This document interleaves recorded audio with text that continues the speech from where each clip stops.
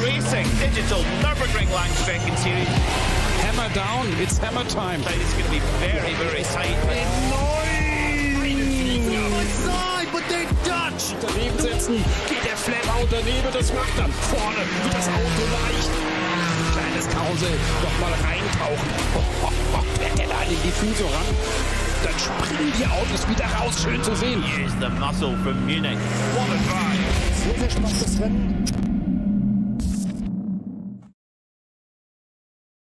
Good afternoon, everybody, and welcome back to the Nordside for the final time in the Digital Nürburgring Langstrecken Series for 2024-25. What a season we've had so far. At the very front of the field, it's been BS competition dominating and already sealing the championship heading into the final race. But just in SB9, there's a fantastic fight for second place in the championship going on. And in SB10, the GT4 class, there are 4 teams with a possibility of walking away this afternoon with a title. My name is Ewan O'Leary. I'll be alongside Suma Larua for this race. It's the Bilstein 3-hour race here in round 4 of the Digital Nürburgring Langstrecken Series for 24-25. Just after this, of course, the real-life NLS season will be getting underway, but we can squeeze in one more time on the green hell here in the sim before we get real-life racing as we head into the springtime very much in the real world. As you can see on your screen, we've got the usual format. The lower 3 classes are currently out there on the circuit qualifying. The SB9 to be out there on their own later. Currently 34 teams have set a time, with another couple still able to in this session right now.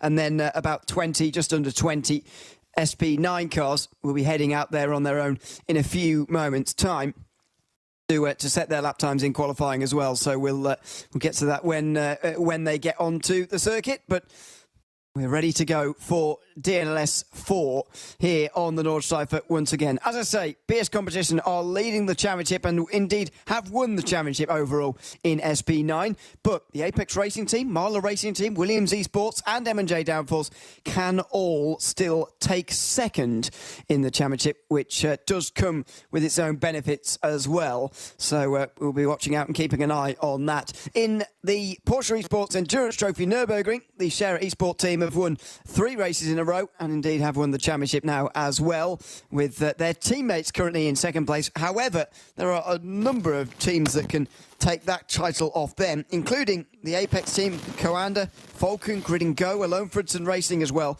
So plenty of them, plenty of change could happen there in these next few hours.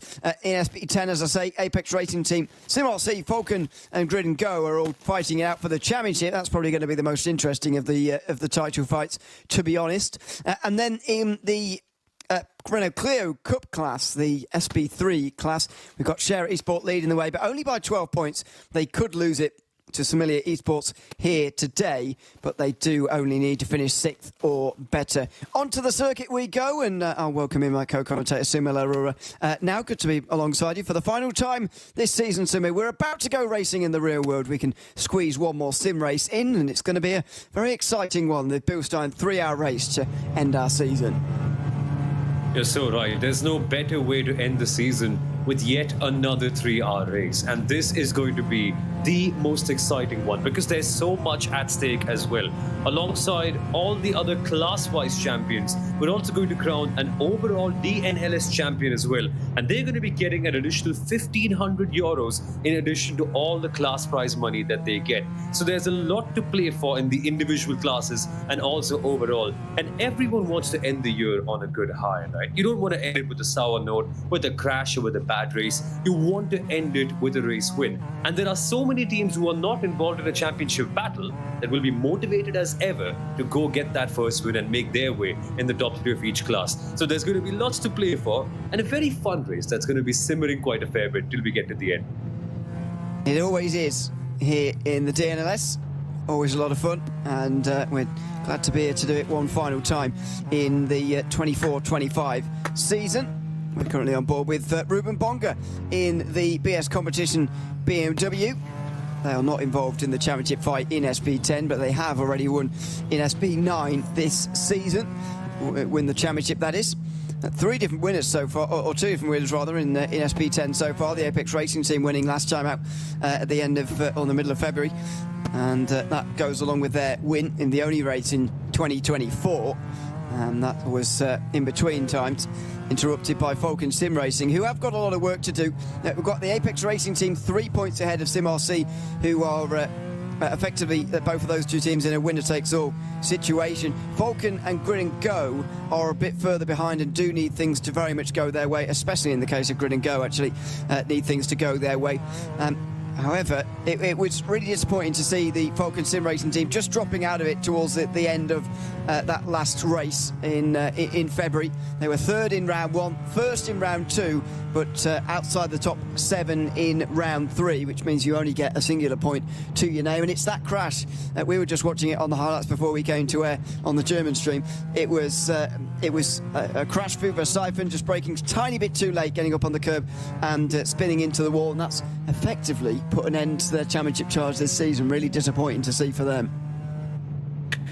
And it's those small little moments that can really change things big time. And that's the nature of the Nürburgring Endurance Series. You're building so much. You're building such big strategies, right? You're working with your engineers, with your teammates, with your team manager to try to come up with the ideal way to tackle the entire race. And then you're doing so well, you're fuel saving properly, and randomly something could come in and wreck all of the hard work that you've just put in.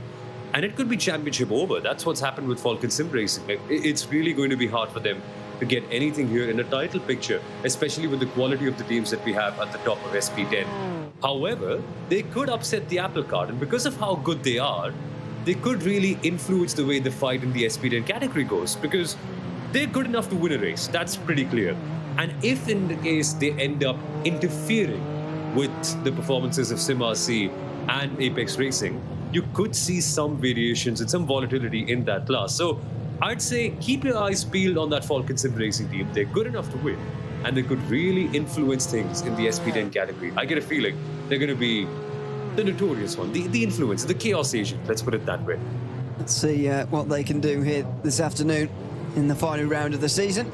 Grid and Go are currently on pole in SP10, by the way, just ahead of Sim RC, and then Apex Racing team. So it's that front 3, and then it's Falcon, by the way. So it's that front 4 who have been so present throughout this season, doing so once again. This is the Eiffel Racing team, currently 7th place in this session, and they're currently 5th in the standings for SP3, with a chance to maybe move up even to 3rd if they have a very good day indeed. They would need to win, which does seem a little bit out of the question, but they are in with a shout of it. I haven't talked too much about the SP3 Championship, but it's 12 points between Share Esports and Similia Esports. They finished 1 and 2 every race so far, and in the last 2 rounds, Adopt Don't Shop has finished 3rd. So the same top 3 in the last 2 rounds in a row.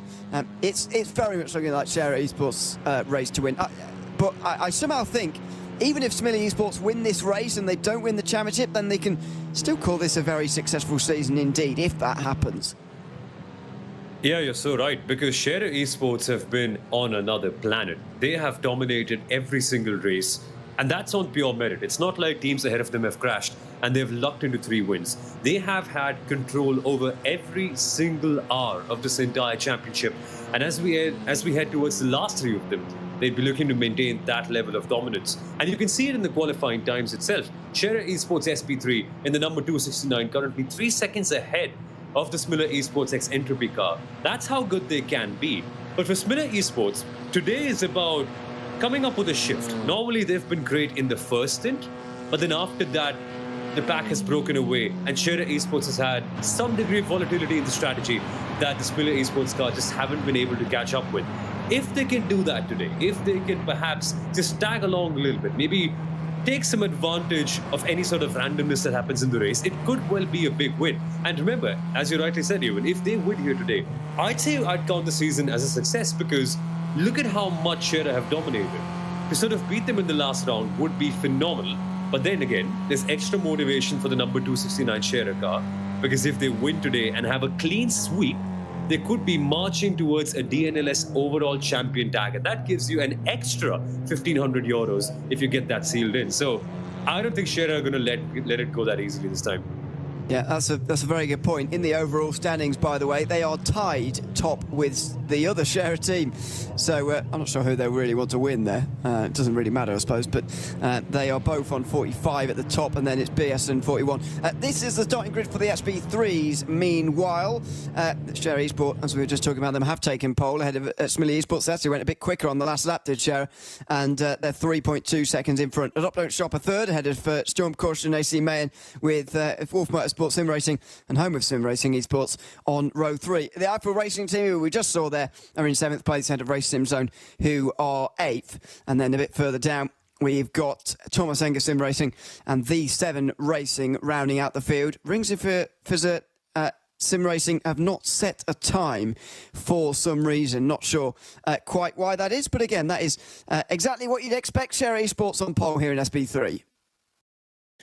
And doing so by some margin. That's how good they've been this year. But also fun to see that the Adopt Own Shop team is not that far away from Smiller Esports X Entropy. That fight for second place in the SP3 category has been a bit cold this time out. I mean, throughout the entire season. But if Adopt Own Shop can mix things up, it'll be fun. But on the last row of the grid, we've got Thomas Enger Sim Racing and the 7 Racing team rounding off SP3.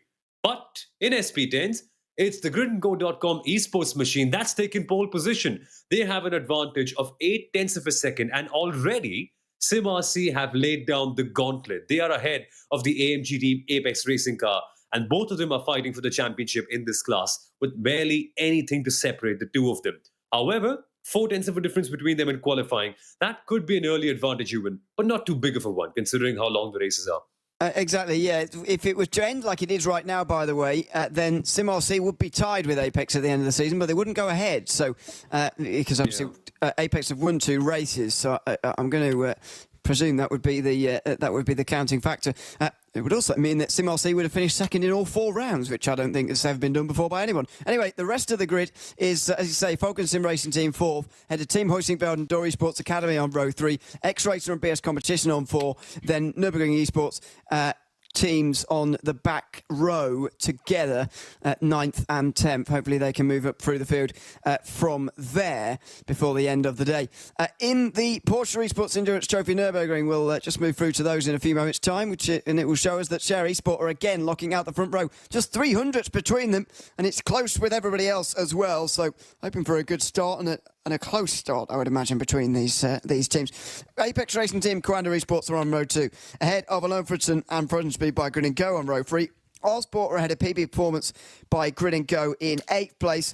And then it's Dory Sports who are 9th. Then the first of the AM teams. Don't forget that there is a Pro and an AM now in this class. The green triangle next to the number denotes a Pro team. You'll see an orange one when the AMs come round. It's Austrian sim racers who are in the pole of that standing ahead of SRS Team Store Grandsport and Team Nitro Falcon Cup, who are sharing the road with them. Holder Motorsport, Fodtech by WMS, who I can tell you already have a penalty, by the way, and Avia WNSE Motorsport round out the Porsche Esports Endurance Trophy Nürburgring grid. Again, Share Esport locking out the front row. They're going to, I think, try and help their teammates come second in this championship, because that would be a big load of prize money for them if they were to be able to get 1 and 2 in this class, first place in SB3, and maybe the overall championship as well. It'd be a huge point sort. So that's what they'll be aiming for, but they might not be able to do all of those things and grab all of those things here this afternoon. Yeah, it's going to be tough and competitive in the Cup class, and that's something to watch for. How much will the Share Esports cars work together? But then we'll talk about that in a second as we see the final couple of rows of the grid.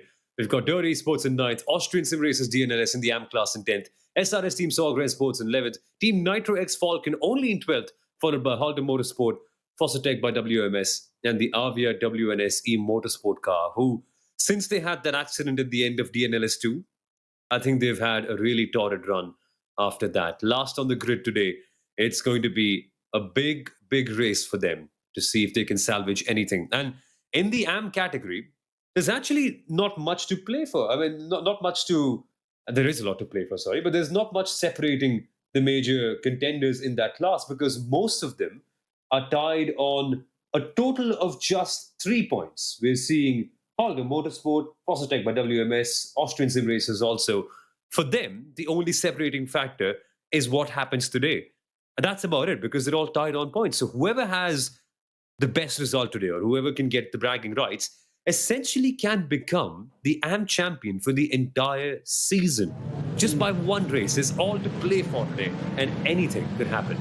Yeah, that's something we're going to have to dig into a little bit over the course of the next 3 hours, but we'll get to that later, because the SB9s are out there on the circuit. For those that were asking and are unaware, the qualifying format of this series works so that the bottom 3 classes go out first altogether for about 50 minutes or so, and then the SB9s get 15 minutes at the end of the session on their own. Some go round for a full out lap before just a one big flying lap from the north side. A lot of the teams, though, go for 2 by doing just the Grand Prix circuit first time round, and then getting a full flying start for the second time round. But we have seen a lot of penalties as a result of that in the past. We've already got a stop and hold 60 for number 11, M&J Downforce, because they don't have a real world driver. They are currently down in 8th in the championship, tied 7th actually with pole position esports. So they will be looking to, I suppose, get into the top 3 maybe, but it's going to be very difficult for them with that penalty. We've also got a drive-through penalty for Photosec by WMS, as we've already talked about, for a pit lane infringement. There's a 5-second time penalty for a blue flagged infringement by the Race Sim Zone SP3 car. That was on the R-Sport 109 they got in the way of, by the way. And there's a number of other warnings for Holder Motorsport, for Apex Racing Teams 119, and as a warning to the Sharer Esport SP3 as well. So plenty of different warnings going on out there on the circuit, but not too many penalties this time round, I'm pleased to report. This is the champion in waiting, Nobi Kish, or at least the part of the lineup anyway, in number 1, the BS Competition Mercedes, and he's now making his way around the Grand Prix circuit at the first of his flying laps here. It's a bit of an exhibition really for BS Competition, but as you say, they will be going for that overall championship. So they're 4 points behind going in at the moment. Going to hope that things go wrong for some of the others, and they can, if they take another win, maybe take that title. And they're capable of doing so. They won that overall SB9 class last time in round 3. Essentially 3/4 of the way into the season, they were already champions. That's how good they've been. They've been super consistent, super clean, having good strategies, and not being involved in any procedural errors, which has been the bane of all of their major rivals. But today we can find out if they can win with the others not making any mistakes too, because it's the last round of the season. Hopefully everyone has learned their mistakes, and hopefully they can bring the fight to BS Competition today, who are actually walking into this final round as champions, and hence walking in with a change in their lineup. Normally it's Felix Wormbach and Norby Kish in this team, and Norby Kish, of course, driving the car right now in qualifying, being the real world driver. But Felix Wormbach has actually moved over to the number 10 Mahler racing car for this particular race, because they're in a championship fight for second with the AMG Team Apex Racing team. So replacing Felix Wormbach at the number 1 BS Competition team is Lucas Herman. He's going to be in the car towards the middle part of the race when Norby Kish is done with his stints. So let's see if this driver lineup actually works out very well for them, because it's the lineup that they haven't used any time this year. Lucas is a great driver, but the competition hopefully will be cleaner, will be faster, and will be more mature. And as a result, we'll be able to see a far more competitive grid in SP9s compared to what we've seen so far this year. Let's see what we get here from SP9 today. So far, just 2 different race winners. Plenty of different teams on the podium. Of course, this Mercedes been on the podium along with the Apex Racing team, who were after winning the opening round. Mahler Racing team been on a couple of times. Williams on the bottom step of the podium at the opening round. Even Veloce, who were a guest entry at round 2, managed to get themselves onto the podium, as well as M&J Downforce last time. So there's plenty of teams who can get into those advanced positions. This is the Line GP car, the Dodi Fodi currently driving that one. There it is, the green and white Ferrari. Unfortunately for them, it's been a difficult season, really. No finishes inside the top 7, but It's the story of many of the seasons in SB9. Only, to my knowledge, 10 teams have finished in the top 7, so it's very, very difficult for you to actually get into those positions of scoring points. And the reason why I keep banging on about top 7, by the way, it might seem like a random number, but that's when you start to score additional points on top of the 1 point you get for just finishing the race. So 2 points for 7th, 3 for 6th, 4 for 5th, 6 for 4th, 8 for 3rd, 11 for 2nd, 15 for 1st. So that's why we keep talking about top 7, and it's so difficult to get into as well, because that means effectively of the amount of entries in the field, well over half of them in SB9 are not scoring any more points on top of the 1 you get for finishing the race. You're so right about that. And even when you are in the top 7, it all gets so competitive because there are so many incredible teams doing such a wonderful job in this ultra-competitive SB9 class. I mean, I'm just looking at the standings and I see BS competition.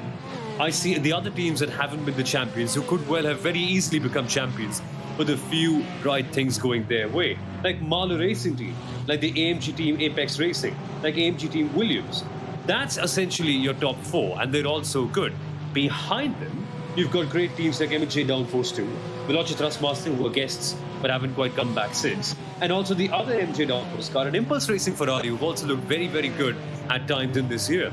That's already 7 really good teams who occupy the top 7 spots, and to break into that is going to be so hard. And even within them, getting to the podium places is just so challenging. Today is going to be a very, very big day for all of these teams, because if you can get a podium in the final round of the year, that'll be a lot of confidence going your way.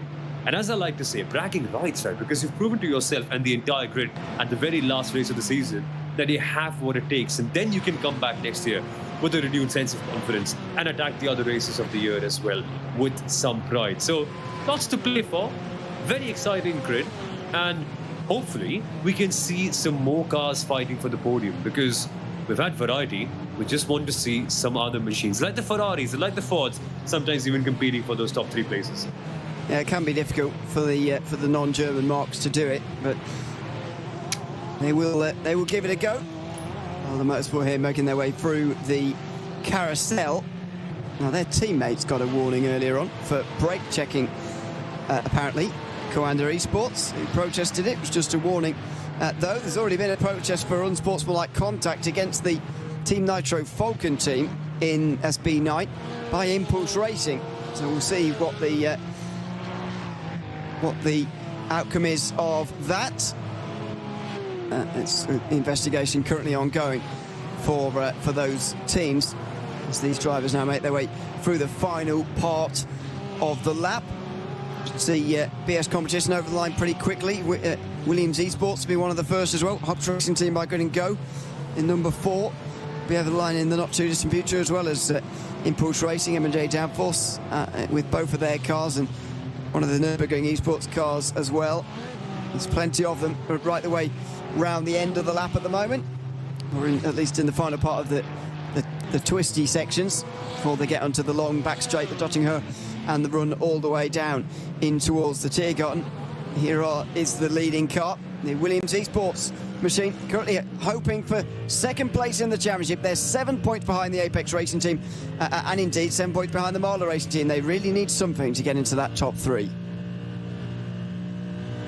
It's going to be super tricky given the nature of the series and given how many teams would actually want to have a good round. And 7 points is a major gap. It's going to be hard to overcome that. And you'll need sort of a miracle to kind of make it happen. But then again, crazy things have happened in this championship. And for the number 5 AMG Team Williams car, largely the one thing for them to work on for this particular round is avoiding any penalties, because they had a penalty in DNLS 2. That was a drive-through penalty for blocking a driver in qualifying. And then they had a stop-and-hold penalty last time in DNLS 3 for not completing their minimum pit stop time. And that happened when they were 2nd on the grid. 2 bad races just ruined through penalties. And if that hadn't happened, I'm pretty certain that they would be fighting for the championship, if not actually being champions themselves. So today is about redemption for Williams Esports, about getting all the wrongs corrected today. Yeah. They have done that so far with the fastest lap in qualifying. Only the Falcon Sim Racing team have got near to them so far. It's a very good lap, by the way, from Lewis Woods in the number 44. Phil Denez is in third. Jeff Giassi fourth for the Hub Racing team by Grid & Go. But that's a marker being laid down by Williams Esports. BS Competition down in fifth at the moment, which is a bit of a surprise to see. And this is going to be one of the laps for the other Falcon team. Team Nitro Falcon and Tim Heinemann. He's quite a long way around, actually, but he is going to get there in time to start another lap at least. It's been a bit of a difficult season for these so far. Yeah, they've had a few crashes here and there, not all of them through their fault. But today in qualifying, if they can produce a special lap and can find their way up towards the top 8, there will be a lot of points on offer for them, and they can be real competitive. Then again, it needs a really good qualifying lap, and this Porsche, this 911 GT3, has been bottoming out quite a fair bit. I mean, at the carousel, we saw the car almost lose the rear end as it flattened out at the exit. Now this part will be fun. This is all about the bravery you can carry in the final couple of corners of the entire circuit. I mean, before you get to the Dottinger Herd, there's these amazing corners where you've just got to push the limit, so many of them blind. Then you go through some of the jumps coming in at Flansgarten as well. Can you commit to these corners as a driver? Do you have trust and absolute confidence in your machine? And only then can you get a great qualifying lap. Now is when we find that out from Tim Heinemann as he gets some airtime. Through Flansgarten and over the rise again, and then back down the other side of the hill here just before the Stefan Bellafes. It's the sort of flatter part towards the end. Elias Seppänen going pretty slowly here for the Apex Racing team. He has decided that this lap time is not going to be one he really bothers with. It's nearly 10 minutes long. He will go again for the final lap, just over 3 minutes to go, and you will be able to complete your lap once you've started it, by the way, here in this series. So everybody is going to have a chance to get to the end of this lap, even though Seppänen is only just starting one. The Nürburgring Esports Mercedes there was not looking, and still now gets out the way through turn 2. This is the danger of leaving it so late, and the Nürburgring Esports team might well get a penalty, but it doesn't help Seppänen. His lap immediately has been interrupted. And look at the margins. Look at how tight the pecking order is at the top of that SP9 class. Only 0.05 of a second between the team in pole and the team in second. And if Apex Racing team are to have a great race, which they need to because they're fighting for second in the title, this is going to absolutely ruin things. Remember, their major competitors, the Mahler Racing team, who are fighting with them for P2 in SP9, are only 0.9 of a second behind the pole sitters. And that moment in itself, I think, Ewan, must have costed them around about a second. So now, it's all about catching up at the rest of the circuit. And Elias Seppänen can't make a single mistake, because if he does, he is surely going to qualify behind his major rivals in the Mahler Racing team.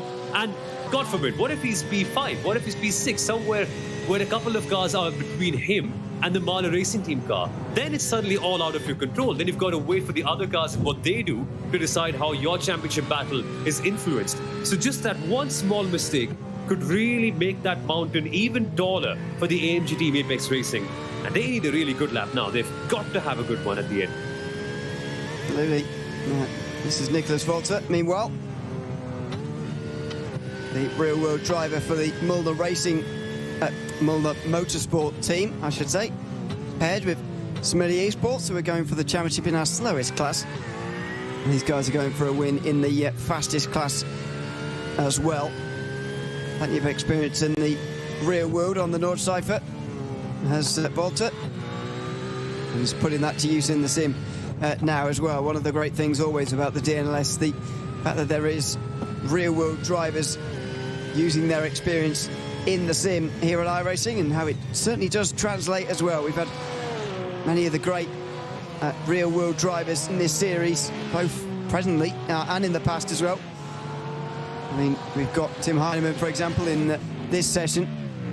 Very successful real-world driver, two-time GTM trophy champion, for example. He's been on the podium in class at the 24 Hours at Nürburgring as well. In the past, we've had guys like Max Verstappen, who doesn't really need much introduction. And so it's Yeah, great to see this continuing on through Series 2024-25 as we go on board with Jan-Philipp Springhoff here, who's just in behind. Looks to me like the Williams Esports car just up in front of him here. It seems to me that everybody has pitted pretty much, other than Pole Promotion, Esports and Holden Motorsport. They're just carrying on, but everybody these days decides to come in after their first lap and do another lap starting from the Grand Prix circuit, which I always thought was the slow way to do it, but most people seem to do it these days. So long as it works, that's the most important thing for all of them. And they've been practicing for so many hours. I mean, each team and each driver, they prepare so hard during the week. They're constantly working after they're done with their day jobs, trying to find the right setups, trying to extract the maximum pace from their machines. And one thing about the Nürburgring Endurance Series here is that we go to the same track for every single round, and you also have the same car. So things do remain the same, and you can optimize your prep time accordingly. But then again, there's so much volatility that can happen in the race, and you just still want to be absolutely on your peak performance so that when things go wrong, or if any chaos happens, you can extract the maximum from your machine and make things work. And so all of their prep times, they'll all be coming handy as we come to the race after qualifying. But the checkered flag has dropped. We're just waiting for the session to end after the drivers are done with their last qualifying laps.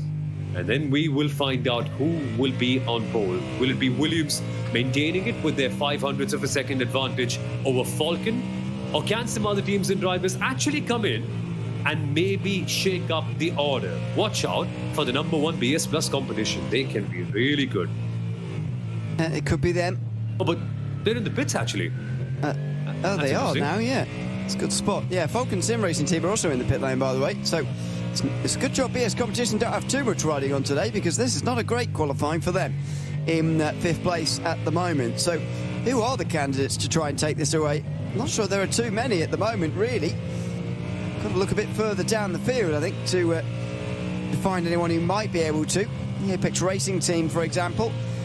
But I guess Marla Racing team actually as well are going to have a chance, just under a second away from pole at the moment. But yeah, that is very puzzling indeed. Pole Promotion Esports, by the way, just coming towards the end of their lap now. They're currently in 8th place. If we don't see them, I'll at least tell you about their lap time. But they decided not to pit in halfway through, as we now do normally see for whatever reason. They've decided to take the advantageous run onto the start-finish straight by finishing their lap from the north side, for it just give you more speed in towards turn 1 at the very least. But clearly the other teams deciding that a run around the Grand Prix circuit and another go is better. It is an improvement on the lap there from Pole Promotion Esports, but they stay 8th for the moment, 3.4 seconds off of pole. There is the Nürburgring Esports Mercedes, one of 2 teams now not to have set a time yet in SB9, and Andy Goulden is going to look to get this car on the board, because the Nürburgring Esports car has not finished. Neither of them have finished inside the top 7 so far. This is Holden Motorsport, meanwhile. They're coming through the final corners. Carlos Scholl, one of those only drivers, as I mentioned earlier, to not pit in halfway through. That says everything you need to know. It's nearly 8 minutes 20. This is just a practice session at the end of qualifying for them. But what can these guys do? The AMG team Apex Racing, tied on points for 2nd place in the championship. This is going to be a crucial lap for them. And remember, at the start of this lap, right at the first corner, they were impeded by another slower car, and that could have an impact on just how quick this lap is. Look at the board. They're currently nowhere to be found. They need to be somewhere in the top 3. Preferably ahead of that #10 Mahler, who they are fighting for 2nd in the title.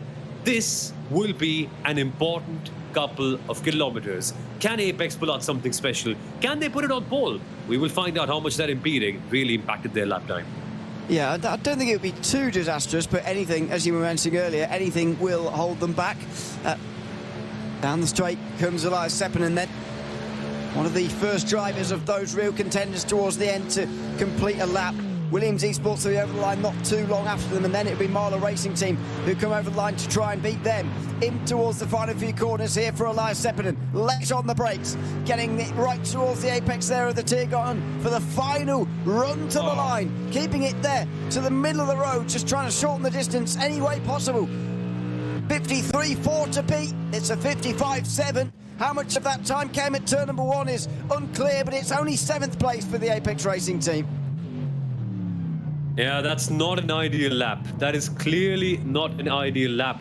And they can do better because the AMG Team Apex Racing car has qualified far higher. I mean, on an average, they're normally P4, P5, something like that. P7 is actually bitterly disappointing on a day as important as this. But will we see our pole sitters extend their advantage at the top of the field?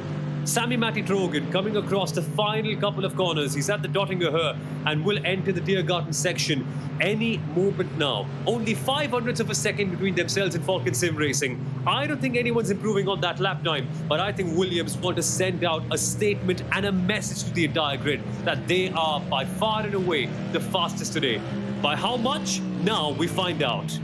Oh, it's not actually quicker. Wow. Ooh. 54.0. And so they'll be having to cling on here at the very end from Phil Deness, who's in the Marler Racing Team car, and he's in 3rd place at the moment. He's just coming into the final few corners right now. And here at the other side of the corner comes the Impulse Racing car. They're quite a long way back at the moment. They're 8th place. It's quite good qualifying, actually, compared to the previous of this season, but it's an 8:04.9 that time round. There's Andy Gilden setting his first lap time of the session. Where's that going to put him? That's a decent time, actually, from him. He will go about 14th, I think, in the order, if it counts. It's not like it does count. Maybe he went off track somewhere, because that has not registered, and that suggests to me that there is no lap time. Phil Deness did get an improvement, by the way, but it was only 7/10 away from Williams Esports, so he did improve by about 1/4 of a second, but it wasn't quite enough. I'd say it's enough. I'd say that was exactly what he needs. Because look at their rivals. AMG Team Apex Racing are 7th. Marler are 3rd. This is still all right. In this championship, track position doesn't really matter as much. It's more about how you execute your strategies and just how do you manage to make sure that you do enough fuel saving while also not losing out too much time. That Marler are very, very good at. That they've done excellently through the entire season. And last time out they qualified 7th and they ended up finishing 2nd. This time they're 3rd, and I'd say they, on an average, are more prepared than Falcon because Falcon have not had as many good results as Marler this year. So I would expect Marler to be fighting very, very hard for 2nd, and even if they can secure that position, it's going to be next to impossible for the AMG Team Apex Racing car from 7th to climb up there in 2nd and then beat Marler. So I'd say for Marler, job done for now, but then again, they cannot make any procedural errors and they've got to be clean at the start. If they stay where they are, they will be taking 2nd in the title. No further action, by the way, against this car for the unsportsmanlike conduct protested by the Impulse Racing Team earlier on, by the way. But there is another drive-through penalty for the M&J downforce number 11, so that means they've got a 60 seconds stop and hold, and then they've got a drive-through penalty on top of that as well.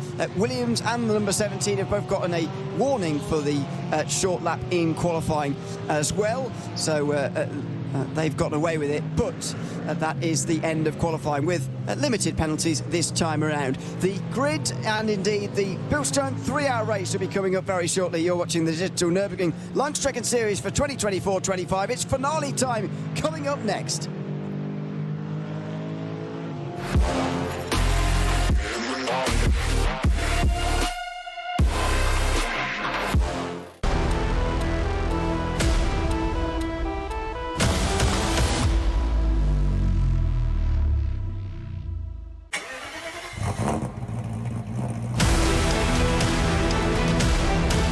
Hol dir jetzt dein eigenes Motorsporterlebnis nach Hause. Dein Online-Shop für Simracing-Hardware und Zubehör. www.simraceshop.de Liebe Fans, Lovely fans. Besucht uns auf unseren Social-Media-Kanälen. follow us, Auf Facebook, Instagram. YouTube, X und TikTok. Willkommen bei der DNLS.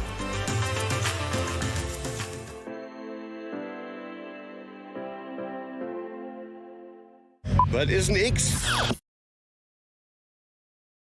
Welcome back to the Nordschleife, where we are set to go for the final round of the Digital Nürburgring Langstrecken-Series for 2024-25. I'm Ewan O'Leary alongside Suma Larua for this round of the championship, and here is your starting grid ahead of the Bilstein 3-hour race. It's the Williams Esports team who will be on the pole ahead of the Falkenstein Racing team in second place. Great qualifying for a team that haven't been in the top 7 all year long. Marler Racing team and Hopt Racing by Grid and Go are sharing row 2 with BS Competition. Surprisingly, the reigning champions and indeed the champions in waiting, I should say, are 5th in the field this time round. Number 22, M&J Downfall, stop from 6th as they try and take 2nd or indeed 3rd place in the championship at the end of the day. Bit of a long shot for them, but it could be possible from 6th place. The Apex Racing team are 7th ahead of Impulse Racing, who have had one of their better qualifyings of the year in 8th. M&J Downforce number 11 will start from 9th, but they've got a myriad of penalties, and so will drop back. Liberty Esport will start from 10th at a Pro Promotion Esports and Lion GP, who are sharing road 6. RC Car Shop Esports and Nürburgring Esports are on the next row, ahead of Holder Motorsport and Molnar Motorsport. Sommelier Esports, Fossa and Team Nitro Falcon were not able to go quicker than some of the slower Porsche Esports Endurance Trophy Nürburgring cars despite setting laps, and Nürburgring Esports 47 with Andy Gordon didn't get a lap in over the course of the session. So a bit of a mixed up grid, I've got to say. Some teams you'd expect to see up the front, not quite up the front, but the pole position has gone to Williams Esports, and they're going to hope to turn that curse around that we've seen throughout 2024-25. And that being the curse of the pole sitter. We have had penalties for the pole sitter in the last 3 rounds of the race. Some of the other procedural error has happened. Sometimes the teams and drivers exceed the sacred 90 km/h limit and end up going faster than that, which is when they get a penalty. Sometimes they end up blocking a car in qualifying, which is then again another reason for them getting a penalty. Sometimes we've seen cars actually have a shorter pit stop time than the minimum pit stop limit that they need to complete, and that's why they get penalties from being in the lead. And all of that and more can happen when you are leading a DNLS race. That's what's happened in all the 3 races this year. This time, Williams will be hoping that there are no procedural errors, nothing that goes wrong. All the speed limits are met properly, all the qualifying procedures are done very well, and they can just have a clean and right and perfect start to the start of this race. Because once that happens, I believe they genuinely have the pace to go out and win this, as we have seen in all the races this year. It's just that things have gotten a bit messy for them. And things can get even messier behind them, because we have teams like Marler Racing and the AMG team Apex Racing fighting for the championship position, and they'll be gunning for it. And even teams like BS Competition, super motivated to go out and win the overall DNLS championship. So it's not going to be a quiet race. Yes, we might have decided champions, but this one will be full of drama. Have a look at the weather there on the top right-hand side of your screen, by the way. 24 degrees ambient in sim. 40 degrees on the circuit. Goodness me. It's warm. It's spring. Oh, you love to see it. It's 40 degrees down on the circuit, 104 Fahrenheit. And I, for one, am very pleased about that. Yeah, this reminds me a lot of the weather that we have back home here. It's super hot. The tires will be screaming, by the way. I'm not sure if they'll be able to last as much as they did in the previous rounds. Yeah, thankfully, you don't have to do hour-long stints, to be honest, in this series. So they will be okay. And because you change tyres and fuel at the same time, especially in SP9 and SP10, they shouldn't be on tyre difficulty too much. The Porsche category might be a bit more interesting, but we'll get to that in a few moments' time. And I've got to say, it's a pleasure to commentate to you today with the sun outside the window. It's a rare occurrence, but you can tell spring's here, and the drivers will be feeling the full effects of that here this afternoon as well in this final race. There is very much a last day of school kind of feel to this race, I feel. There's not too much riding on this race in the top 2 categories. They are going for the overall championship, especially Shara 116, going for for the overall championship alongside their teammates, but they'd like to shore that up. But you know, there isn't too much to play for in SB9. Even second and third places are pretty shored up. It's just a case of who's going to finish ahead out of Apex and Marla. So you know, there might be a bit more of a relaxed feel to this race. We'll see. A bit of a relaxed feel, but with many teams who actually want to gun for it and actually get a win at the end. Because there's not much riding on it. They're not going to be influencing any major championship battles. So why not just go for it? It's the last race of the entire season. There's nothing to lose. Now is the time where you just send it all and see what you can get. And that is something I feel we're going to see a lot in the SP9 class, particularly with the number 44 Falcon Sim Racing team. They haven't actually been on the podium at all. In fact, they haven't even finished ahead of P7. But today, they've qualified second on the grid and have a legitimate chance of winning this race. Is it going to be Williams, who've actually lost a lot of races through procedural errors? Or is it going to be Falcon, who find themselves in unfamiliar territory for the first time this year? Or perhaps a few surprise contenders from the back? They're all going to be gunning for it, and we are all going to have such a fun time watching it. We absolutely are. The drivers are about to get themselves towards the end of the straight now and begin this race.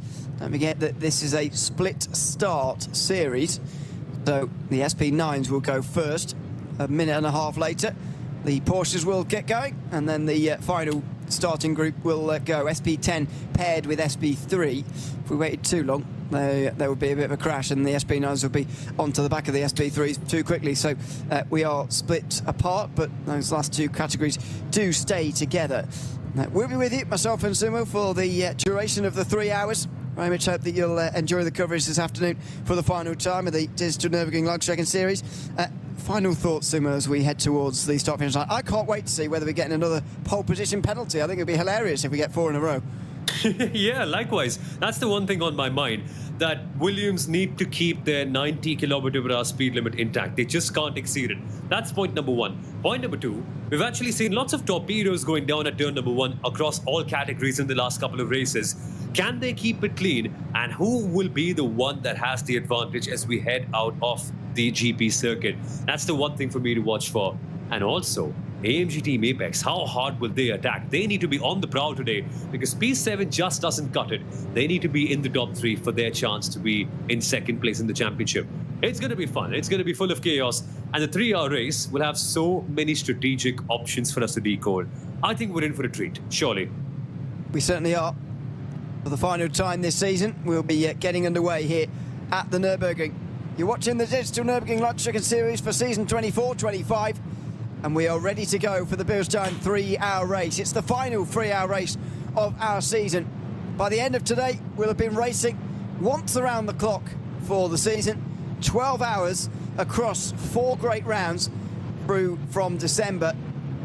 One last time, we're ready to go again. Can Williams Esports hold the right speed? First of all, that's going to be the first thing. And what we're going to see down in towards turn number 1.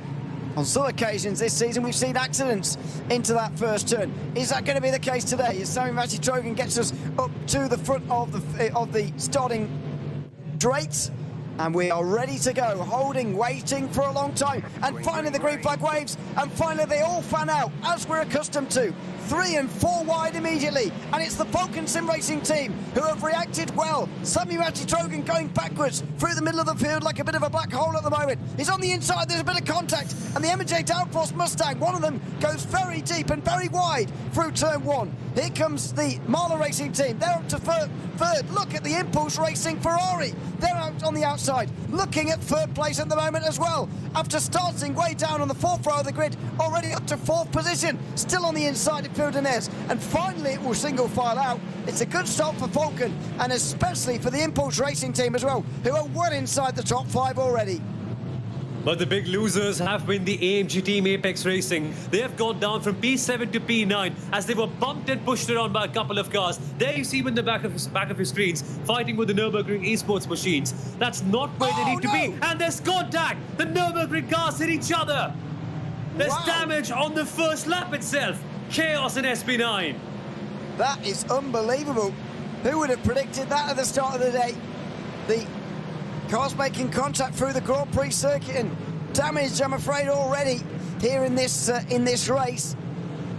Nürburgring Esports 42, well down the field after contact down on the Grand Prix circuit. Onto the north side they go for the first time. It's a dream start for Lewis Woods in the Falcon Sim Racing Porsche.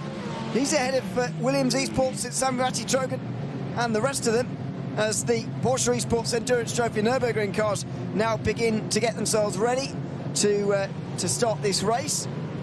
It will be Scherer Esports in a front row lockout all over again, making their way up towards the line in control of the field. Again, you've got to wait for the green flag here, so that does mean that everybody fans out very quickly indeed, and you're about to see it again here in the second of our 4 classes.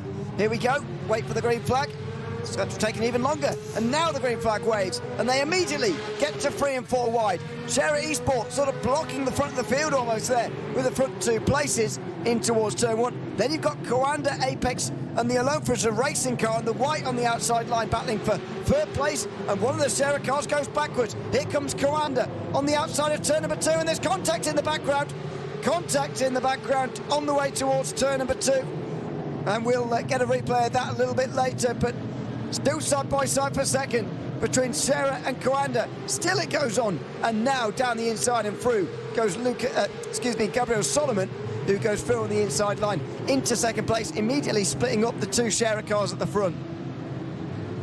What an opening couple of corners it was for Coanda. They were able to hold on for such a long time.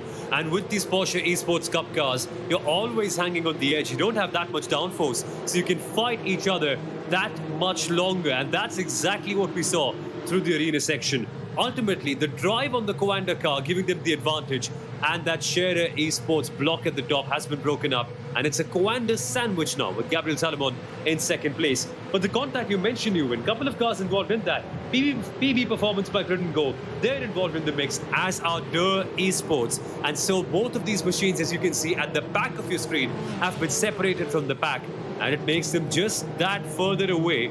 And it'll make their race just that harder, because in this cup category, yes, it's not too dependent on the drag that you get or the slipstream that you get, but still, catching up to a pack that fast is going to be very tricky. So that's their race almost done at the very, very beginning. Here come the SP10s. And Grid & Go from the very front of the field. Aaron Vasquez in control of the field alongside Contact Guine. Dimossi looking to win for the first time this season after finishing second 3 times in a row. The most exciting of the 4 championship battles gets underway here at the final round of the series. In towards turn number 1 immediately. Grid & Go protecting the inside line. Simorsi and Apex crowding themselves from the inside line. The SP3's in the background, by the way, racing down towards turn 1 as well. Scherer Esport taking charge immediately there, as have the pole sitters in SP10. Grid & Go. Then the battle for 5th goes on. Sort of best of the rest battle at the moment as the BS competition car works its way around the outside. There's a bit of contact for Huizenveld, who just get hit by X-Racer there. And in reaction, Scherer Esports in SP3 going sideways, but everybody gets away with it in SP10 just about. But behind them in the SP3, something clearly has gone very wrong for our second place car in the championship. The number 277, Spiller Esports X Entropy, is nowhere to be seen as we see some fighting between the 278 and the 272. That's a Thomas Engels sim racing machine doing incredibly well to hold on from the Stabkorten AC Mayan car that's fighting with them for P5. And what a battle we're seeing in the Clio Cup cars. Then again, as the home of sim racing esports car, the number 270, trying to get away ahead, but not able to do so.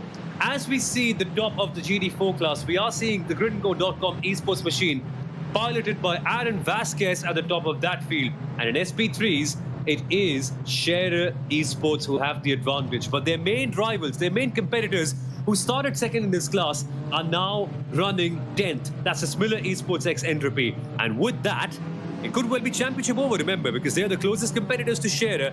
And all that Scherer needs to do today is just finish, and the title could well be theirs. Yeah, top 6 is all that is required, and they will get it. Meanwhile, drive-through penalties already being adjudicated here. Is that from earlier on? Yeah, it is. I've already told you about that. Forward check by WMS, just getting their drive-through penalty coming through the system now. There was another penalty, by the way, for qualifying, and that was at number 17, Team Nitro Falcon, getting a 5-second time penalty for an incident with the Impulse racing car. That's separate to the one that was earlier on. They were protested twice by Impulse, and finally there was a penalty. Meanwhile, Lewis Woods versus Sami Matitogan at the front of the field. It's close between 1 and 2. Phil Denez is hanging on by the skin of his teeth at the moment to third place as well at the moment, with Impulse Racing pretty comfortably fourth. Then it's Hope's Racing Team, M&J Downforce in 6th and 7th. Then BS Competition and Apex Racing Team, 8th and 9th. Not many would have predicted that at the start of the day. No, not at all. And they're joined there by the pole promotion esports team, who, by the way, were the first pole sitters of the entire season. So that P8, P9, P10 pack is one full of great cars. It's an all-star mid-pack that we've got here. But let's take a look at the replay of the very start of this race. The Nürburgring esports car making contact with each other. And there we were. 2 into 1 just does not go. And the number 42 was spun around, making it a hellish start for the team that belongs to the Green Hell. But we're at the Dottinger Herb, and the Mercedes AMG power could come in handy for the Williams esports team, who are sitting behind the Falcon sim racing car. This is unfamiliar territory for Falcon. They've not found themselves in the lead of a race for the entire season. Now that they are here, they're going to face intense competition from Williams, who are going side by side at the Dottinger Herb and could well be in first position as we come towards Tiergarten. Now they are, and Williams are your brand new leaders in the SP9 class. Always difficult to hang on in one of these Porsches. They are not brilliant in a straight line, to be honest. And so Lewis Woods couldn't do a lot there to stop Williams Esports from coming past and leading the first lap of the race. Even if they haven't been in front for most of it, they are going to go across the line first here this afternoon. As they go in towards turn 1 at the start of lap number 2. Phil Denez is right there as well in the BMW, just lurking, seeing what might happen just up in front of them here. So, new leader, Sami Matitogan at the front of the field. Further behind, Philip Goglock is just ahead of these two cars. It's Jeff Giassi and Jan-Philipp Springhoff, who are in the two Mustangs. Already into pit lane is the M&J Downforce number 11 for their drive-through penalty. They'll serve their stop and hold 60 earlier on, but the number 22, rather than having their teammates around, which they've had for most of the season, they're very much fighting alone for M&J Downforce here today, with their teammate having so many penalties. Yeah, there's not much you can do after that, and that penalty came in for them not having a real-world driver for this race, and that is something you must have if you're competing in the SP9 class. And by a real-world driver, we mean someone who's actually competed in a few Nürburgring Endurance Series races, the DNLS, or has competed in the Nürburgring 24 Hours, or is part of the FIA driver classification system, the platinum, the gold, the bronze, or the silver drivers. Unfortunately for M&J Downforce, they don't have a real-world driver this time, and they have to bear the consequences of that. And at the moment, all the teams that you see in the SP9 class are running their real-world drivers. It's compulsory for them to qualify and also to start the race. And out of all of them, it seems like Sami Matitogan and Lewis Woods are having the best performances. Clearly, running away from the pack and creating a good breakaway group for the top two, with Phil Denez for Mahler also joining in and doing a good job there. Our focus, though, has shifted to the Porsche Esports Endurance Trophy, where the Scherer Esports 116 is now under tremendous pressure. The Coanda car is getting incredibly nosy as we get towards Tiergarten. But while they are trying to attack the car in front, Coanda have also got to be careful of the machine behind them, because the number 117 Scherer Esports car is hungry for more. And if they get one more position, and if they pass Coanda, they can be in provisional second place in the championship and can make it a 1 and 2 for Scherer at the end of today, which will be such a phenomenal achievement. Yeah, lots of prize money on the line for all the top 3 places in this class, so we'll keep an eye on it throughout the day, because a lot of these teams could get it. Coanda being one of them. They're still on the inside of 117 here, who need to get back in line unless the Apex Racing team are going to come through. Luca Kita down the inside immediately here. He wasn't going to wait around to try and overtake Julian Raymer, and on the outside of turn 4, he's going to continue to try and do that. He's got his nose in front here. He might be through here, in towards 3rd place, and he is. Well, there's your problem, if you like, in these groups. 117 trying to overtake the Coanda Esports car and make it a 1-2 again. Well, that's very difficult when there's so many cars queuing up behind you. If you get it slightly wrong, you will be punished, and the Apex Racing team are up to 3rd. Exactly. And it's interesting that the Scherer Esports 117 was passed by the car and they're actually in closest competition with for second in that Porsche Esports Endurance Trophy category. If Apex can stay where they are, that won't be enough. But if they can pass Coanda for second, suddenly we might see the number 117 under threat for second in the championship. And that could mean a lot of prize money lost. So it's game on now in the Porsche Esports Endurance Trophy. And there's everything to fight for in the next 2 hours and 48 minutes of the race. And nobody, not even us in the commentary box, can start slouching. Because every single minute, every single battle, and every single pit stop is going to matter just so much. Speaking of which, the Falcon Sim Racing team could well upset the apple cart in the SP10 category. They are currently in third place, fighting against the number 190 AMG Team Apex Racing car that are properly in the mix. A move here, and the SP10 category could see the entire face of it swap around and change. Well, you say that. Grid and Go at the moment are out front by some distance, but Sim RC have had a mistake on this lap somewhere because they're at the back end of this train. Wow. They've been overtaken by, well, not everybody, but they've been overtaken by quite a few. There's the Mercedes in the background. They're not out of the running just yet at all, I should reiterate, but they are a couple of positions further down than what, in fact, 3 positions further down than what they were at the start of the lap. In towards turn 1, are there going to be moves there or not? So Aaron Vasquez leads. That does make things very much more complicated for Sim RC if Grid and Go just go off and win this race by a mile. I can't see that happening, to be honest, because I think this class is too competitive for anybody to be winning by a mile. But if somebody does win other than the Apex Racing team or Sim RC, then it suddenly gets pretty complicated for Sim RC to actually win this championship from 3 points behind. And by the way, if it's not Falcon or Grid and Go winning, then that means that they're effectively out of the championship as well already. Grid and Go need to win with the Apex Racing team retiring and DNFing, scoring no points. So it's a very long shot for them. That's why the Apex Racing team not particularly worried about the leader going away at the moment. Yeah, for Apex Racing team, if they can stay where they are, I think they're okay. I think they're going to be winning the championship as it stands. But for Sim RC, it's important for them to be in the top 2. If Sim RC finish second, they need the number 190 AMG Apex Racing team to finish P4 or lower. And again, we have seen the AMG Team Apex Racing car finish 4th once.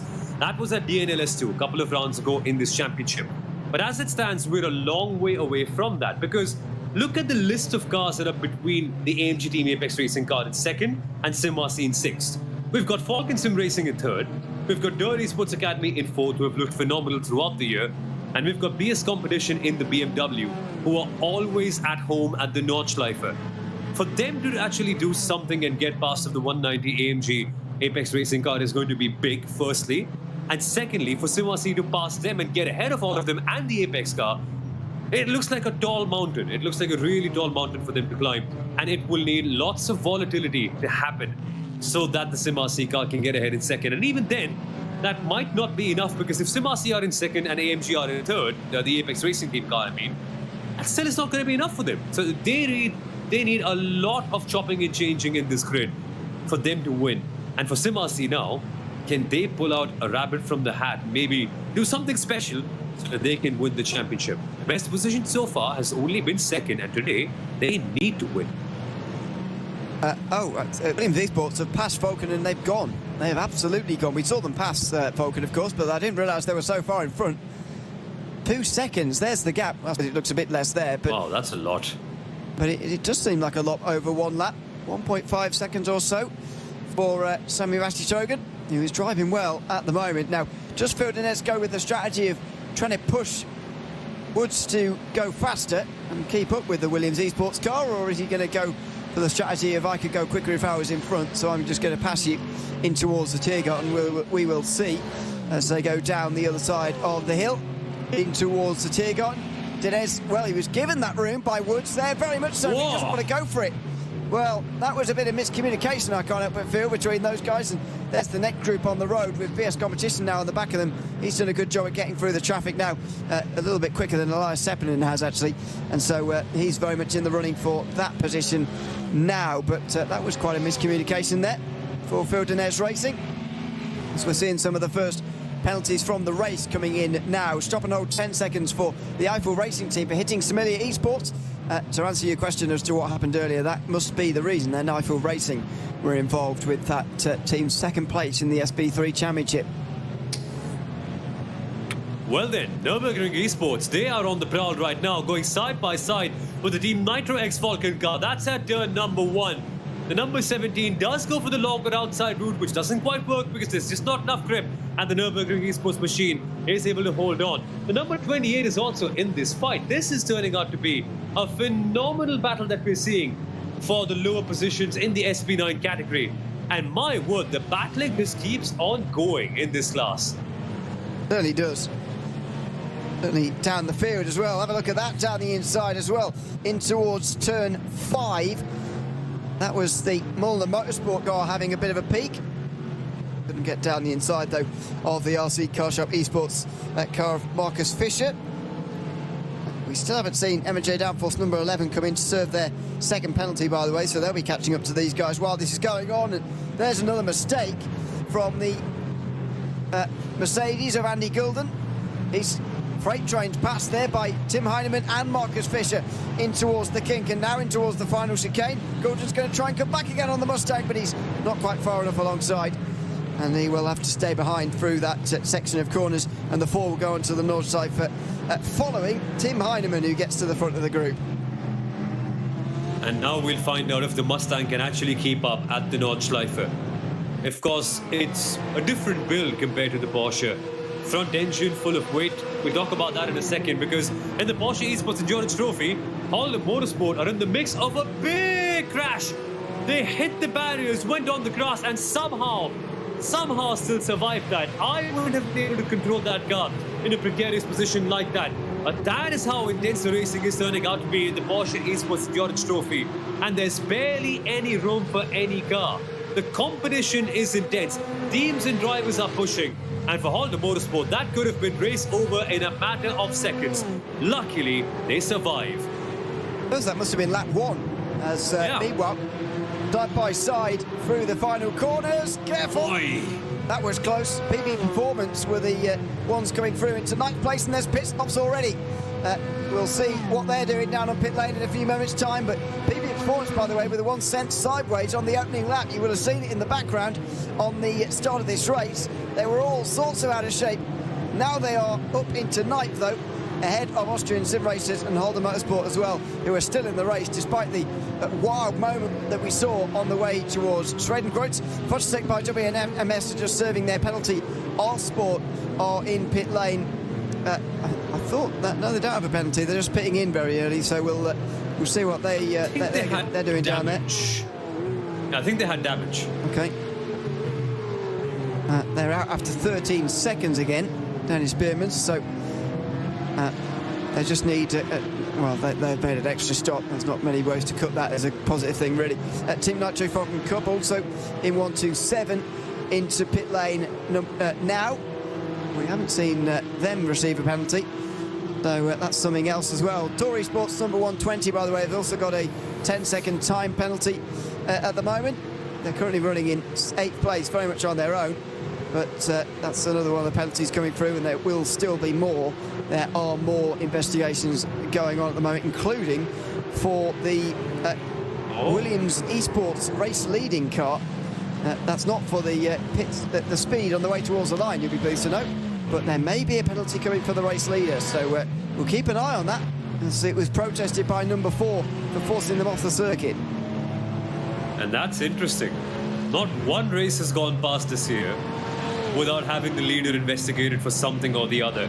And that's not the only thing that the Williams Esports car was actually being investigated for. They also got a warning in qualifying for actually driving on the wrong side of the short lap. You have to take a right-hand turn from the GP circuit heading towards the start line. And the Williams Esports car was actually in the wrong place, so they could have impeded a couple of cars. And that's why they were under warning. They were under some sort of investigation, and the race control just let them out with just a tap on their wrist. So for Williams Esports, they're already treading in really dangerous water. 2 investigations so far. We're not sure if any one of them could lead to a penalty. They are leading, yes. They do have outstanding pace and are running away from the rest of the pack. But they need to keep it clean. This is the one chance the entire world has to see just how good Williams can be. They cannot make any procedural errors today. They've got to go in there and complete a clean race. And if they do, look at the kind of things they can do on track. I mean, already even, the gap is mind-boggling. Clearly, a 3-second margin between them and Falcon Sim Racing on the third lap of this race. How are they just that quick? I don't get it. At the moment, they would be moving up to second place in the championship if things stay as they are, as we've got more penalties coming through. That is the Dory Sports penalty I was telling you about, I think, a few moments ago. In number 109. Oh, excuse me, that's another penalty. That's for our sport, actually, for causing a collision. So that's another car getting a different penalty this time round. We're into traffic, though. The important parts of this race are very much upon us. There aren't too many large groups in the field, but this is one of them. There's one a bit further up as well. As we go back to the SP3s, we haven't seen very much of them at all so far, but I can tell you that Share Esport are leading the way by some distance already here, over 5 seconds ahead of the group for second place, which is, I think, is here. Adopt Don't Shop, Strupp Cushion and Wolf Sim Racing, all making their way now down the Dottinghoe and trying to stay away from the SP9s, who will be coming up on them quite quickly.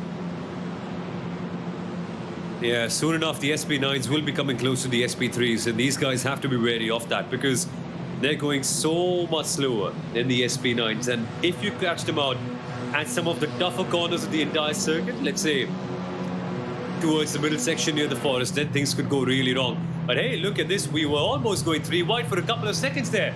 That's the home of Sim Racing Esports car in the orange on the right hand side, trying to get past Thomas Engels Sim Racing in the number 278. They're being pushed hard by the Ring Wizard Sim Racing car, and all three of them luckily keeping it safe as we come towards Tiergarten. The pack is being led by Thomas Engels Sim Racing. But for how long? Because these cars are great with their slipstream.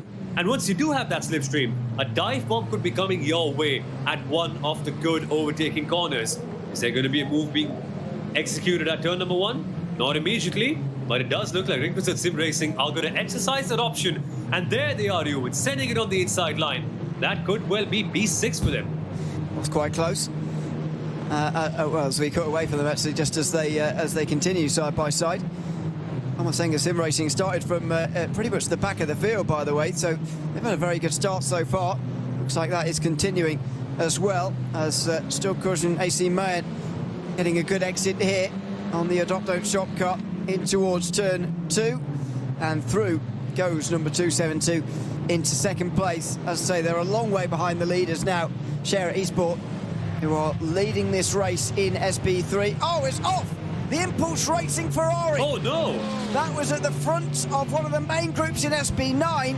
They were 4th place, I think, and there's more to this story because there's other positions changed as well. 2 of the Mustangs coming through on the inside. One of them was M&J Downforce. I think the other one's RC Car Shop Esports. Oh, and it's off for the M&J Downforce car that goes straight into Impulse and into their fellow Mustang, the RC Car Shop Esports car.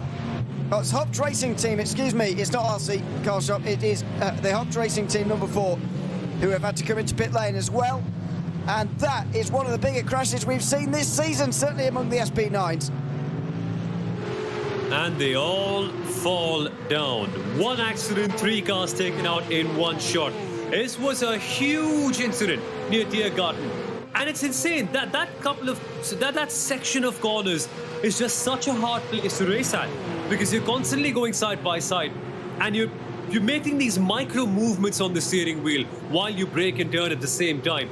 And at that point, you don't even know where your rivals are.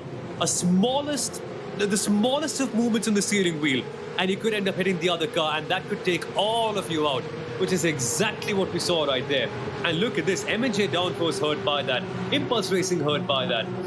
And yeah, Hobbs Racing by Grid and Gold, they were having such a good race with Jeff Gyasi.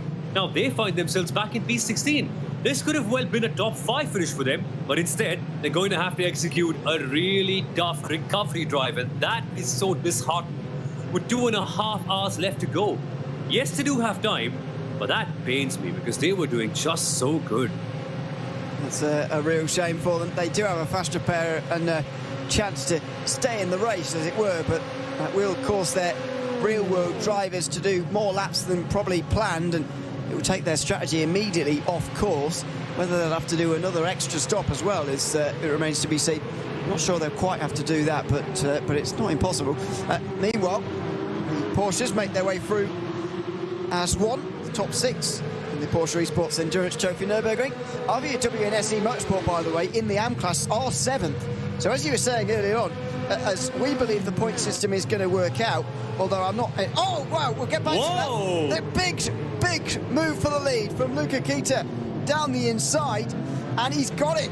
Share Esport there chasing them across the road, trying to make sure they didn't get the inside line. In the end, they weren't able to, and Luca Kita's taken the lead for the Apex Racing team.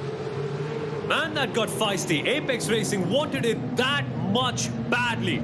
And look at how far they went to do so, almost near the pit wall. And even the 116 Shader Esports car was dragging them right there, testing their patience, testing their guts and bravery. But the Apex Racing car was determined as ever to get that P1, and now they have done. And look at how it changes the championship order in the Porsche Esports Endurance Trophy. Suddenly, the 119 is in first place, and their major rivals for second place in the championship, the 117 Shader car, are back down in P4. So the 119 gets 15 points, and the 117 will only get 8? 6. Yeah, 6 points. That could really change the battle for second on the grid. Let me just run my math and tell you how that'll influence things. Yeah, it would have been exactly tied. They would have had the same 4 results in a different order if things were staying as they were, with them in second and fourth, but now that will put the Apex Racing team, I don't say well in front, but because it is only a few points, but it would be quite a few points in front. You've got to worry about the Coanda team as well at the moment, of the Scherer team, although they're only 1 position behind them, so for the moment it's fine, but they'll just have to keep an eye on them. As we go back to, by the way, the RVW and SE Motorsport car, just in the foreground there, that was a brief replay there of all goings on. I have a feeling there's been another... Has there been another crash or not? Maybe not. There's just been serving penalties. Want to get back to RVW and SE Motorsport, though, because 7th place in the AM part of the Porsche Esports Endurance Trophy Nürburgring. If the point system is working the way we suspect it, and you were talking about earlier on, then anyone who finishes in the top 7 could win the championship today. You were right. But also, that team is WNS eMotorsport at the moment. They are 7th place and would win the championship by being the only AM team to get 7th in the season so far. They've still got Tour Esports right behind them, and so that could be quite difficult to. They could be quite difficult to beat, but they're in a good position to start off with here. Exactly, and they do have a small margin ahead of Dirt Esports and Alexander Team. But you're right, Dirt Esports are going to be a tough car to beat, because Alexander Team is a driver who's actually competed in the Porsche Esports Super Cup as well. That is great experience. So for Max Schnock and the RVW and SE Motorsport machine, it will be a matter of such great pride if they can actually hold on to 7th place and become the only AM team in this entire season to do so. And talk about moments, right? You can have a terrible season if you're all stuck on 3 points each. But one good race, one good performance, and the entire balance of the AM championship can swing in your favor. And that is what seemingly is happening with the RVW and SE Motorsport. Like, I remember DNLS 2 and the battle that they had at the end of it, where they were involved in a tremendous fight for the win with a couple of other cars. I think the Austrian Sim Racers DNLS team as well. They crashed out over there, barely got any points, and even after that, recovered and had a tough DNLS 3. Today though, one good start, one good qualifying, and suddenly they look poised to become the champions in the AM category. Wow, this championship can turn around in a matter of moments, even though we've got 12 hours of racing throughout the season. Couple of big moments here and there, and you could well become champion. How crazy is that? It's as you were in SB10, with Apex in the head of the group, ahead of Falcon, Dor, BS and Sim RC. Grid and Go are at the front of the field by 5 seconds with Aaron Vasquez. So it's Peter Barron at the front of this group, ahead of Jonas Vanner, then Max Snyder and Ruben Bonga and Conte Guine at the back end of the field in this 5-car group. And you can see the gap behind, by the way. They have got ages, 12 seconds back to the group at the back end of the field. We've had some very important penalties come through in the last couple of moments, though. 10 seconds time penalty for Team Williams number 5 for pushing another car off track. Turn 1, lap 1. It was the Hub Racing team by Grid and Go car they pushed off, by the way, and so they will lose 10 seconds in this first pit stop. Stop and hold 10 seconds for the R-Sport Porsche car, which we've already talked about. And Austrian sim racers will have a 10-second time penalty as well for causing a collision with Holder Motorsport in the Porsche Esports Endurance Trophy Nürburgring. So the race lead is going to change hands in the first pit stop phase, and it's because of another penalty for the pole sitters. And the streak is still alive. 4 races in the DNLS, and 4 times the pole sitters have gotten a penalty for some reason. It's insane. This season, I don't want to call it cursed, because from a viewer standpoint, it's been a phenomenal season, and as a neutral, we've enjoyed it so much. But 4 pole sitters and 4 penalties for them. I don't think I've ever commentated on the championship like this in all of my life, be it real world, be it virtual, whatever it might be. This is unprecedented stuff. How has this happened? And for Williams also, Ewan, I find it surprising that Williams Esports, a team that's so decorated, a team that's so quick, with such great drivers as we see, the number 22, MJ Downforce 2 car come to the pit lane to serve their stop. Again, coming back to Williams, I find it surprising that a team of their caliber, of their performance, of their quality of drivers, of their operational excellence, has had 3 penalties this year, and now their one chance of winning a race could also well be gone because of something that they just did in terms of a driving error. I don't know, man. This is all absurd. The Impulse Racing team have just come out again after losing effectively an entire lap. Number 22, M&J Downforce, is in as well. So that's 5 teams now have made a stop out of the 19 in SB9. We expect them to make 3 stops over the course of the day, with the maximum doing 7 laps a stint. We have seen 8 actually this season, which if you could do more consistently would be, I think, a winning strategy. But anyway, teams don't want to quite save the fuel, and indeed might not be able to save quite the fuel required to do that. So 3 stops it is for everybody. And M&J Downforce just making the first of those. This is further down in SB3, where Dare Esport are leading by nearly 10 seconds now from Adopt Dope Shop, who are on your screen here, and Wolf Motorsport as well, who are in second. Storm Caution AC Mayen have gone into pit lane by the looks of things, so that's why they're no longer around. That's quite early for them, to be honest, in SB3. Don't see very many pit stops at this, and in fact something weird's going on with my timing screen at the moment. Maybe they've crashed in number 272. Nope, it's just updated, excuse me. 36 seconds in the box, and they're back out onto the circuit again. So early pit stops in SP3, but nothing to worry about particularly. Yeah, these cars can go quite a long way on fuel, so we'll see if they can do 2 stops from there, or whether they'll have to make a 3rd one a bit later.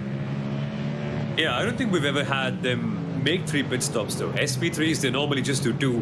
But then again, we haven't quite seen any SP3 car throughout the season box that early. They've largely been very good, they've been very quiet and very composed in terms of their racing action. But I think this is the earliest we have seen the SP3 pack split up totally.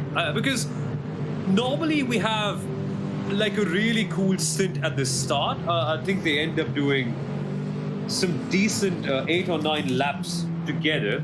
Yeah, 8 laps in the first stint for the SP3s, and then they start to break away, and then you see a couple of packs opening up, a couple of cars at the top will be fighting up with each other, and then there'll be 3 or 4 cars fighting for 4th, 5th, 6th, something like that. But today it's all opened up very, very quickly, and I think that's all to the chaos that we've had. Scherer Esports have run away with it.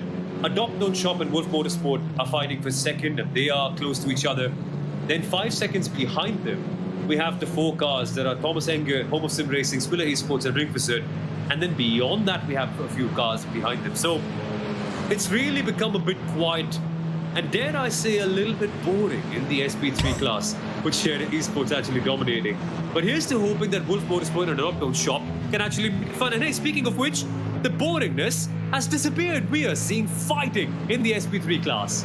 Yeah, how dare you, by the way. Battle for 4th goes on.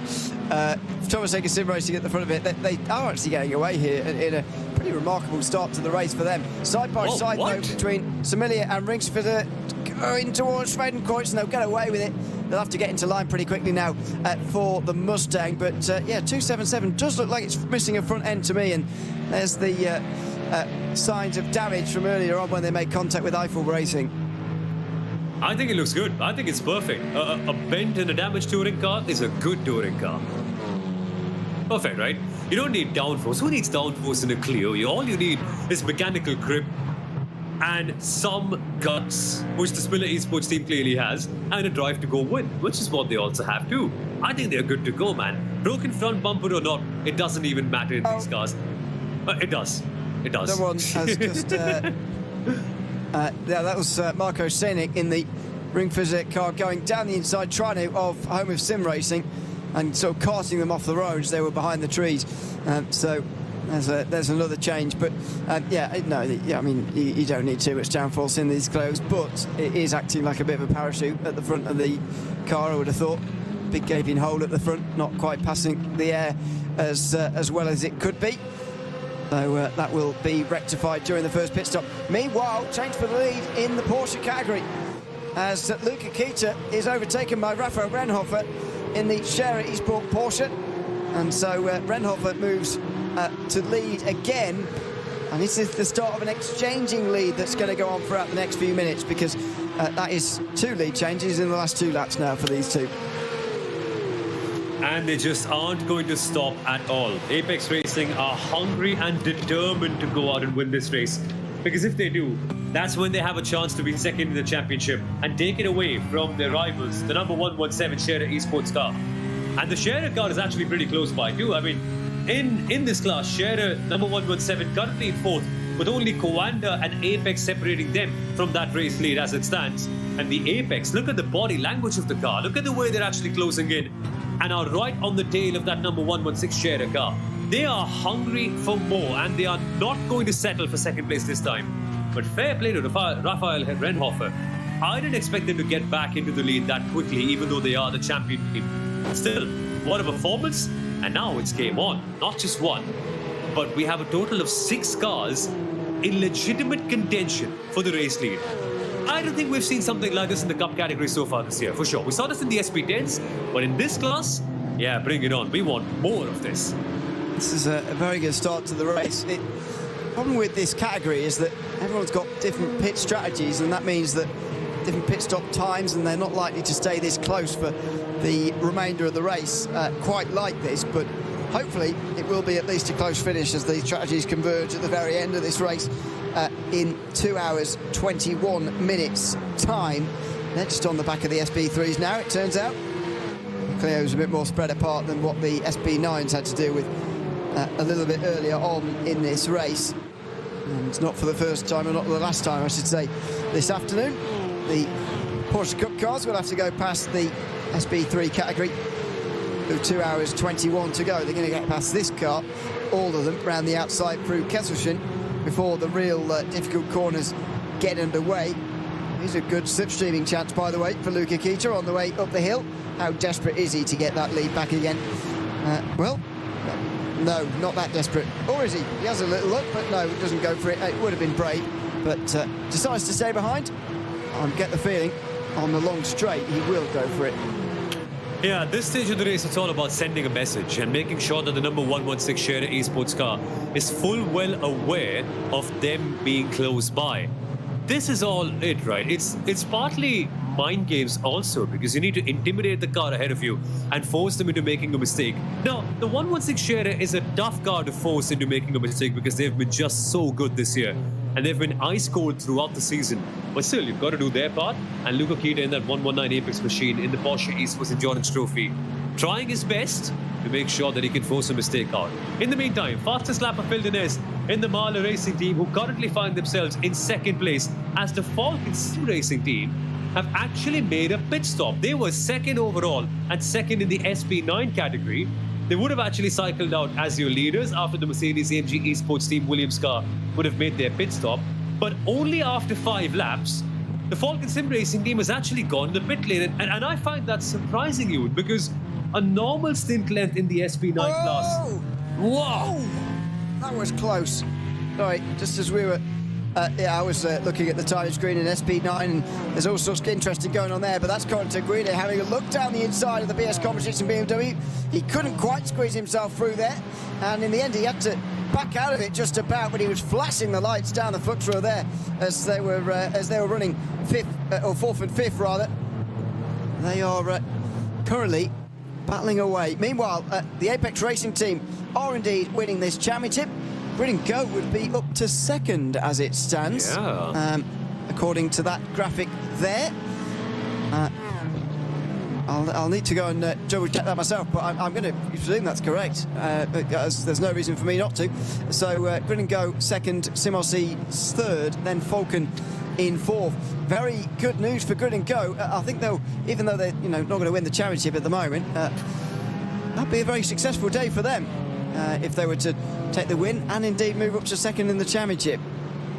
Yeah, that's a lot of prize money that they're going to be gaining just by one day. They walked into this race as the fourth place team. They could well walk out as it stands as the second placed one, and that is quite something for them. In the meantime, though, the fighting never stops in the SP3s, and we've seen these racers go head to toe against each other for such a long time, for the last 50-odd minutes. That's Thomas Enger Sim Racing and Ringfizzer Sim Racing going wheel to wheel with each other as we head towards Tiergarten. And then again, the 278, the Thomas Enger Sim Racing car currently maintaining the advantage. Ringfizzer close by. And look, they've actually broken away from the Smiller Esports X Entropy car behind them. Broken away is pun intended, because again, even their bumper is broken away. But that's not really impacting them as much as they're now rejoining that train and becoming a part of that Slipstream gang. This will make them a part of that group, and now they can fight for it. But still, no moves being made so far, heading into turn number one. But a small look. That time. Small look, yeah. But not, some bit of intimidation here and there. Not a move, a little bit. And again, there you go.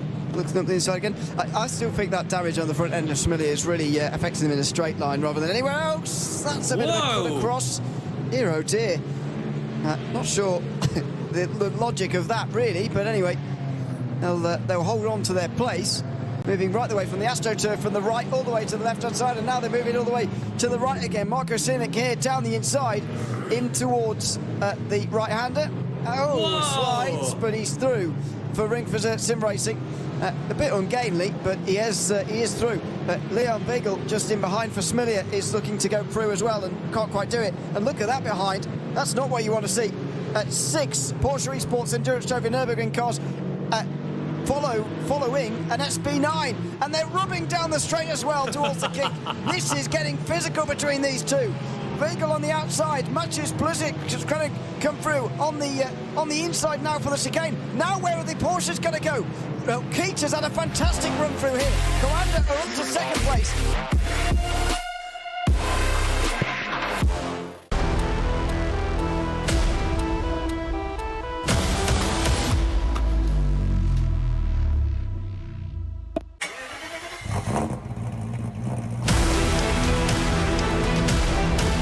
Hol dir jetzt dein eigenes Motorsporterlebnis nach Hause. Dein Online-Shop für Simracing-Hardware und Zubehör. www.simraceshop.de.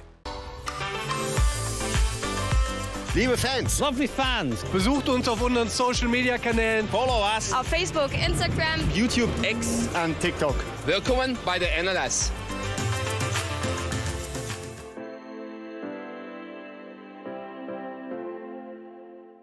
Was ist ein X? Welcome back to the North Side. Apologies for that. We got so excited we forgot where we were going. That was, and in the wall, just as we come straight back to where 279 running straight into the wall and now flashing the lights, and they've got suspension damage. They have got suspension damage. We'll have some replays, I'm sure, lined up as to what's gone on in the last few moments, but that is suspension damage, I'm sure, for Thomas Enger Sim Racing and Maciej Bluzik in that car. Suddenly down another couple of places. Similia have got up to third. Home of Sim Racing are now ahead of Ringfizzer Sim Racing, who've lost some time in the Porsche Cup class. Luca Kita is away with Gabriel Solomon, as we suspected would happen. Rafael Renhofer is a second or so behind. Julian Raymer very much on his own. And Frostenby by Grinningo and Loferson are now down at the back, just a couple of seconds away. So it has very much split apart after that big bit of traffic there on the Grand Prix circuit. Man, that got so hairy over there. It was turning out to be such a great battle between Thomas Enger Sim Racing, Ring Fizard, and home of Sim Racing Esports. But Thomas Enger Sim Racing, with that damage now, can count themselves out of the mix, as they'll have to go in the pits and make some changes to take care of that. In the meantime, though, Holder Sim Racing closely fighting with the Avia WNSC Motorsports car. No, that's the Austrian Sim Racers DNLS machine, and that is for P10 in the Porsche Esports Endurance Trophy class. Both of them fighting very hard. It's a very intense battle, this, and we'll see how that cycles out. But coming back to SP9s, and my brain has been constantly working hard to sort of figure out why or what that happened over here.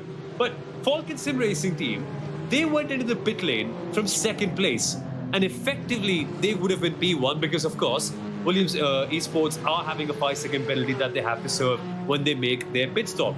So Falcon Sim Racing have voluntarily dropped down from P2 to P11, and they made a pit stop just within 4 laps. I find that baffling. Why is that? I don't get why in actually 5 laps time they went for their first pit stop when they can easily do 7 or 8 laps. I think it's just taking their short stop first. So I don't entirely know the reason for wanting to do that, but effectively you're making 3 stops in SB9 today. One of them's going to be quite short compared to the others.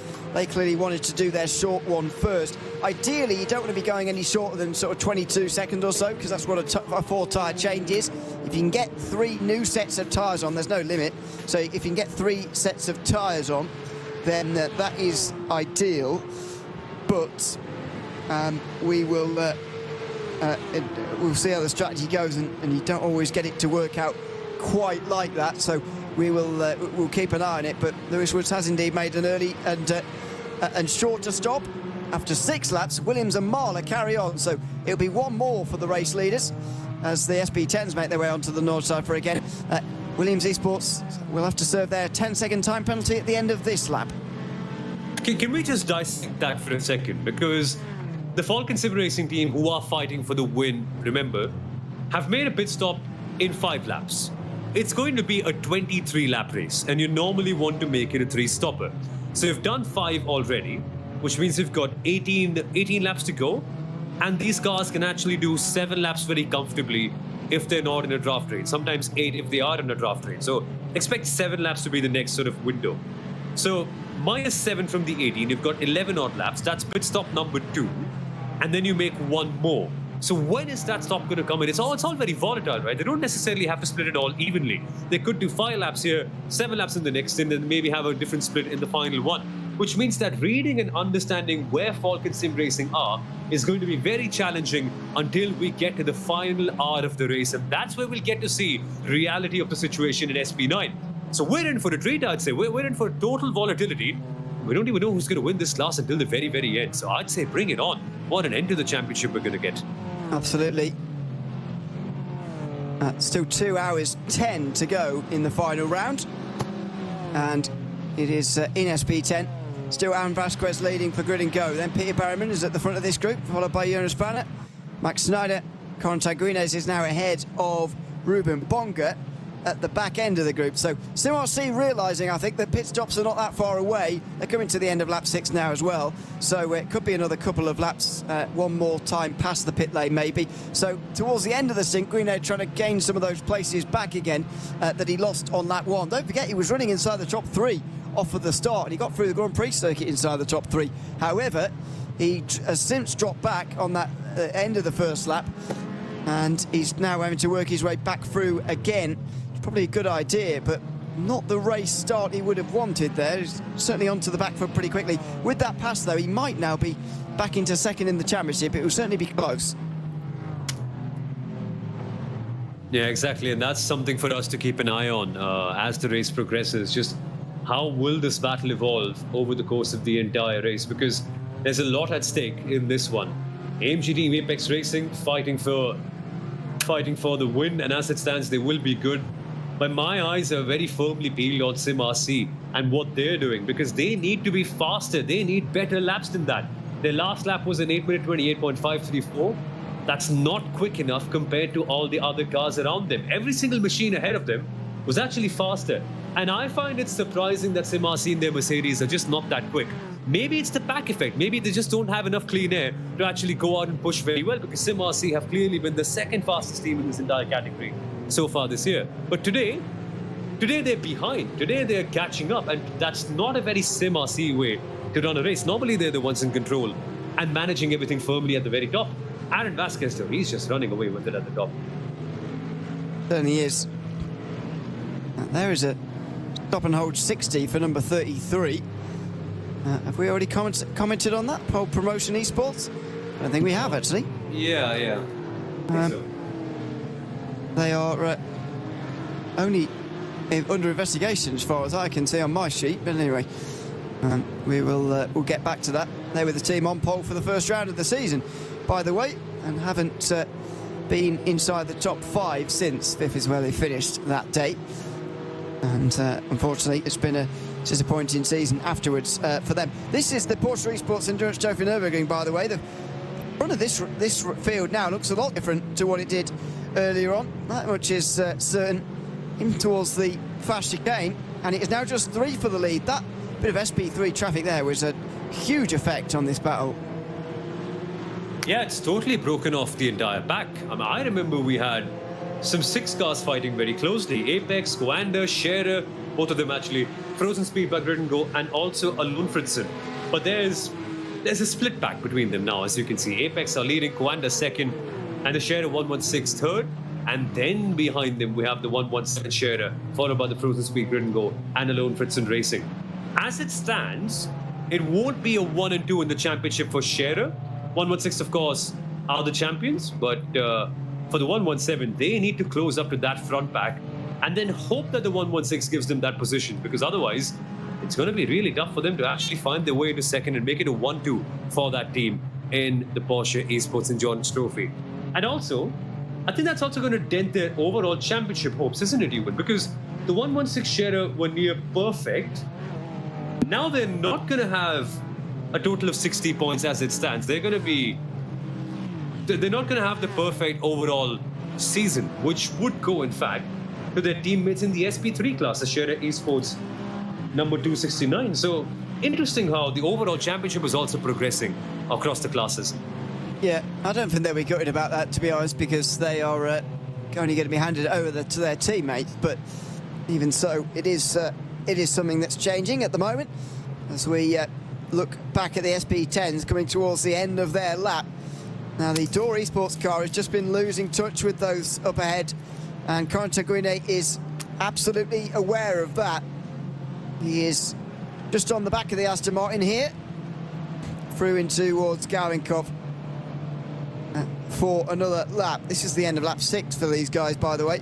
Should be able to do one more at the end of this one, out towards the line, and Guinet now is surely going to want to go through. Losing touch with those up ahead is not really an option, because they want to win this championship, and they're going to need to finish ahead of the Apex Racing team to do so. Look at the gap you can see just in front here, and if Falcon Sim Racing push the Apex Racing team, then it's going to be trouble. They go alongside them, though, to the left-hand side for second place. The Apex Racing team are going to fall backwards in that case. Corentin Guinet needs to try and follow through here, and he is going to. He's got a bit of speed right towards the very end. We're not going to see it. Oh, maybe we are. Outside line for us, Tiergarten, and he is going to get through. So Corentin Guinet does get to 4th place, now only 1 place behind the Apex Racing team, because they've been passed as well. Nicely done then by Corentin Guinet. Good move heading into Tiergarten, and now it's time for pit stops for the entire pack as they come in for their first stops after 6 laps of racing. So watch out for the SP10s. They're going to get a full proper service. And there's also been a penalty for car number 22, a stop and hold for 5 seconds. The number 22 would mean MNJ downforce 2. That's something we've actually covered before. Not having a real world driver, and that's the price you pay for that. Isn't that a 5-second penalty for a collision? I think. Well, that's a separate one. Oh, yeah. Yeah, I saw 5 seconds. Also, it's number 22 rather than not 11, yeah. Number 11. So, yeah, we have had a few more penalties coming through, by the way. At 60 seconds for Pole Promotion Esports for no real-world driver. Not sure what's quite taking so long there, but that has now been done there. And for number 44, Falcon Sim Racing team as well. So, a couple of teams with no real-world driver have only just been given that now. Unfortunately, that means that number 44 is no longer going to be in effect for the race leading battle. And Williams versus Marler will now go on because they are now into pit lane.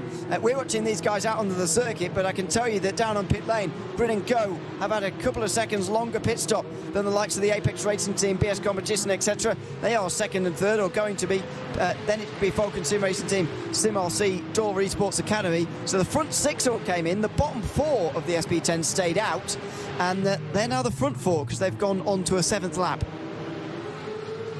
Yeah, you're right about that. And the pecking order we shall find out properly at the end of this lap, because there's been lots of changing. But Grid and Go are still provisionally first of that pack. AMG Team Apex Racing are second, BS Competition third, Falcon fourth, and Sim RC in fifth in that whole pack. Again, that is the net position, because as of now, that pack is occupying P5 to P10 as a result of the top four currently staying out there. However, more to report in the SP9 class. They have all made their pit stops, and Williams have still cycled out as your leaders. They did stay in for 23 odd seconds, whereas there are other cars who have stayed out for longer. But at the end of that pit stop cycle, even, we are seeing Falcon Sim Racing, who was second when they made their pit stop, now coming back out in third. So that is interesting. Now, it is to be noted that the Falcon Sim Racing team did have a longer pit stop compared to all the other cars, which means that I suspect they'll have less fuel saving to do in this stint. But that said, they have come out 16 seconds behind Williams in spite of their 5-second penalty. That's interesting. That is something to watch for. Falcon have really gone long in this stint. Yeah, and of course they'll drop back with their bigger penalty later on. But for the moment, they are up towards the front in third. So Williams haven't served their time penalty yet for 10 seconds. Would have thought they'd do that at their first stop. Unless that's a time penalty that's going to be added on to the end of the race. I thought you'd add that on to your pit stop, but maybe that's going to come at the end of the race instead. Meanwhile, the Porsche Esports Endurance Trophy Nürburgring leaders make their way down the Dottinghoe again. Shouldn't be a pit stop for them this time round. They can do 8 laps in this class, and that does give them not much strategic flexibility, but less time in the pit lane. Here comes Gabriel Solomon in the Coanda car, just dipped out for a second and then tucks back in again to Luca Kita, with Scherer holding back. I wonder whether they're waiting for turn one or whether they're just staying in line for the next few moments. Yeah, let's see how aggressive the Scherer Esports 116 actually is in this battle. Remember, they don't have to be. They've actually sealed the championship, but still lots to play for in them. And maybe they can upset the other teams fighting for the championship alongside them. Maybe Apex, maybe Coanda. Can they become a dark horse there? And can they help their teammates in the number 117 car who was stuck behind in that pack that you saw right there at the back of your screen? But we are coming to a stage where we have 2 hours left in this race, with 60 minutes of racing action over and done with. Most of the classes do have a very firm established leader, but there are going to be lots of changes coming in, particularly in SP9. While, as we expect the Williams Esports car to make their pit stop and serve their penalty later on. Yes, they have done 1 pit stop, but I don't think they've served their 10-second penalty. So I think a lot is going to change in that pack there as well. But the same can't be said for the Porsche Esports Endurance Trophy, where Apex are leading and on merit, which is phenomenal to see. Certainly is. Up in the top left of your screen, by the way, is an interview with Daniel Sorg that's going on the German feed. If you can understand German, then you're more than welcome to go and listen to it. But he's only there on video for hours. We're unfortunately not going to be able to chat to him, so that's why you're seeing this bit of a split screen at the moment. We'll try and keep you updated as to what's going on up and down the field as we do it here, as Williams Esports currently lead this race ahead of the Marler Racing Team, and then Falcon Sim Racing, Pole Promotion Esports and BS Competition are battling away for 4th at the minute. But we're at that stage in the race already where there's been plenty of different pit stop times. In fact, just 11 seconds in the box for Pole Promotion, which is going to shoot them up the order a bit further than you otherwise might see. You can see the order in the Porsche Cup class. We haven't seen that change particularly today, or not in the last lap, I should say. In SP10, we are just coming towards the end of another lap, and there will be pit stops to report there when we get to them. But the Apex Racing team are the ones who've already benefited from the pits phase as much as possible. That has given them what will be second place. And in SB3, Barrett Esports just come over the line again to start another lap. They've not stopped. They are just starting lap number 7. And they might well be in the pit lane at the end of this one. But for the moment, they are staying out on the circuit and continuing on for now. So it is, as you were, pretty much across the board as we complete, as you say, the first hour of this race. 10 hours of the season gone. Just 2 more hours still to go. And we're shaping up for the at the end of this season, and indeed the battles that are going to sort themselves out at the very finale for championships and so on, as we focus in on SRS Team Soil Grandsport. As we've been focusing away from these guys, by the way, the AMs in the Porsche Cup class have lost the top 7, so then we're no longer in that situation where they're just getting the championship off of one result. I'm not sure what they're going to do to figure out who's going to win the championship if it stays like this, to be honest. Yeah, exactly, because we don't really have a separate classification for the AM category. We are rewarding the top AM driver and the top AM team. By driver, I mean driver pairing, because that's how it's mentioned in the regulations. But we don't really have specific AM category points. So the winner of the AM class isn't getting 15 points for winning a race. They just are included as a part of the overall Porsche Esports Endurance Trophy classification, which means that so far this year, nobody has scored more than 1 point in that class because nobody has actually broken through into the top 7. And I get it. I get it, because the teams in the top 7 in the Porsche Esports Endurance Trophy are really good and they prepare for far, far longer. And remember, we decided this classification of Pro and Am on the basis of a shootout that we had before the start of the season. And that's how we decided which teams will go in the Pro and which teams will go in the Am. But interesting to see that none of them have been able to break in. And now Alexander Team and Dirt Esports are in 7th place. So I wonder what's the way out. And they have to decide who's going to be the top AM team even, because there's a lot of prize money attached to that and lots of pride as well. I mean, that team will actually be invited to the award ceremony at one of the Porsche Endurance Trophy races at the Nordschleife later this year. And they'll be felicitated there. So it's a big occasion for all these teams. I suspect, although I've got no idea or basis for saying this, I'm just going to put out what I suspect will happen. In much the same way that countback works on most race wins, then most second place, then most third, etc. It might start with most 8th place, most 9th, most 10th. You know what I mean? And then go down from there. That might be the best way to do it. That might be the way they do it. I'm not entirely sure. But I would have thought there'd be a separate point system created actually for the AMs. Obviously less points available because there aren't very many of them, but that's not happened. They're all in one big standings.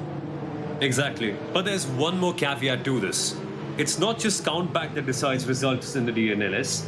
If it's tied, before the countback, there's one very interesting metric that the organizers use to decide who's going to be ahead and who's going to be behind.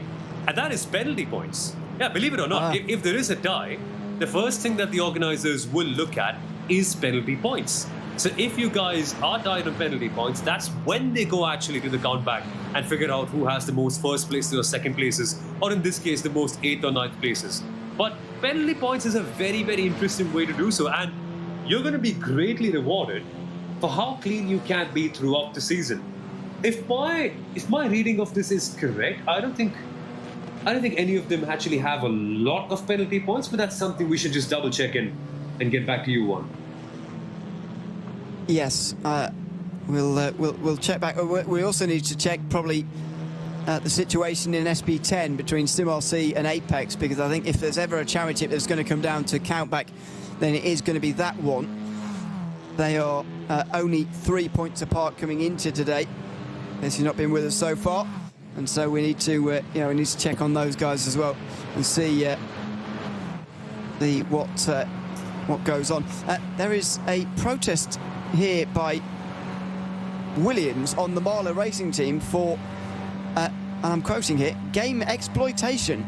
Now, it's a pit lane entry on lap 7, so I don't know what that is going to be all about, but a very interesting protest going on, and there has been some some protests between the Marler Racing Team and Bike Extension BS Competition and Williams Esports. They've been protesting each other fairly regularly this season, and there's another one. So that's going to be investigated by Race Control. A very interesting one that could actually decide this race. They are top 2 at the moment. Game exploitation can mean multiple things. Have they found a hack or a small shortcut or something like that that's helping them actually have a shorter pit stop time? And if that's the case, that's actually a little odd, because I suppose all the teams would know this, considering how much time they actually prepare for these races. And they'll be doing 1,000 pit entries, so they surely must have known what exactly can be done here. I wonder what's up. I wonder what sort of interesting tactics are being played around here and what they really mean by game exploitation. If only we can get these drivers on an interview and actually ask them, but I suppose now's not the right time. Right? They won't really be telling us a lot of what they see, so let's see. They certainly wouldn't be telling us, I wouldn't have thought. Not until there's a decision, for sure. And after we interviewed Lucas Muller, by the way, the Falkenstein Racing Team, not long after they crashed, so I'm not sure our reputation is brilliant at the moment. It might be a bit difficult to pull someone in. We might have to drag them in by the collar or something, because otherwise it could be difficult. We'll see. We'd like to have anyone for an interview, by the way. If you're a driver listening or watching, then there is a waiting room, but we'll be able to get to you at some point. Meanwhile, the Porsche Esports Endurance Trophy Nürburgring cars are all in together, as you'd expect to see. So they make their stops, first of the day. Julian Raymer is the car that's pulled up to the very front. I'll tell you about what happened on the exit, but this is going to be very interesting in terms of tyres. We were talking about the track temperature earlier on, and whether that's going to play a role. In most of the classes, you can change tyres and refuel at the same time, so it doesn't particularly matter. However, it will matter here. And immediately out the pit lane come Share Esport 116 and the Apex Racing Team and Coanda, all on the same pit stop time. In fact, everybody's got the same pit stop time. So the 6 stay together, and that is surprising a little bit. None of them, to my mind, changing tyres there, I don't think. No, that's not the case. And it's going to be interesting to see how they go from here. Because not having any strategic volatility means that they're all going to be bunched up together. And it all comes down to raw pace and how they manage their driving. And in that case, I thought it was pretty stable in the first stint. We didn't really see lots of chopping and changing after Share Esports were able to assume the lead later on. So it's going to be interesting. Clearly, Apex and Coanda are banking on their driving to make a difference in this stint. And Share, being the leaders, they don't want to do something very experimental, and they just want to do their basics right and want to maintain the lead. So where does that put Apex? Where does that put Coanda? What about Share 117? What about Lone Fritson? How are they going to be fighting for a win from a situation like this where there's barely any strategic volatility? Maybe they go for a shorter stint in this particular pit stop cycle, and maybe they try something different in the last stop. I don't know, but I don't think the the Porsche Esports Endurance Trophy is going to stay as it is, because clearly there are lots of teams and drivers who are hungry for better results, and they won't let this result slide, not least the Apex and the Share Esports 117 cars. They are split into 2 trios again, by the way. So, while they all did leave pretty much together, they are split into 2 sets of 3, as they were in the first stint, so that part has not changed. We've gone back to Liberty Esport versus the team at the Apex Racing Team here, number 49. This is the battle for 4th place, and that, by the way, on the left-hand side was Daniel Sorg, who was being interviewed on the German live stream. If you want to listen to the full interview, you can rewind, although you do have to understand German to get anything from it, I suppose. But unless YouTube does translated subtitles for live broadcasts, I've not tried that, but maybe they do. I don't know. Anyway. Maybe they won't need us next year if that's the case. I hope not. Yeah. It's a good way of learning a language, by the way, if anyone's interested, although I've still not managed it. You can put the subtitles on while watching YouTube. It's quite a good idea. Anyway, battle for 4th place continues on, and I'd expect, if it doesn't happen before, Liberty Esport are going to be passed on the straight here. Their pit stop was a bit shorter than the Apex Racing teams by about 6 seconds. You'd imagine Apex would go a lap further on fuel as a result, and Liberty came in a lap earlier anyway, so maybe they'll pit at the same time actually. But anyway, we'll see what they get to. I don't think they're going to get to the pit stop phase together anyway. It's just a bit of an inconvenience for Maxence Godinho at the moment in the Mercedes, because this is a pass he'd rather not be making, but he's having to lose time now behind this Porsche. And this is absolutely frustrating for the AMG team Apex Racing, because they don't belong here. I mean, they're fighting for a higher position, but Liberty are keeping them behind on merit. They, of course, made a pit stop a lap earlier than AMG team Apex Racing, and hence have cycled out ahead. Of course, they also had a shorter pit stop, which also explains why they're suddenly ahead of Apex, where before this stint they were actually behind them. And this is interesting because it's not like Maxence Coutinho is owed anything by the Liberty Esports car ahead. They're not going to be given blue flags. They're not going to be letting Apex Racing go past just like that. They are fighting for position. And Apex, remember, are not fighting with Liberty or BS. They have their fight with Mahler Racing Team for second place in this championship. And as it stands, Mahler are chilling at the top. They have roughly 40 seconds between themselves and Apex in P5. And the time is just getting piled on by Apex staying further behind. Whoa! Number one, Norby Kish has been in the wall somewhere. The reigning champions, the champions in waiting, are in the wall and out of the running for this final race of the season. Big damage there for Norby Kish somewhere. There was cars slow all over the circuit down there at the Stefan Bellafest. These two roared past. Now it's a battle for the podium between Frederick Gutten and Maxence Godinho in the Apex Racing Team Mercedes. That is astonishing.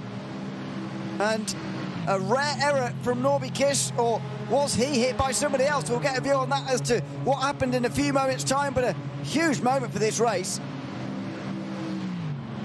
And those moments could really define the way this battle plays out too, because now BS Competition have been eliminated from the mix. Suddenly, this is the fight for P3 and P4 in the SP9 class. And Apex are on the prowl. They're really pushing for it on the Tiergarten section of the circuit. But yeah, Liberty still staying ahead. And in the meantime, our champions BS behind. Oh, that was very close. Apex there broke a bit too late and very nearly got into the back of the Porsche. But yeah, Norby Kish still trying to get it back to pit lane. Emma-J Downforce in the meantime come into pit lane as well. Number 22. That's for their stop and hold 5 seconds for causing a collision with number 4 earlier on in the race. It was on lap 3. Don't forget into the last turn.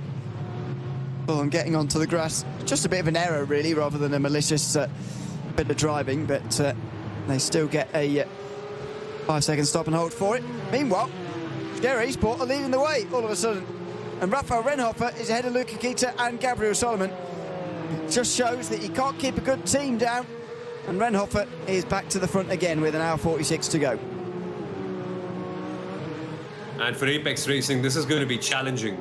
They had the option of having some degree of strategic variability coming in the first pit stop, but they chose not to. They all had the same pit stop length, they all had the same pit stop times, and essentially this front three is staying as they are. And it's the driving that's got to make the difference now, because they really can't do anything else, at least for the next few laps. And I wonder when they'll actually go for the next pit stop cycles. As of now, all clear. Apex are holding on. And this is the part of the race where things actually slow burn. This is not where you see lots of drama. It's not where you see drivers going crazy and making kamikaze moves. This is where they are building towards that final hour of the race, because that's where you win or lose it. At this point, all you have to do is make sure that you stay ahead with the leaders and make sure that you save your fuel enough so that maybe you can save time in the pit stops. And then in that final 30-45 minutes, that's where you go for it. That's where you gun for it. So in this stint, don't expect much from Apex and Coanda, but later on, in an hour's time, they will be going crazy. Still just one stop to go, don't forget, in this class. You don't have to make 3 stops. Instead, just the 2. But no tyre changes made just yet. I guess the heightened track temperature has not been heightened enough to change the strategy, particularly for these teams. And in any case, even if it's the wrong one, then none of the top 6 know about it because they've all done the same thing. So it doesn't really matter. It's not going to be that detrimental for someone outside of that to catch up. Austrian sim racers are the ones in 7th at the moment because they're the only one of the AMs who haven't taken any tyres so far in that pit stop, which is, and it's complete now. So, yeah, they are... that's why they're out front. Porsches get themselves to the end of the lap, and Luca Kita stays behind Renhofer here into the Tirgon. But is that going to last all the way to turn 1, I wonder? Or are we seeing a status quo here at the beginning of the stint? Yeah, I think it'll be a bit of status quo. There's obviously a slight disadvantage for leading. You have clear air, and that is a good thing. But then also, you can't stay in the slipstream of another car and save a bit of fuel, which they would like to, because they've all had equal pit stop times in the last stint. So they would like to be able to have a small advantage, regardless of whatever it is. Even if they can save out a single second in that next pit stop cycle, they'd love to do so. But hey, Coanda are on the attack though. They're looking on the inside line of that Apex car, but they blocked off the line very, very well. And it is still status quo at the top of the Porsche Esports Endurance Trophy class. But as I was saying, if you can be second or third in this pack, and even if you can save a little bit of fuel towards the final part of the race, it will be beneficial. Because look, the gap is all under a second for each of them. If you can be half a second faster in the pit stop, that might be the difference between you being third and you being first. And at the final part of the race, track position might be the most important thing that you could have. Maybe we'll see how this race turns out. Don't forget that number 116 might well be trying to stop these two cars just in behind from overtaking their teammates, but Alonfredson Racing are doing more damage to that than anybody else at the moment. Yeah, at Esport 117 only scoring 3 points from the day as it stands, which would be their worst result of the season, even though it's only 5th, but even so, would be their worst result of the season. Or would it? No, I've got the maths wrong, apologies. It would be tied worse. They did finish 5th last time as well, which is 4 points, by the way. So that would put them on 27. The Apex Racing team in 2nd place would get to 29. Coanda would only get to 21. So Scherer would still finish 3rd, but they would lose out on a championship position, and in the Porsche Esports Endurance Trophy Nürburgring, that is quite a lot of prize money they'd miss. Yeah, that's going to be challenging to digest, given everything. The 117 needs to find their way up. And they've been so good throughout the entire season, almost coming close to winning one time as well. But they've been in the shadow of their teammates in the 116 car. And that has also been the case today, because remember, they were so close in qualifying, starting neck and neck. But after a complicated start, after being involved in all the chaos, they have dropped back down. And it's clear that the Apex Racing and the Coanda cars have been the pick of the bunch. The 117 needs to do something special to catch up to this pack, because the Apex and Coanda car are pestering their teammates. And in the grand scheme of things, it doesn't make a difference, because the 116 has actually sealed the championship. But it's still alone out there, and they want the 117 also to be second in the title then. That's something that's not going to be happening right now. But hey, Ewan, I was just checking the penalty points in the AM category, and it's actually very interesting. So in the AM teams, we do have the PB performance by Grid & Go. I think they have very few penalty points, if I can read correctly. Let me just pull up my sheet. But most of them have 3 or 4 penalty points, and with the status quo as it is, with nobody actually being in the top 7 in the AM category, I think it will be settled by penalty points, because nobody's scoring more than 1 point. It is phenomenal. It is, but as I mentioned earlier, Austrian sim racers are currently... Oh, they've just dropped to 8th, actually. Yeah. So they've just been overtaken by Door Esports, apologies, so that's my point entirely gone. Meanwhile, SP10, oh, close! BS competition there, Ruben Bonga, and now he wants to cut in just in front of one of the Mustangs.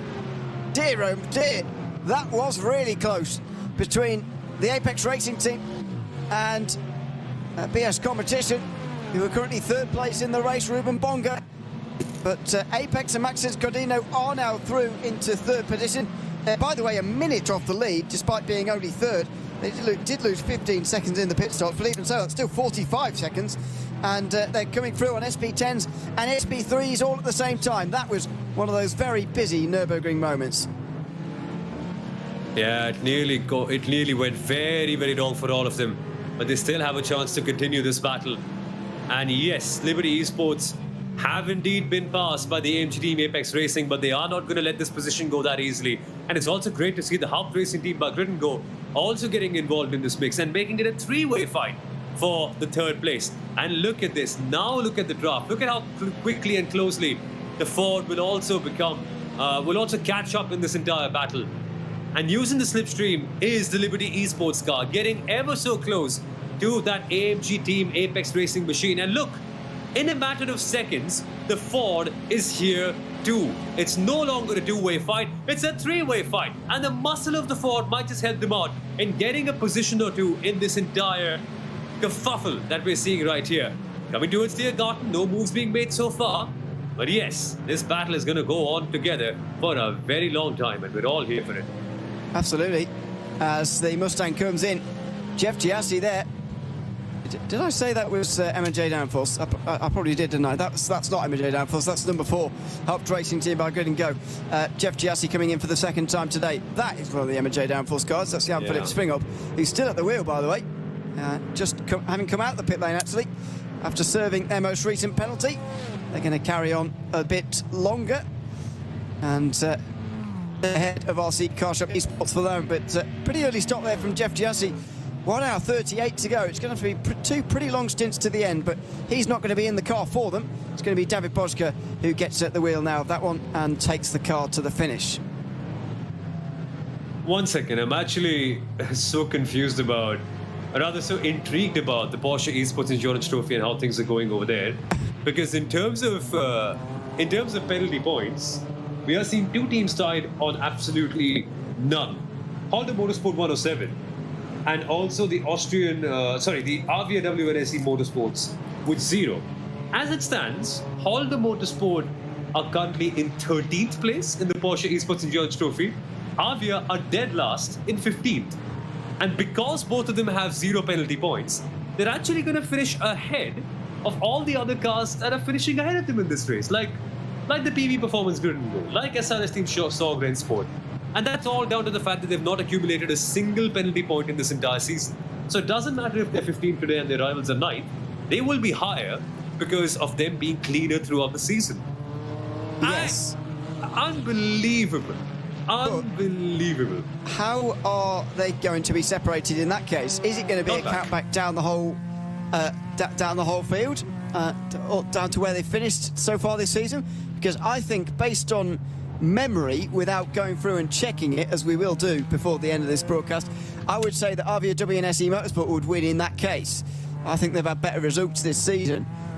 However, we will check them before we leave you at the end of this afternoon. Tell you who has won the championship. But of course, there could be penalty points today, after all, and then they'd be in trouble. So we'll see so far what goes on with penalties and indeed penalty points a little bit later on in the day. But for now, nobody is inside the all-important top 7. The Austria sim racers have just dropped out of it, although they are doing something different on strategy, which could put them in a good way for the end. Christopher Wolfgruber currently at the wheel of that car in 8th place as it stands right now. This is on board with Jonas Fanner. Meanwhile, in the Falcon Sim Racing BMW, again a big disappointment for them last round as they dropped out of championship contention, but they're right in the midst of what could be championship defining here. They are in between Sim RC and the Apex Racing team at the moment, who are 2nd place, but on course to win the championship as it stands. And this will be a big occasion for them. It's such a big thing to win a championship at the Digital Nürburgring Endurance Series, a series that's known as one of the most clean, the most fair, and the most professional championships you can actually race in the esports world in terms of endurance racing on the road, because the drivers are so fair with each other. We've got such high quality competition. The organizers do their level best to make sure that the series is as fair as it can possibly be. And the quality of the racers here is quite something. And it's a real mark of respect, isn't it? When you win a DNLS championship, it goes in as a proper star on your CV, and people take notice of that. And it's going to be big for anyone who wins the title in any class, be it in the AM categories, be it in the SP9s, be it in the SP3s, whatever you do. Winning a DNLS championship is a big thing in the sim racing world, and he should be greatly felicitated for that. Now then, has there been any action taken on the Williams Esports protest? It's has been declined by race control, so no penalty there. And Liberty Esport protested Apex for reckless driving, but no further action taken there either. A couple of drive-through penalties in SP3 recently for Stub Caution, AC Mayan and Wolf Motorsport that seem to have been taken. I'm pretty puzzled about that, to be honest, but anyway, they are at 4th and 5th now, quite a long way off the lead. In fact, they're close to a minute off the lead now, but they are battling away between themselves. In SP3 at the moment, though, the damaging thing for these two, Smilia Esports have gotten ahead of them even after their problems today. They're still ahead of these two. Yeah, it's been some comeback though from Smilia Esports X Entropy, having a broken bumper, being involved in a crash. They're clearly showing that they are the second fastest team in the SP3 category. But again, pace is one thing. Executing a race, making sure that it's all clean, making sure that there are no procedural errors and you don't crash into other people is a different ball game altogether. And Smilia learning the hard way and having a tough time. But here's BS Competition recovering from their crash, trying to get past the lap traffic as we come towards the pit part of the Nordschleife. I'm in the meantime just going to pull up my sheet and start to do some digging about who would be the lead team in the AM class and the Porsche Esports Endurance Trophy. I'm actually very curious. Let me just pull up the results and start finding that first. We will try and get to the bottom of that one before the end of the race tonight. Oh, 3 wide off Perkford. Goodness me. Very close through between Stormberg-Caution, AC Mayan, the Nürburgring Esports GT4, and one of the Mustangs as well in SP9. That was very, very close indeed. Meanwhile, Porsche Esports Endurance Trophy Nürburgring battles continue. Out front, it's Rafa Renhoff, Luca Keita and Gabriel Solomon, as before. Roland Alfredson is now 4th, ahead of Julian Raymer and Adrian Gareike for Frozen Speed by Grinnico. Formerly driving this series for Gareike Motorsport, actually, but now has dropped back. I was looking at an outdated time screen, by the way. Alfredson has indeed been passed by both of those two just in behind him.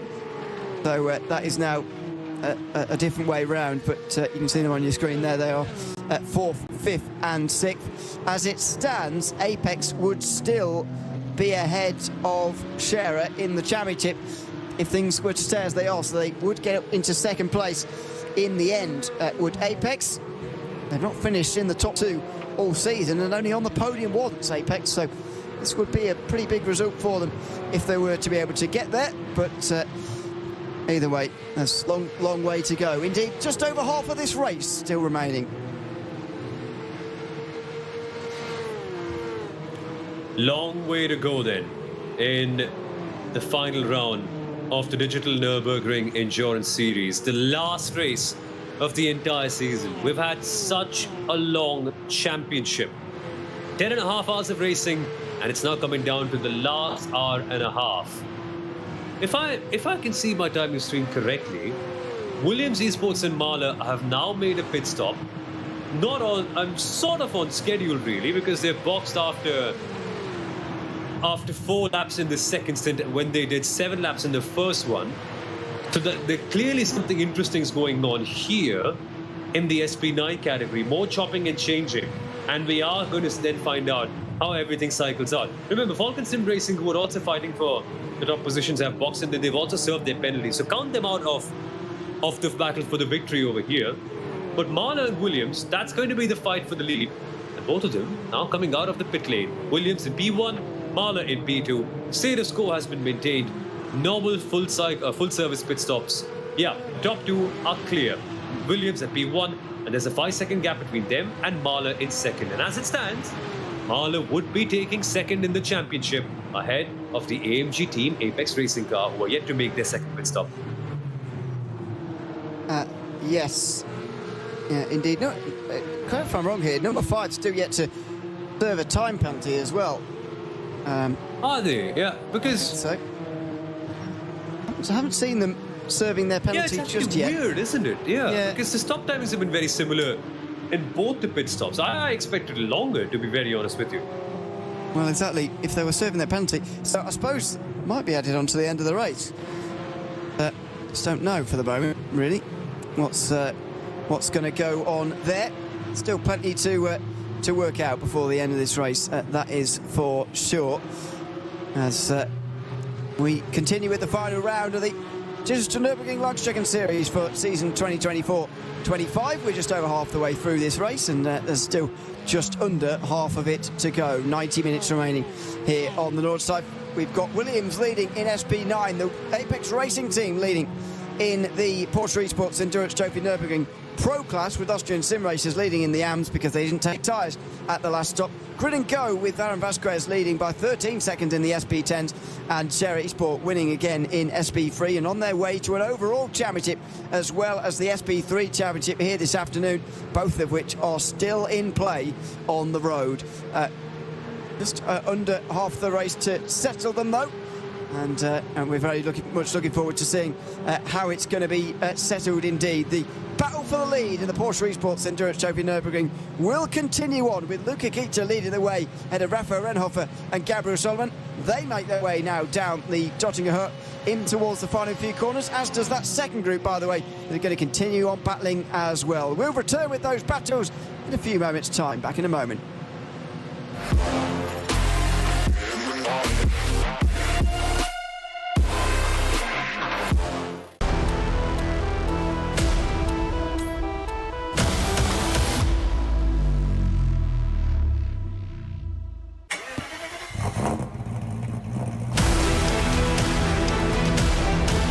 Hol dir jetzt dein eigenes Motorsporterlebnis nach Hause.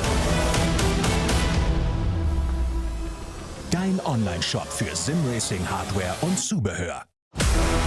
www.simraceshop.de. Liebe Fans, Lovely fans. besucht uns auf unseren Social-Media-Kanälen. Follow us. Auf Facebook, Instagram, YouTube, X und TikTok. Willkommen bei der DNLS.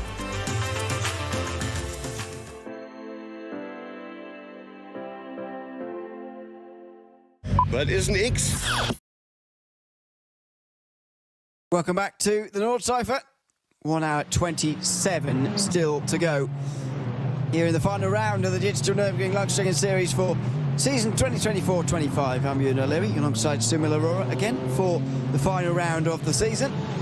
And in SP10, the battle between Vulcan Sim Racing and the PS competition is yet to go away. Sim RC having a bit of an off-colour day, unfortunately, right at the very wrong moment. They're actually 17 seconds behind Jonas Vander at the front of this group. That is terrible news for a team who need to be up inside these places here, up onto the podium, and hoping really that something goes wrong for the Apex Racing team for the first time this season. It's going to be such a long and tough race for Sim RC now, because for them in the SP10 category, they basically needed a good start, they needed a good qualifying, and they needed to be fighting for a win. Anything less than a win, and their possibilities were going to look so tricky. The worst possible thing has actually happened. They've fallen back in the middle of this leading pack in the SP10 category. And then otherwise, their big competition, the AMG Apex Racing car, are actually comfortably in second place. Yes, GridandGo.com Esports DNLS GT4 have run away with it, with Aaron Vasquez behind the wheel, and he has been phenomenal behind the wheel of that car. But still, Apex are chilling. And more than the positions, right, it's the time that's the major issue. Sim RC are 6th, and as it stands are around 23 odd seconds behind the AMG Apex Racing car. So unless there's a crash, which we all hope never happens for anyone, that is the only chance for Sim RC to actually fight and win this championship, which is sad given how consistent and how fast they were throughout the season. This is on board in the SP3 class. Sturm Caution, AC Mayen and Wolf Motorsport are still battling away for 4th place. They are now 50 seconds off of the lead in this class, by the way. In another race of dominance for Sierra Esport.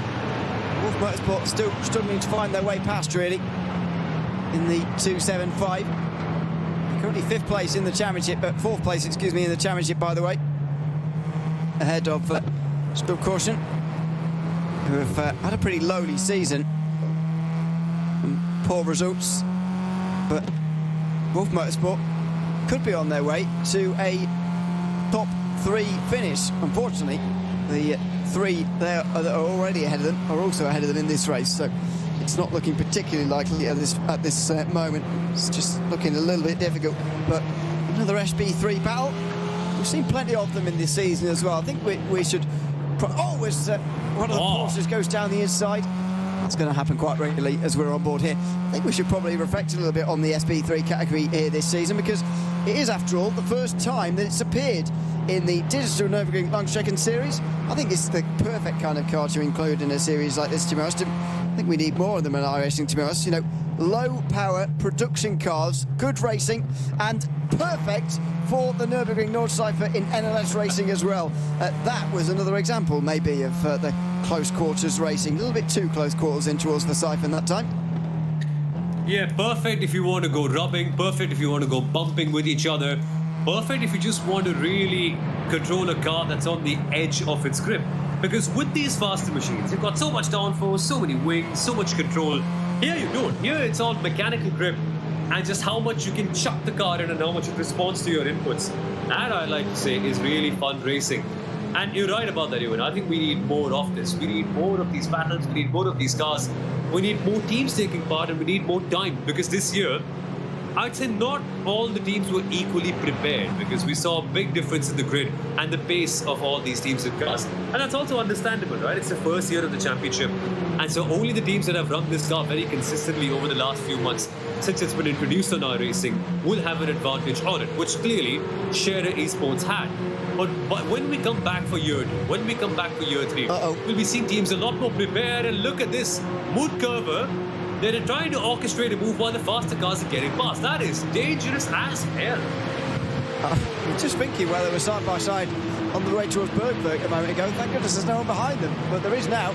And it's the leading battles in the Porsche Cup class here who are coming through. Garrett Esport leading the second group, which is unchanged since we last went and watched them on the back straight just before we went to break. Now they look down the inside again in towards the Stahlstrecke. And they're going to come through. Are they all going to snip through just in time for the carousel, or are they going to be hung out to dry here right at the very end? Ronald Alfredson's going to be just about, just through. Very close. But that's the key on the way towards the carousel. You cannot afford to run around the top. Would you rather be a faster car around the carousel, trying to lap a slower car, or be the slow one here? Because it's so daunting. What line do you choose? How do you manage it all? And you're hoping that before the dip comes in, you're able to let the other cars go past, or if you're the faster one, you're able to get past. It's so tricky. I mean, a good part of what makes you a great Nürburgring Endurance Series driver, more than your raw pace, more than your strategies, more than your awareness and procedural errors, is just how you actually lap on the cars and how patient you are. Because if you're in a faster category, that is all there is to it. There's so much time to be gained or lost just when you're going past the slow machines. And we've seen so many races decided by that. Like Falcon Sim Racing. They had BS competition go down there inside the last time out, and had that crash not happened, Falcon Sim Racing would have been here today in the SP10 class fighting for a championship, but they are not because of one tiny error. Such a crucial part. It's so important. Absolutely. It is what makes and breaks these races. What makes it so special is kind of like my point about sort of the production level car in this series, what it brings to it really. Makes it have a much more real life feel. When we go racing in the real life NLS later this month, you'll certainly notice that. I always especially enjoy the NLS races before the Nürburgring 24 hours. Everyone sort of getting a bit of practice for it, and you get some really huge fields as always. So it's raced very popular indeed with competitors and indeed the fans alike. Meanwhile, it is Luca Kita still leading ahead of Rafa Renhofer and Gabriel Salomon. They make their way now through Gouwenkopf onto the back straight. Down under the Audi Sport Bridge. And on another run towards the Tirgon. I suspect there's still going to be fuel saving down at the bottom end here. And And there may not be that much that happens between now and the pit stop phase happening a little bit later on, but we'll see. Further behind, it is a bit of pushing, actually. Sherrysport being pushed a bit of the way down by Adrian Goraike. And look at these three down in towards the braking zone, exceptionally close here through these final few corners. Down on the brakes, and Luca Kita will lead another lap, as I suspected, with very little challenge from those two behind him. So it's a matter of waiting now. Let's see who's going to strike up and when, because Apex in this stint have established the fact that they want to get ahead and they want to lead this pack, which they are now doing. But they are still quite a bit away from their next set of pit stops. I mean, we'll see them come in shortly. The first lap, I mean, they initially boxed in on lap number 9 and then lap number 17. They are, of course, midway through their stints, 4 laps done. So we are going to expect them in 4 or 5 laps time. But then again, when do they box? Do they want to go long for the last stint? Do they want to go short? That sort of variability is yet to be seen. And I suspect now is the time we get to see a lot of that, even, because the teams have stayed largely similar in terms of strategy through the first hour and a half. Now is the time I think we might see a few break away.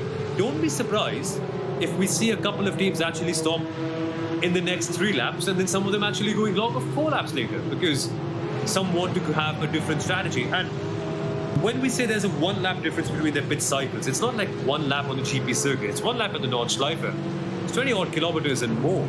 Suddenly there's going to be lots and lots of differences in all of their strategies and how much they save and how much they push when we get to that final hour. And I can't wait to see who bites the bullet first. Is it going to be Coanda, who are desperate for their first win in the entire season and want to salvage something from what's been a very, very tough year? Is it going to be Share Esports 116 who want to have a shot at the overall championship? Or is it going to be Apex Racing Team who say, right, we're leading, but we're going to be the ones who experiment and we want to go longer or shorter compared to everyone else? I can't wait to see the mindset and the dynamics that eventually plays out. And that'll also tell us so much about how each of these teams are thinking about this race. Difficult to tell for the moment quite what's going to happen here. We'll see very end of this one. Haven't seen the SP9s for a while, by the way, but there's not very many battles happening, to be honest, out on the circuit. Hunt Racing Team by Grid and Go and M&J Downforce is the only fight that's for 10th place. There's some very much more important ones in SP, or in Porsche class, I should say, as they go past the Scherer Clio down towards Schwedenkreuz, still in the long line that they were in on the way towards this fast left-hander. Give you an update on the championship situation. The Apex Racing Team, as they're leading the race at the moment, would move up to second past Share Esports 117 in the field as we go back to the only SP9 battle in the field. Hunt Racing Team haven't finished inside the top 7 all season so far, but number 22 MJ Downforce have. They would have had to win today to have a chance at finishing on the top 3, and so that would have always been a long shot, but I still think they've had a very good season actually against some very good teams indeed. Yeah, it's tough being a Mustang in a world of Mercedes AMG GT3s or Porsche 911 GT3Rs. It's really tough because this car, front engine, comparatively slightly heavier, lots of more grunt, not as nimble or agile, and not as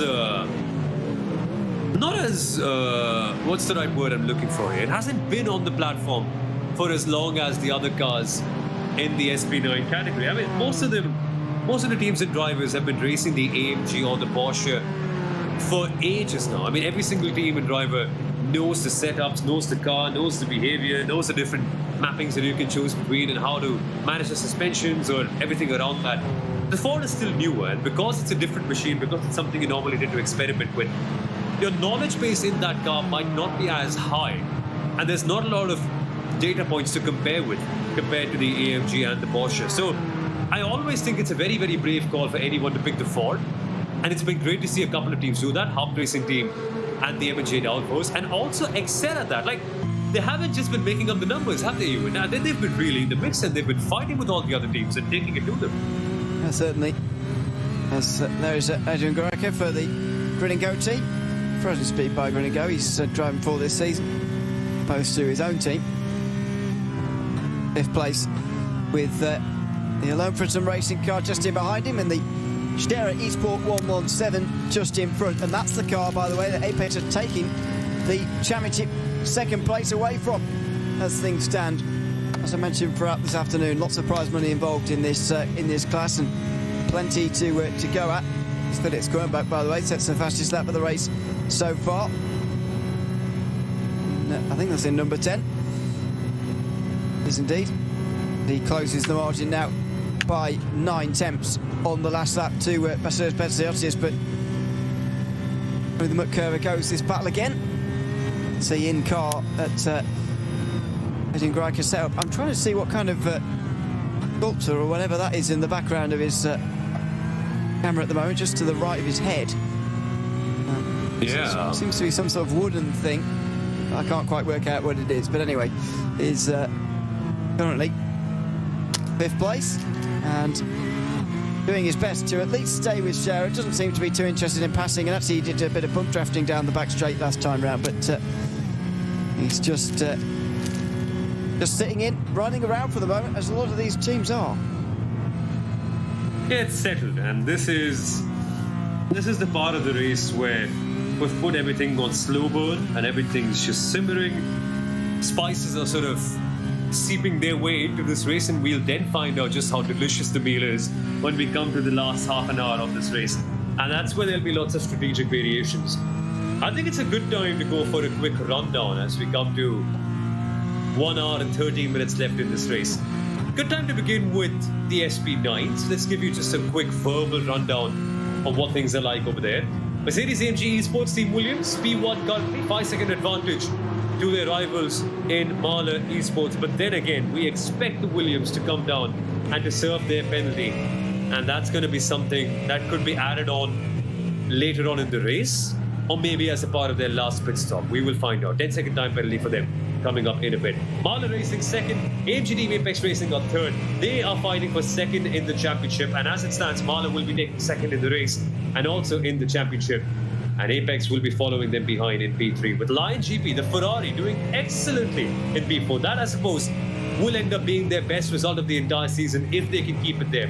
But remember, they are slightly off cycle, as are the Honda Motorsport and RC Car Shop and Team Nitrox Falcon cars. And we don't know where they're going to cycle out after the final set of pit stops, and where the number 24 Liberty Esports car will be, who are currently on track in P8, but they were in P3 at the end of the last pit stop cycle and are way further ahead than all the other cars ahead of them in terms of making their final stop. So lots of variability, lots of chopping and changing, and we don't quite have a clear picture of who's where, and we won't quite find out until we get to the last half an hour, especially with the other teams like Falcon and Team Liberty. Yeah, we've still got a lot to work out. I think that's what I've enjoyed a lot about the DNLS actually this season.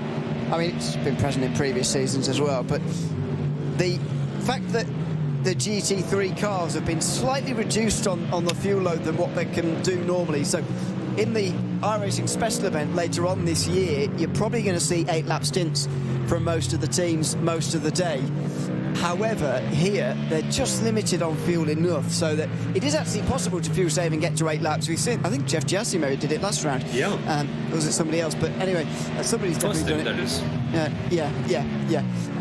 It has been possible, but the general consensus has been to push and go for 7 laps. What that means in a race that I think we worked out is about 23 laps each time, means that you sort of, or, you know, around that 23, 24 laps, you have to do 3 pit stops as opposed to the usual 2 over the course of a 3-hour race.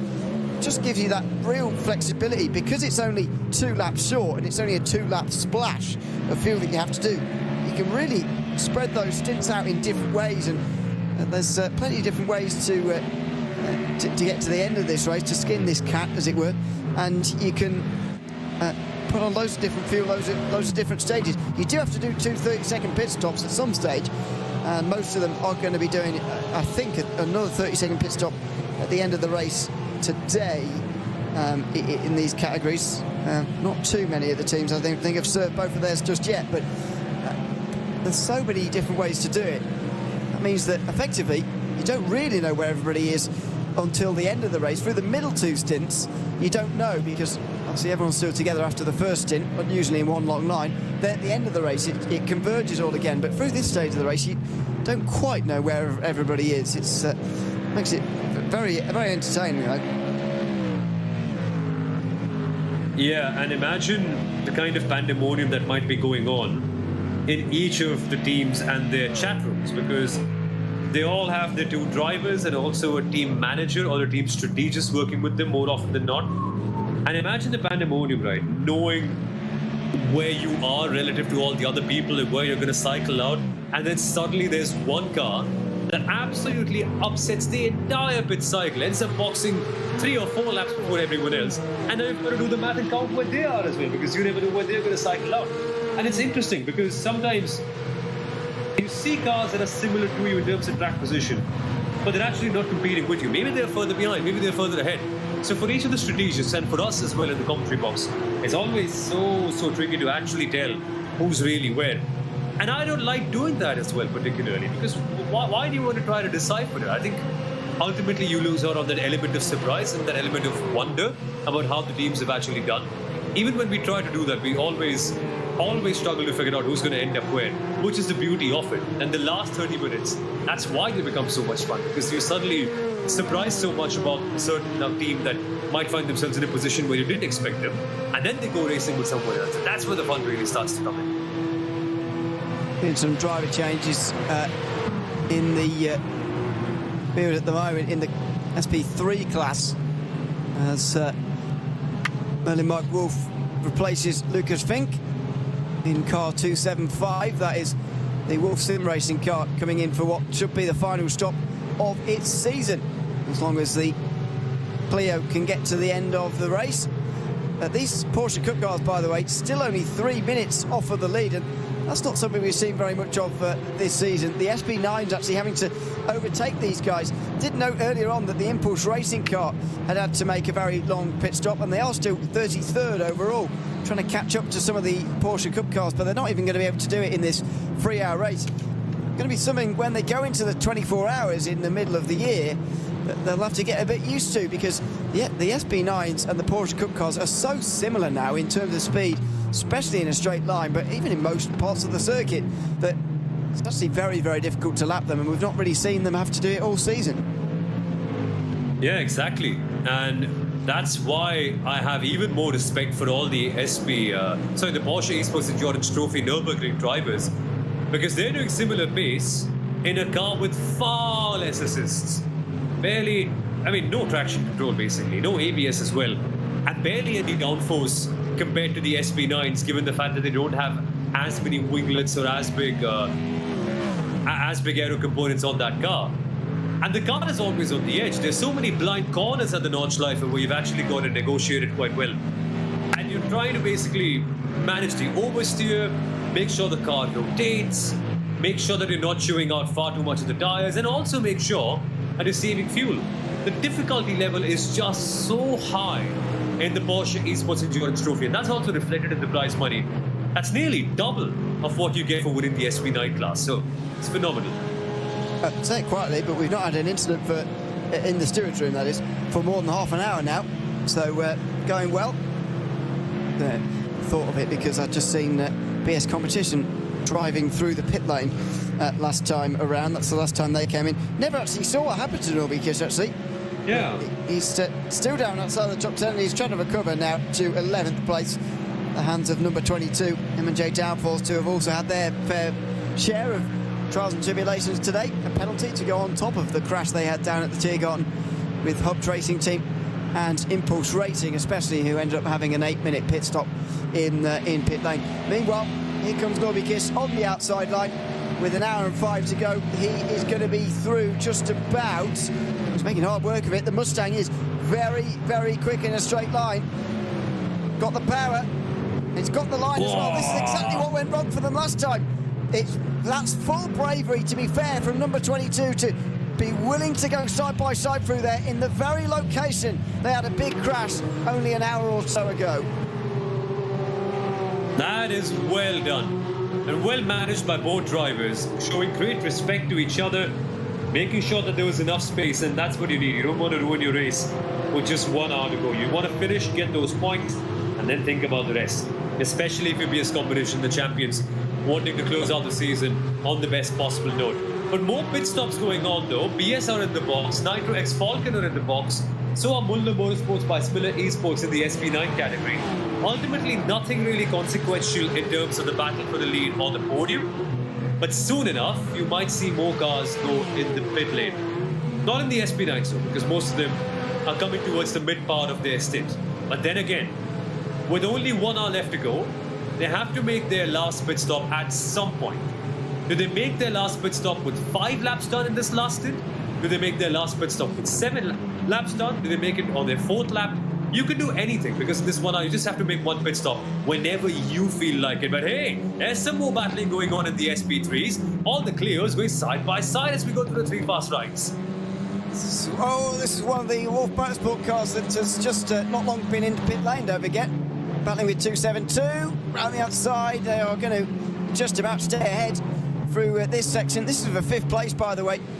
Wolf Motorsport and Stubb Cushions AC Main are on the same strategy here. I think they're going to the end of the race, but they might not be. Race Sim Zone certainly are not. They have been out for a few laps longer, and if they have all got a pit stop left, then their pit stop's going to be a lot longer. So not too much to worry about with them, really.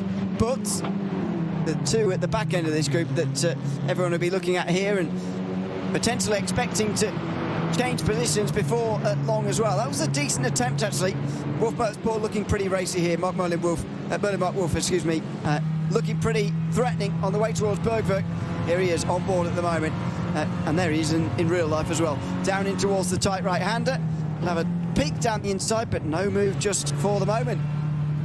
And look at how much they're lifting, actually. Just heading into the corner, I was surprised to see how much they lift off the throttle to save fuel. And that's a big, big thing in the Clios, as we get a salute from as well.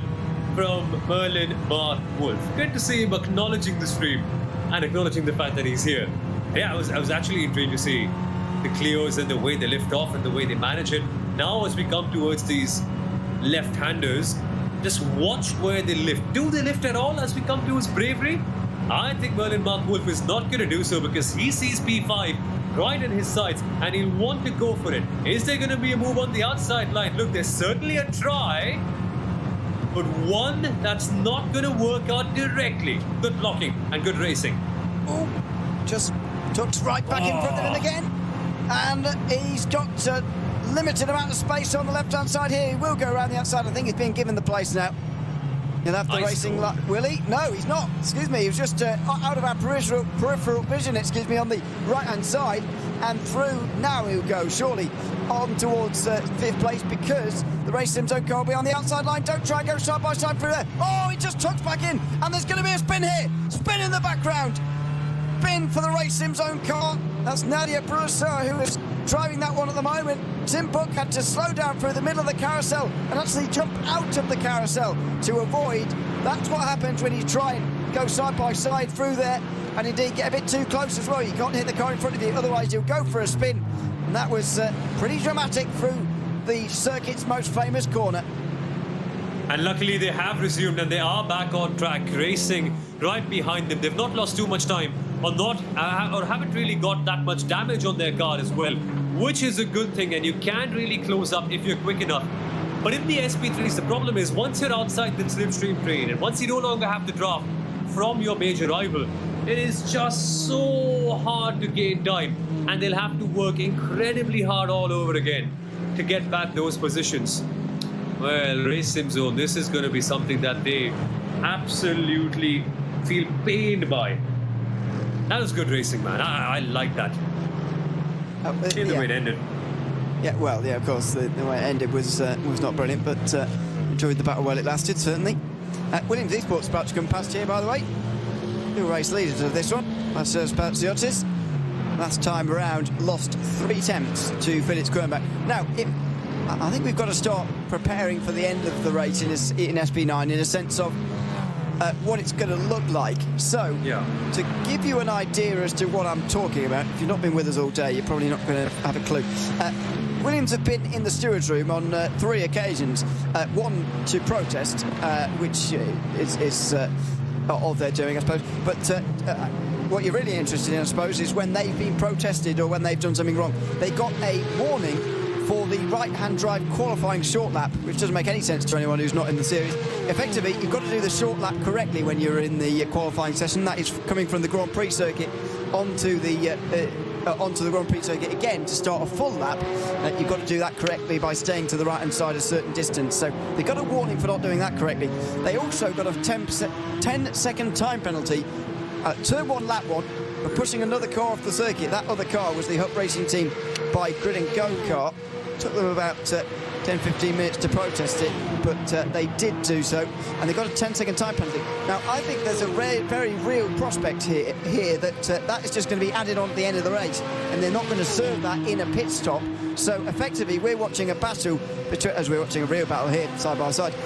We're watching effectively a battle between Vasilios Petsiotis and Felix Kronbach to see what the gap's going to be at the end of the race. At the moment, it's 8.5, which I believe would give Marler the win. If he goes above 10, I think Williams would get the win.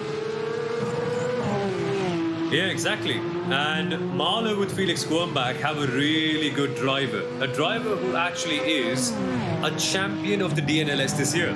That's right. Felix Kronbach actually was driving with Nobby Kish for all of the 3 rounds before this one. And they ended up winning the championship for BS competition in this very SP9 class. So there's pedigree, clearly. And yes, we have seen Williams be on another level altogether today. They have been phenomenal. They've been closing up. They've been actually increasing their gap at the very top so well. But even then, Kronbach versus Valenciosas in a 1v1, same strategy, no variations, nothing different towards the last end of the race. Yeah, can't be in for that. That is proper box office stuff.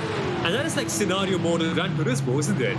To win the champion, or so rather to win the race, you've got to make sure that you have a gap of greater than 10 seconds. And that is the challenge posed to Williams Esports right now. Man, I'm still thinking, how has the season gone so messy for Williams? These are things where, these are races where they should dominate. Like they should have won, they should win this race as it stands in terms of their raw pace. They should have won last time out as well. And a couple of races before that, had they not had a couple of drive-through penalties, they would have been second or first maybe, instead of being third. So, I don't know, there's a great deal of sorrow in my heart, knowing that a team that's this fast and has this great drivers and this great organization is just not able to seal the deal. And I can't wait to see what they do next year without these procedural errors. This is the Door Esports SB10 that's about to be overtaken by a few Porsche Cup cars at the moment. John Ellen currently at the wheel of that one. Now, he is 5th place and about 10 seconds behind the Apex Racing team. We're just ahead of Vulcan Sim Race, behind Vulcan Sim Racing rather, and then Team Hoisingveld, then Grin and Go. They've made 2 stops, by the way. Team RC have made 2 stops, so that's why they're down to 8th place. Not turning into a good race for them at all, with just less than 57 minutes to go. There is X-Racer. They have been leading the race earlier on. Kalle Verter, who yet to make a 2nd pit stop of the day, though, as they try and chase down Dory Sports Academy. This is in SB9. Line GP chased down Huck Racing Team by Grin and Go, and a great performance from Line GP so far. They've not been in the top 7 throughout this season. They might be about to finish there now, though, because they've just come out the other side of a pit stop, and they're still only 6th in the field. And that is phenomenal to see. The Ferraris have been struggling in the world of GT3s on iRacing recently. I mean, we haven't really seen many of them make that much of an impact, even in the DNLS this year. But with the regulations, with the way it's all shaping up, with the fuel limitations that we've got, it does bring the cars closer to each other. And Lion GP have been in contention for a few top 5s here and there so far, but nothing really has materialized. So I find it great to see, from a personal standpoint, them racing so high up in this race right now. And even the Impulse car, right? Impulse Racing also are performing very well. Shame that they had that incident today. But they are proving that it is possible for these offbeat cars, like the Fords, like the Ferraris, to be in the mix, if not for the win, at least for a podium here and there. Would be a great result. It's worth noting as well, to be fair, that the Huck Racing team haven't finished on the top 7 yet either. As they've got that bit of damage on the front left at the moment. Not sure whether that's just from before or whether they have picked something extra up there. By the way, I'm just I'll get back to that. Let's have a look at this. The final pit stop of the season for the Porsche Esports Endurance Trophy Nürburgring, and Luca Kita stamps on the brakes right in front of everybody else there to slow down for the pit lane time just in time. Rafa Renhofer just in behind, then Gabriel Solomon. This is a huge pit stop in the context of this race. And it's so interesting that all of them have boxed at the same time. There is no variation, there is no volatility, there are no surprises. It's a flat finish till the very end, unless there are some differences in their pit stop timing. Has someone saved more fuel than the other ones? Has someone been able to shave off a little bit more time in this pit stop that can give them track position and the advantage in the final stint of this race? Share a 117 are in the pits, Share a 116 are in the pits, so are Apex, so are Coanda, and so are Alone Fritzen Racing. Nobody in the AM category has boxed yet. They are coming to the end of their stint, and we can expect them to go in the pit lane right about now as we see the Avia WNSE motorsport car fight with the Austrian trim racers. Remember, this really matters because the higher up you finish, the greater your chances are to get a better result on countback to decide the AM championship. And as it stands, the Avia WNSE motorsport currently leading, and they will be cycling down in the pit lane right now. But pit stops are coming to an end. 1 minute stops for all of the teams. Not really any differences in terms of their strategies. It's the Scherer Esports 116 that's first. But in second, you win. It is not Apex, it is Coanda. And that's probably down to a 3-second increase in their pit lane time compared to Coanda. That's the margin. That's how close they've been to each other throughout this entire race. Yeah, so Scherer, well, actually, on top of all that, though, the Alone Fritzen Racing car only did 39 seconds in the box, so they've clearly not changed tyres at all in the 138. So Simone Maria Marcheno has got quite a stint coming up, getting into that car with actually no tyres underneath him anymore, which is going to be interesting. Scherer Esports then are next. Luca Alpert now in that car. Sean Terre is at the wheel of the Coanda car. Lewis Balecki has gotten to the wheel of the Apex car. That is really all you need to know about, but it's 3 seconds between 116 for Luca Alpert and the other two. That's a big advantage for the series leaders, and they effectively now know exactly what they need to do. Chase down Simone Maria Marcheno, pass him before the end of this race, and they have taken the clean sweep this season. Yeah, had this been a slightly smaller circuit, say like a Zolder or something else, that would have been harder because Simone can hold off this line. But it's the Notchleifer. If you've not got tyres here around all the fast sections, there is no chance and you'll be able to hold on to that position that effectively. So it's an interesting strategy for Alone Fritzen. I don't know what they're targeting or what the intention behind this is. Normally they are quite daring and they can find their way out eventually, but this is going to be quite a task for Simone. And now, I'm just looking at the gaps, and I see Scherer 117 have a 3-second disadvantage to the Coanda Esports and the AMG, not the AMG, sorry, Force of Habit, the Apex Racing team in the Porsche Esports Endurance Trophy. Can they close it up? That's going to be the big story of it all, because the 117 is in a close fight with the Apex Racing team for second in that championship. The only real story in this title picture now is if the 117 can pass the Coanda and the Apex and maybe retake second in the Porsche Esports Endurance Trophy. 50 minutes to go. It's a tough challenge, but one that we'll be watching very keenly. Certainly will. And on this class to the end of the day. It's Vasseurs Peltios, by the way, starts his 6th lap of his stint. Might be due a pit stop at the end of it, this lap actually. Final pit stop of the season for Williams and Mahler. And we'll see whether that penalty is going to be served actually on pit lane or whether we're going to just be watching a gap between the two and whether it will be above 10 seconds or below. This is Line GP versus M&J Downforce. We were just speaking about that Ferrari looking to pass the Hooks Racing team by grid and go-kart. Well, it might actually be going the other way here as Dennis Menz in the M&J Downforce number 22 comes back through the field after problems earlier on. He's putting the pressure now on that Ferrari. Past one of the SP3s through the first part of the Stefan Billerfest. Then to Schrabentrans. They go past another without affecting them too much. This number 22 car is looking strong and looking for a way through before the end of this lap by the looks of it as well. And the Ferrari has a bit of a moment. It slightly got on the curbs and lost its footing there, which means the entry into the final couple of corners before the Dottinger Höhe is not going to be as good as they wanted it to be. And look at the Mustang. It is right in the background in perfect slipstream territory. Maybe we might just see them get past at the mid part of the Dottinger Herd that early, and that Mustang is fast in a straight line, as we're going to learn right about now. Here it is. A little bit bigger shape-wise than the Ferrari, but it's got a more powerful engine, and it should move through here. You've got to time it right on the Dottinger. It's so long.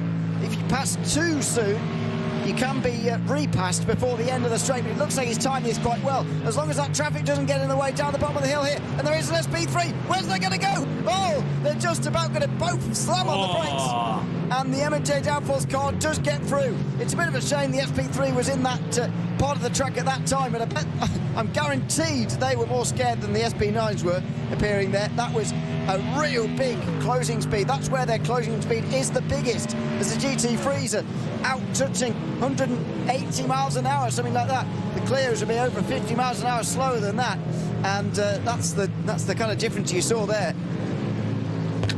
50 miles per hour slower and still on the ragged edge with barely any downforce. That's how crazy it must have been.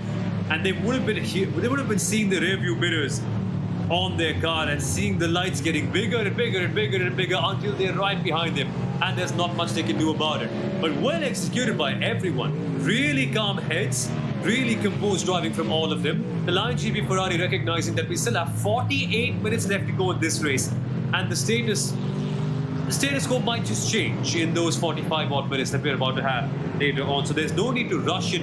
There's no need to force the issue right now.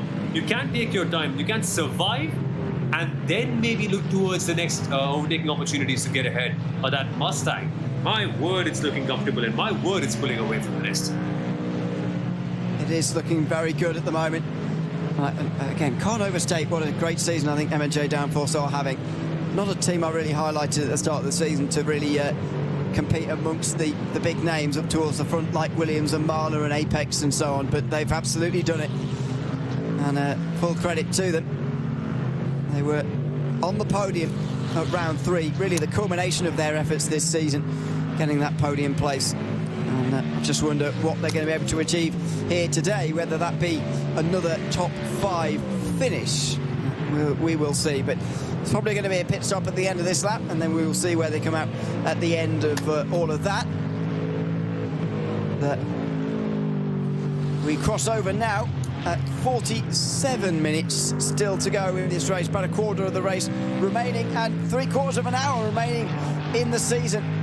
At the moment, the championship battles seem to be settled, with the Apex Racing team currently scoring 8 points in SP10 to SimRC's 4.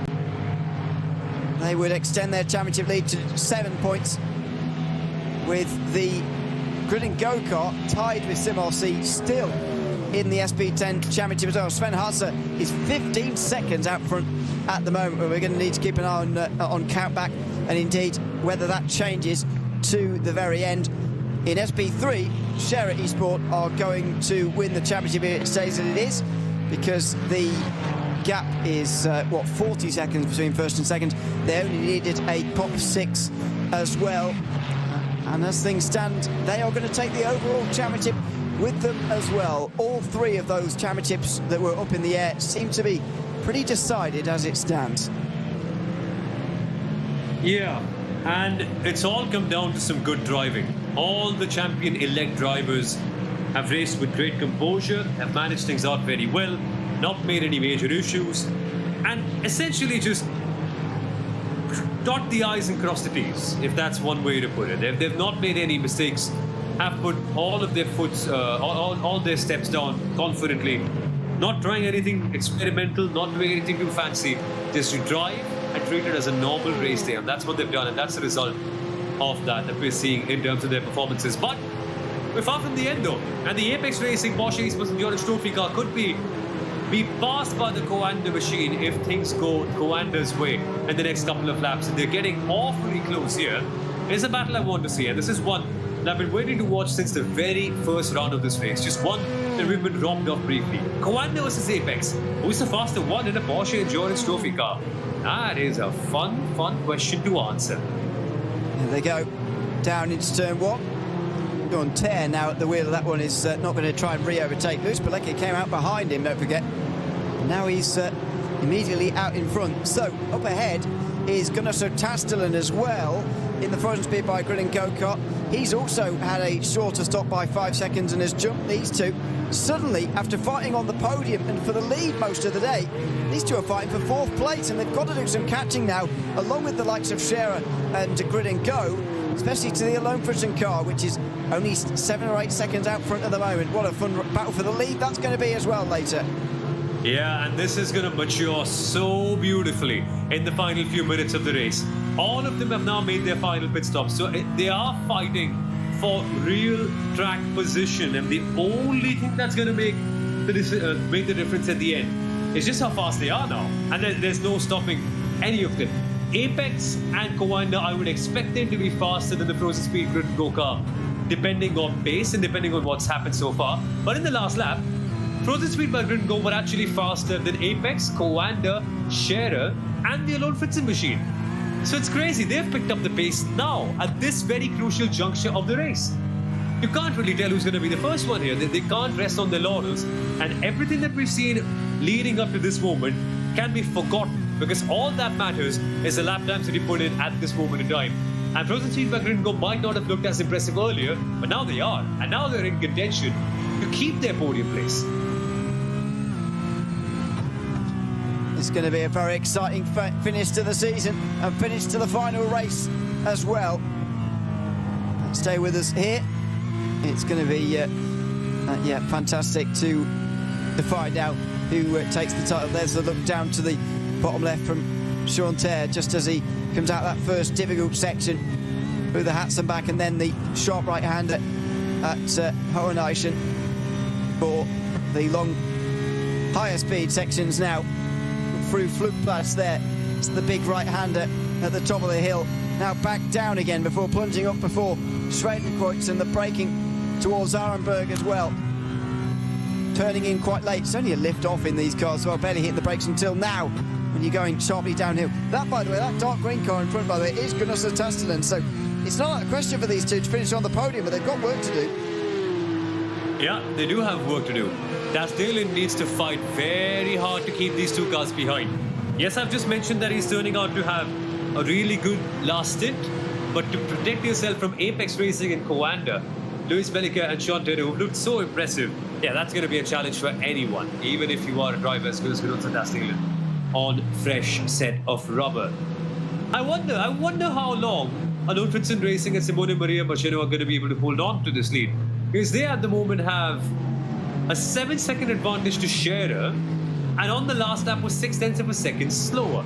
42 minutes left in this race, and surely that disadvantage is going to get even bigger lap by lap. I don't think Alone Fritzen are really looking at the race win. Maybe the place that they're fighting for is a place on the podium, and that could well be a legitimate affair if Frozen Speed by Grid and Go, Apex and Coanda are caught in a kerfuffle and end up losing time to each other. Yeah, it's all possible late on here as the battles in SP10 continue, by the way. This is for one of the latter positions, though. X-Racer versus Nürburgring Esports. Further down, Allsport and their Porsche Esports Endurance Trophy Nürburgring car has been in the pit lane for a very long time. They seem to be out of the race. We haven't spotted either that BS Competition are out of the running either. Ruben Bonga, Team Nitro Falcon Cup, retired quite a long time ago now, so unfortunately we're seeing quite a few retirements towards the end, but actually this season it's been pretty good for a lack of retirements, which has been very good. Managed to get most of these cars to at the end of most of the races. For SP10 that hasn't really done a whole lot. PS Competition weren't towards the front anyway. It's an SP9. There are some pit stops here for Huck's Racing Team by Grid and Go and M&J Downforce. Final stops of the season going on down there.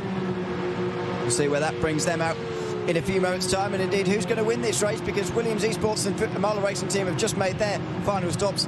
Sammy Trogan gets at the wheel for that run to the flag in number 5. Doesn't seem that they served their penalty either, so they need to be 10 seconds in front of the Marler Racing team. As far as we know, to win this race, it's going to be a bit of a time trial from here to the finish between Williams Esports and the Marler Racing team. Stay with us here in the Digital Nürburgring Langstrecken-Serie. You're watching the final round of the 2024-25 season, and the final 40 minutes of the Busan 3-hour race is coming up in a few moments' time.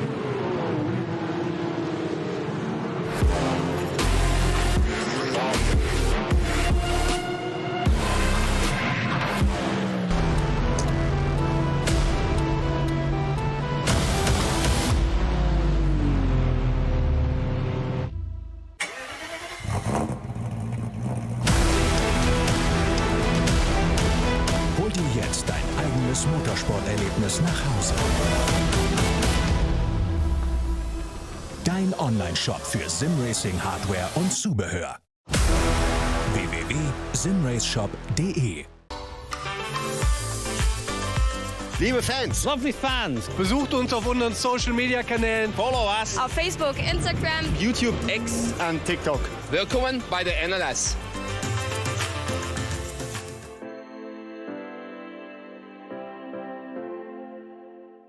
Was ist ein X?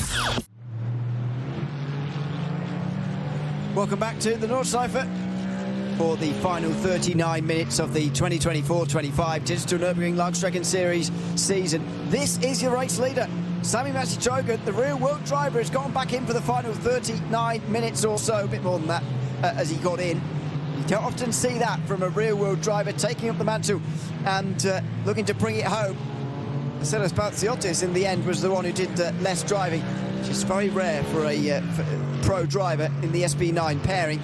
Felix Kruenbach 5.7 seconds behind at the moment and looking to keep it there, because if it stays there, Sumo, as far as we know, they are going to win this race with the 10-second time penalty attached to Williams Esports at the moment. And it'll be redemption at last for Williams, who've had a topsy-turvy season. And honestly, I think they have an ace up their sleeve, because if there's any driver in the world I'd like to have for the last hour of a Nürburgring Endurance Series race, to push extremely hard, to extract maximum pace and make sure that I can get that win in the bag, I'd choose nobody else apart from Sami Trogan. Yeah, maybe Nobikish, maybe a couple of other drivers here and there, Ryan Barneveld or Felix Kruenbach, but Sami Trogan is a cheat code, seriously, especially when he's given track position and clear air. Yes, Marler Racing and Felix Kruenbach have closed up that gap by quite a fair bit, but having Sami in that machine is something that's really helpful, and especially after him having done a stint in the early part of this race. So he knows what the car is feeling like today. He knows what the momentum is like and what the track conditions and temperatures are also like, so he can go flat out and push for it. They've only got a shorter stop, so I'm not sure if they've taken all four wheels. But yeah, Trogan, Kruenbach, one-on-one against each other, 5.5 seconds between them, and for Williams to win that gap has to be 10 seconds. With 37 minutes to go, I think it's a battle royale till the very finish. It certainly is going to be.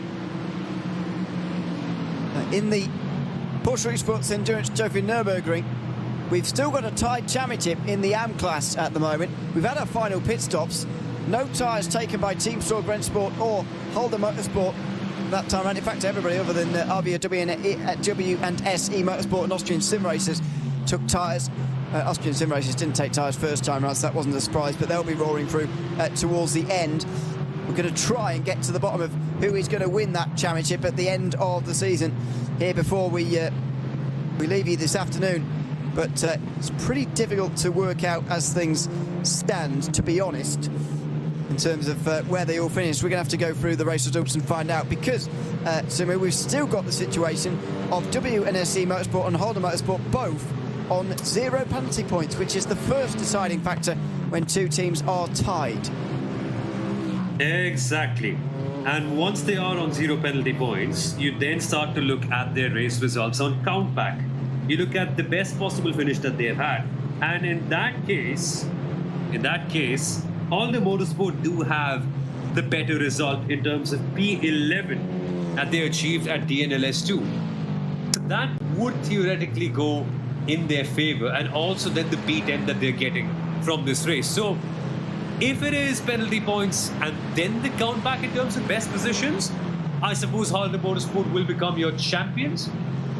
But then, SRS Team Shock Rennsport, if they can climb a couple of positions, get their way into P7, that'll completely change the dynamic of it all. Certainly will. But also, that does leave a bit of wiggle room for them to not even get a top 7, but still change the outcome, as far as I can tell. Do I go on? Yeah, exactly. That's a real possibility.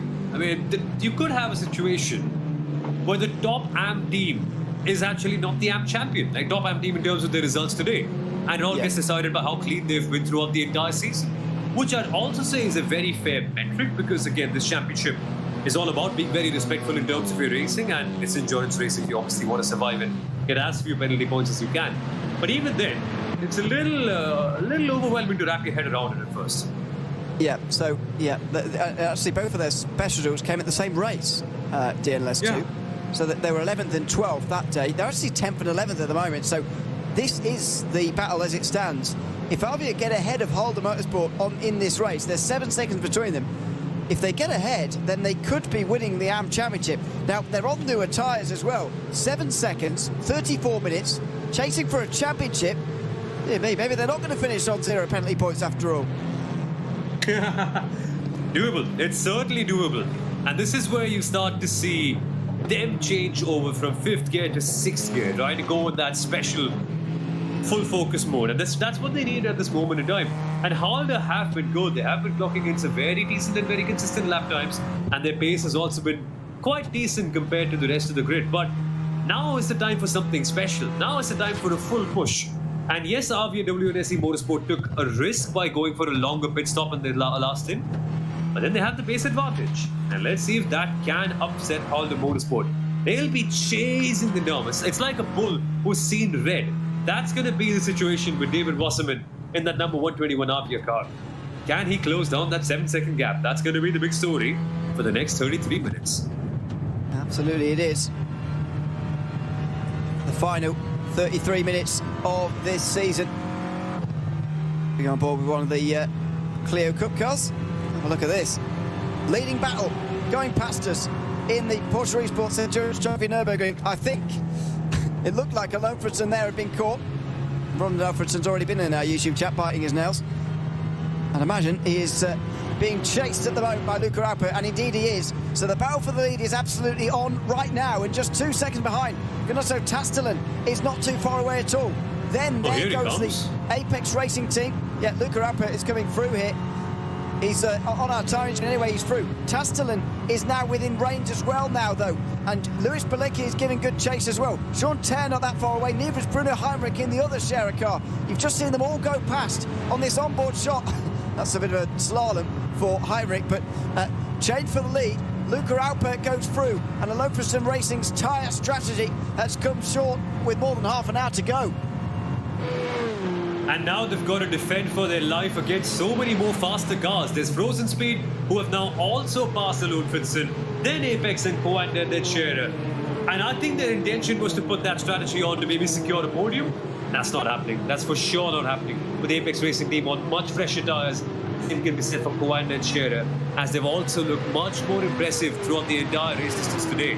So that gamble for the Alonfredson Racing, if that really was the intention to stay on the podium, I don't think it's worked according to plan.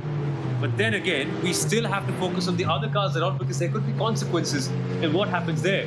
Like the Scherer Esports 117, they are closer than they've ever been to this Coanda and Apex Racing pack. They at one point were 3-5 seconds behind them. Now, Bruno Heinrich in the number 117 Scherer Esports car is just 1.5 seconds behind Coanda Esports. Now 2 seconds. Look at this though. Frozen Speed didn't go. They're making contact. My word, that's getting scary. Oh, dear me, that was close for Marciano as well. In the Alonfredson car. I just don't think this tyre gamble has worked out, I should say. I think it was a step too far.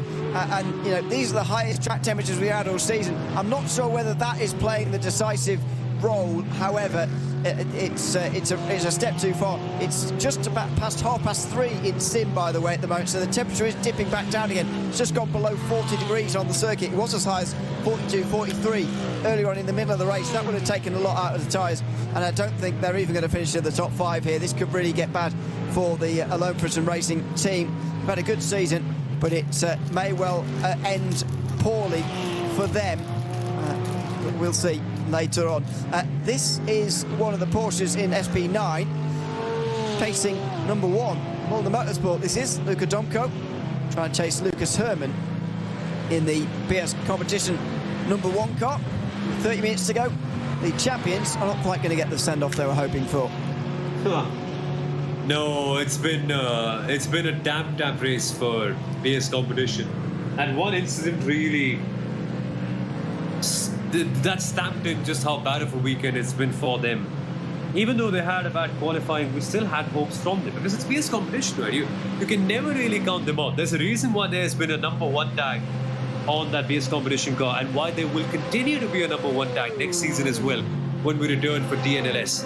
But still, you are allowed 1 bad round out of 4. And if that 1 bad round comes in after you've won the championship, sure, that's perfect. But here comes Apex Racing, around the outside of Tiergarten, with the fresher rubber, are able to get the jump on the Lone Racing and Simone Maria Martino. It is not even a competition. And Apex back into the top 3. And I get a feeling there will be some more positions for them to lose if you're Lone Racing. Next up is Coanda. Yeah, exactly. There is the Coanda car and Scherer not too far away from them either. I totally understand why they went for the gamble, but it's not paid off for them. It's not really close to paying off for them either. There's still 4 laps to go. Yeah, there's 4 laps to go for the lead, so it might be 5 for these cars. Yeah. It'll be a very long way to go yet. Yeah, there will be 5, I think. So this car is going to be struggling for the majority, I would say. The battle for the lead is also on between Scherer and Frozen Speed. That's Luca Alpert versus Gunnar Tastelen.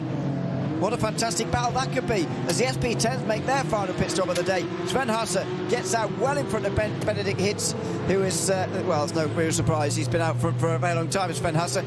Peter Berryman still third, ahead of John Allen, and then Contact Guine at the end of the train. Unfortunately, the SP10 Championship battle hasn't quite transpired into the fireworks we were hoping for. It looks like Apex are going to hold on for the win. And a well-deserved one, that. Good driving, not making any errors, very clean, very secure, while the others and their rivals have been making it a few errors here and there that have compromised their entire season. They've been perfectly clean, and you've got to appreciate that. Ultimately, a lot of it is down to managing a race very well, and even though Apex haven't quite been the standout team today in terms of their driving or race management, because honestly, I've been so impressed by the way Grid & Go have been dominating this race.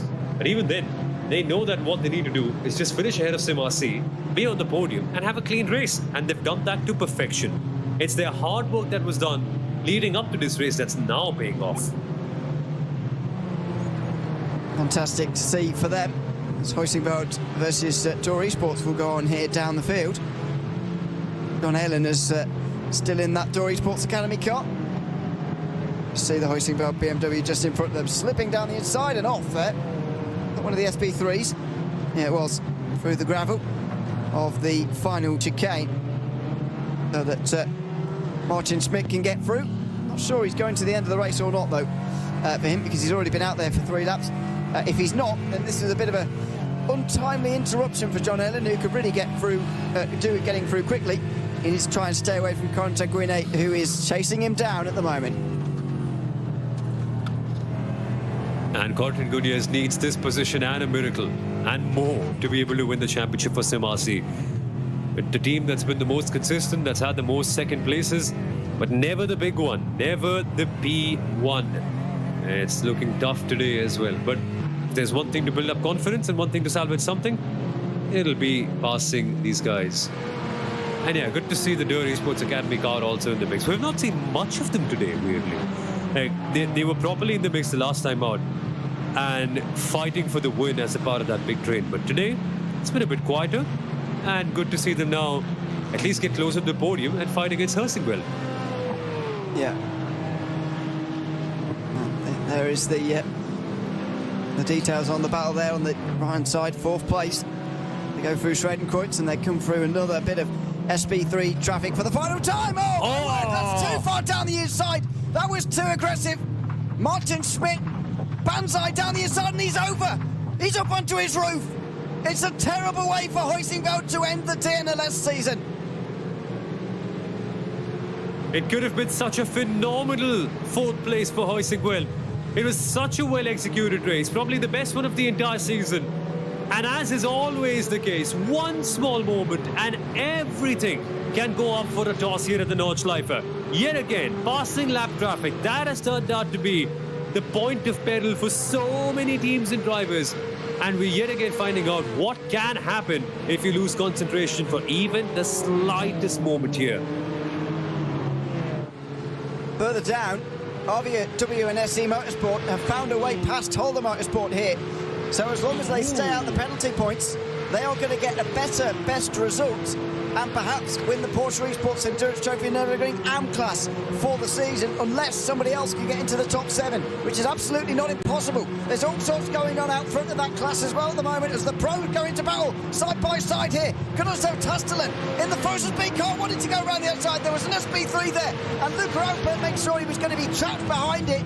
That was the Smilia Esports Cup car, Clio Cup car that is, and Tastelen had to back out of his move at the critical moment here. 4 laps to go for these guys, still even at the line. And they're fighting for the win. There's no difference in strategy. There's no extra pit stop coming up. There's no more fuel saving to be done. It's all a flat push to the very end. And Tastelen can smell blood. He nearly had the number 116 Scherer Esports car. And look at what Luca Alpert is fighting for. He's fighting for creating a legacy. His battle is against himself to make sure that they can get 4 straight wins. And here's what happened with the Huizenveld car. Just a dive bomb, or as the German commentators called it the last time out, a torpedo. Yeah, that's more like it. Dear, oh dear. Not a normal thing to see, actually. I think the way that the car made contact with the wall was helping it to go over, if you like. And unfortunately, they've ended up in the gravel and down and out. That is Gunnarsson Tastelen. Got some trophies in the background. Really do with the light on there. Never mind. He's still second, just in behind Luca Alpert. How is he going to approach this? There's a long way to go in this battle just yet. No point in rushing into any move, but he's done the key thing here. He's got into the slipstream, and that is absolutely crucial. And a lot of it is also down to timing, isn't it? Because we've seen that you want to be the car behind on the very last lap because you can get a great slipstream advantage and then basically checkmate your rival because they don't have any time to go past you. But then again, that's something that your opposition knows too. And then you could have kind of like a DRS game like we see in Formula 1 where nobody wants to be the car up ahead. And that is something that can be very chaotic to manage over the course of the last few minutes. So where do you want to be? You really want to have the slipstream advantage in that final couple of laps. And let's see which one of these drivers actually have it, because looking at raw pace and momentum, it's going to be tough for the 116 Scherer to actually keep Gunnarsson Tastelen behind. He's just too good. Through Gavin-Kopf they go. Absolutely on the ragged edge out there. Just slightly clipping the grass on the outside of that corner. On the run now, down the straight they go. He is gaining all the time. Scherer Esports under real pressure. Their 100% record under threat here. From a Grid and Go team who have only been on the podium once and have been outside the top 7 on all other occasions. They're rocketing into the picture now, and there's the lift off. Well, Tastelen decides that now is not the moment. 21 minutes to go. I want to be in second place just for now. He doesn't want to lead the field. And that is a big statement because that tells us exactly what he's thinking. He's thinking that there's no reason or no advantage to go out ahead as of now. Track position doesn't matter 20 minutes from the end. It matters when the checkered flag is down, and we still have a lot of time left to go for that. 3 laps for the SB9s, which means it could be 4 laps for the Porsche Esports Endurance Trophy machines, which means that there's still a lot of time, nearly half an hour for these guys to go racing. And there's no real reason to be first, because if you're first, A, you can't save enough fuel. B, you're always under the threat of being slipstreamed and passed by the car behind. And C, you lose out on that advantage that you could have instead. So you ideally want to be the car in second on that last lap and then seal that move. You just really want to checkmate your opponents and not give them one chance to pass. And hey, while they are fighting, Apex are actually clocking in some pretty decent lap times. In 8 minute 8, they need to go a little bit faster. That 3-second gap can come down if they keep on bump drafting each other and keep on slowing each other down. And this could suddenly become a 3-way fight, if not a 2-way fight for the win. Yeah, or more, actually. Or more, yeah. There are more after that. In fourth place at the moment is Coanda Esports. Don't think Share Esport 117 are quite going to get there. Bruno Heinrich is stuck behind Simone Maria Marcheno at the moment. And they are nearly 10 seconds behind these guys, so it would take a monumental battle for them to catch up, but I'm not putting out the question for the moment. 20 minutes still to go. Williams Esports are coming in towards the final corners at the moment. Or the final sector, I should say, not really the final corners. They are only 3.2 seconds in front now of the Marlon Racing team. Felix Kruenbach is still closing, no matter whether he's chasing Sami Matti-Trogan or Vassilis Belziotis. The Marlon Racing team are catching. I think, and we still think, that it means they are going to take the race win when that time penalty for the Williams Esports car is applied. Yeah, and that is going to give them such great relief, but they still can't let off, because as we have seen just a few moments ago in the SP10 class, you lose concentration for 1 minute and have a small moment with a lap car, and it could all unravel in a matter of seconds. So Felix Kruenbach needs to stay composed now, and you have to raise your hand and say, man, Felix Kruenbach has done an incredible job, because when this thing began, I remember him being 8 seconds behind Sami Matti-Trogan and the Williams Esports car. Now, he's just 3.3 seconds behind, which is quite something. So, what a stint from Mahler. What driving for Felix Kruenbach. Drive-through penalty for the Falcon Sim Racing Team SP10 car. They're causing a collision with the PB Performance Porsche Esports Endurance Trophy Nürburgring car as well. Though, that is the first penalty awarded since lap 3, I think. Yeah, it is. Goodness me. There have been investigations since then.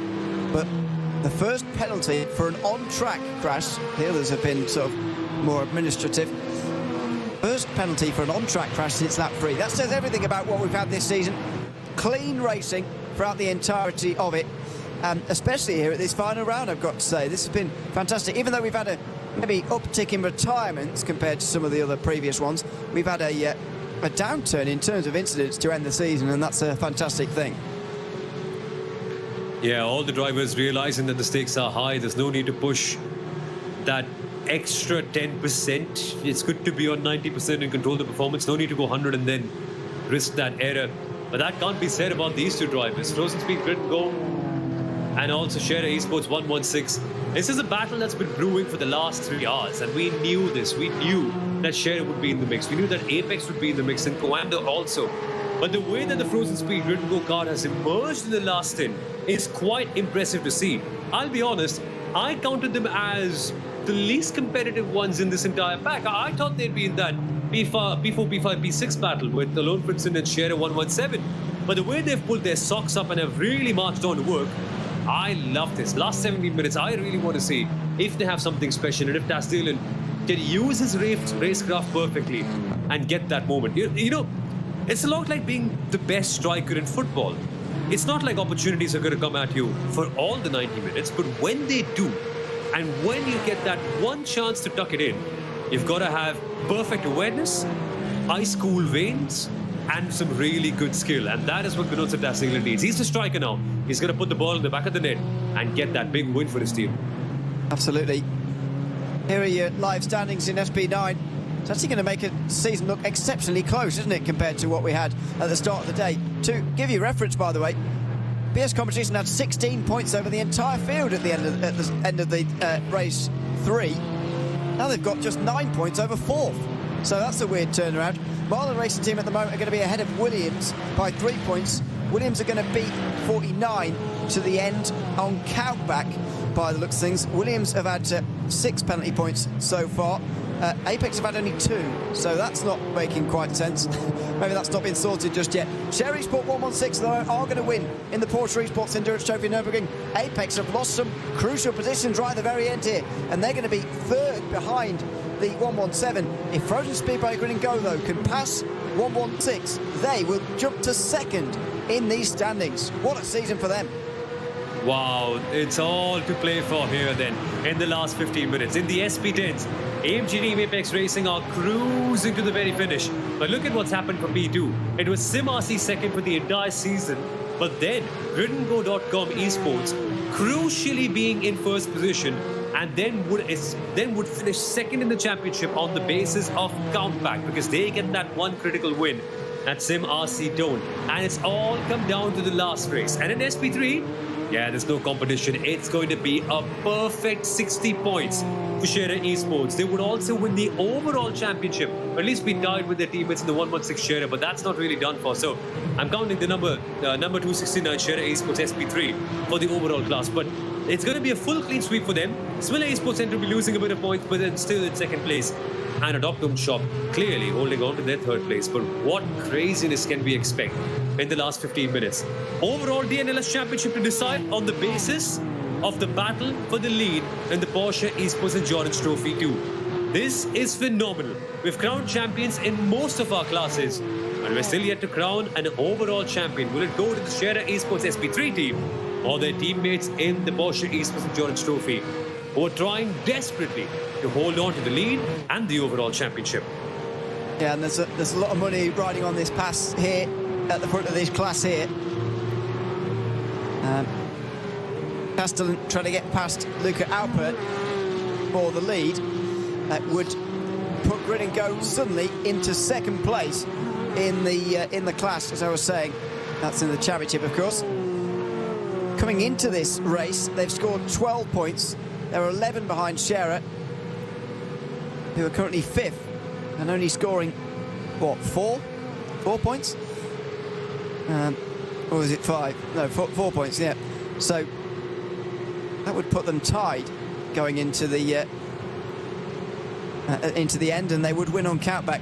Much like Grid and Go are in 2nd on countback because they're winning this race, they would, in SP10, they would do the same in that class as well. Meanwhile, side-by-side in SP3 for 4th place between Thomas Senga Sim Racing and Wolf Motorsport Sim Racing, right around the outside through the mud curve. Don't see that too often. Wolf Motorsport have been on the attack very often, though, throughout this race. They are over a minute behind the car in front and a podium place, so 4th place is all these two can fight for. And they're fighting for it with all their heart.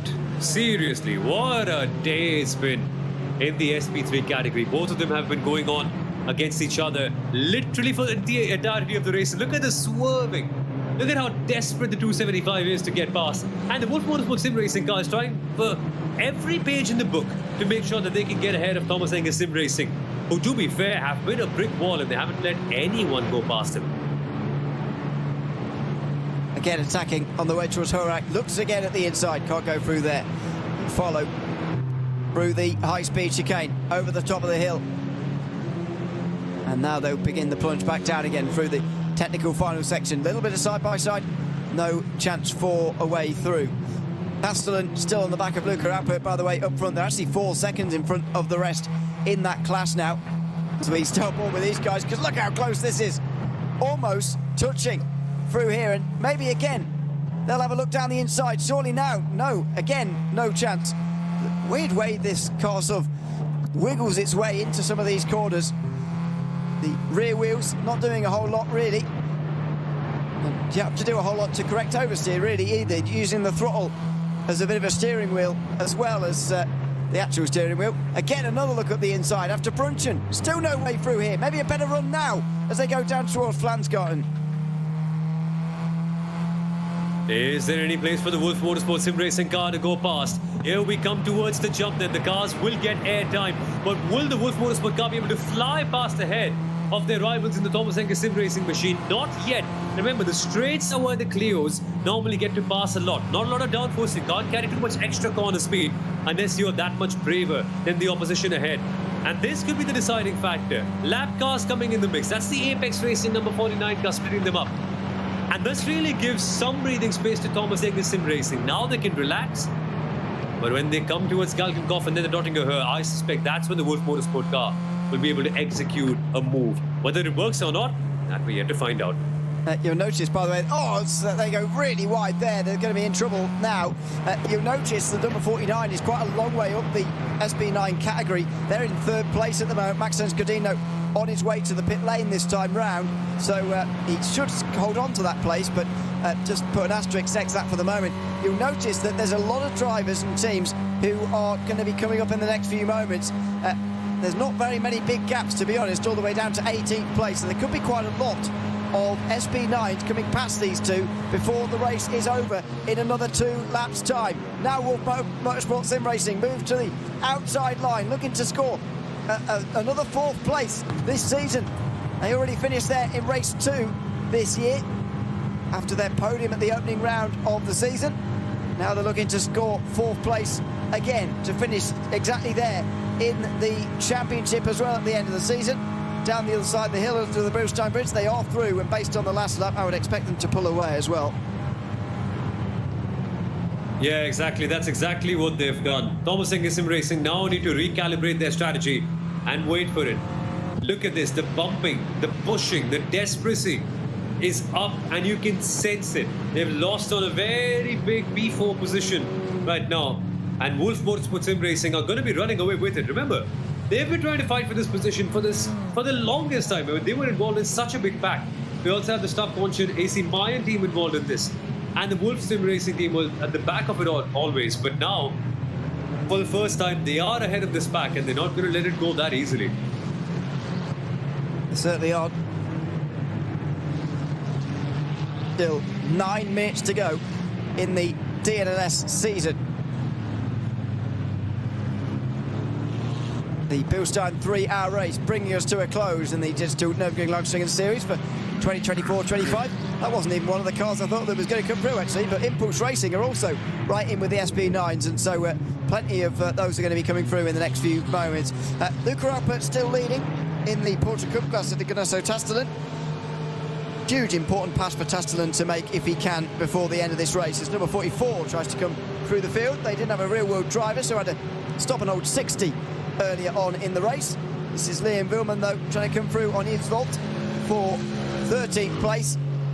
Looks like Falcon Sim Racing are indeed going to manage that. A real fall from the heights of where they were at the beginning of this race, but they were never going to be up towards the front anyway with no real-world driver. Yeah, exactly. And that is something that you need to adhere to as a part of the regulations. But now that that's out of the way, now that we're just seeing them battle against each other, maybe we can relish this for the last few moments. And it's been impressive to see Liberty Esports. I mean, if only they had a good race and no penalty with that. But yeah, we want to see more of them. But are they going to make a move on the inside? Not particularly this time. Going towards turn 1. Imagine that Falcon will be able to get away now in these next few laps, but we'll see. Through the Mercedes arena they now go for the penultimate lap of their race. It's going to be another 22 lap race. I can't, no, 23 again, isn't it? As always. Yeah, so Chogan just having completed 21 laps now. He will be on to 22 shortly. Only 3 seconds out of Felix Kronbach, as far as we're aware. Still puts Marla Racing Team in the prime position here, and it would put them into second place in the championship as well. Williams would be on 29 points behind Marla on 40. So 29 for Williams. Apex at the moment would be on 8 more. It would be 33. So at the moment it would be BS Competition followed by Marla, then Williams, then then Apex, then Williams, excuse me. So top 4 as you'd expect, really. But don't forget, Marla and Apex came in today tied on points, and Apex are going to be disappointed to let this one go. Yeah, it could have been much, much better for them.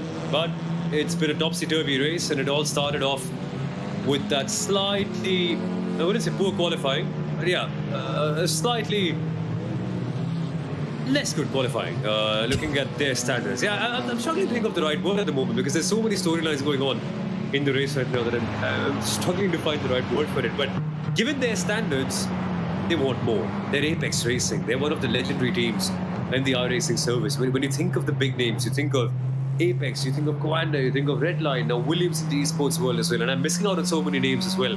But you think of these big names, and when you think of them, you always think of victory. You're not thinking of P3s or P4s.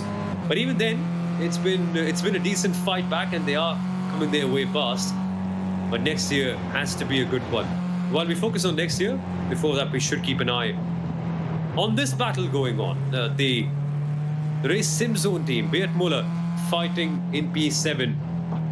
And while everything dies down, you can always bet that the SP3s will have some sort of battle going on because they never leave each other. They're good people at heart. They have certainly had lots of battles so far. Live GP firing down the inside, scaring me slightly. He's got a bit of an audience, hasn't he? In the background here, Muller.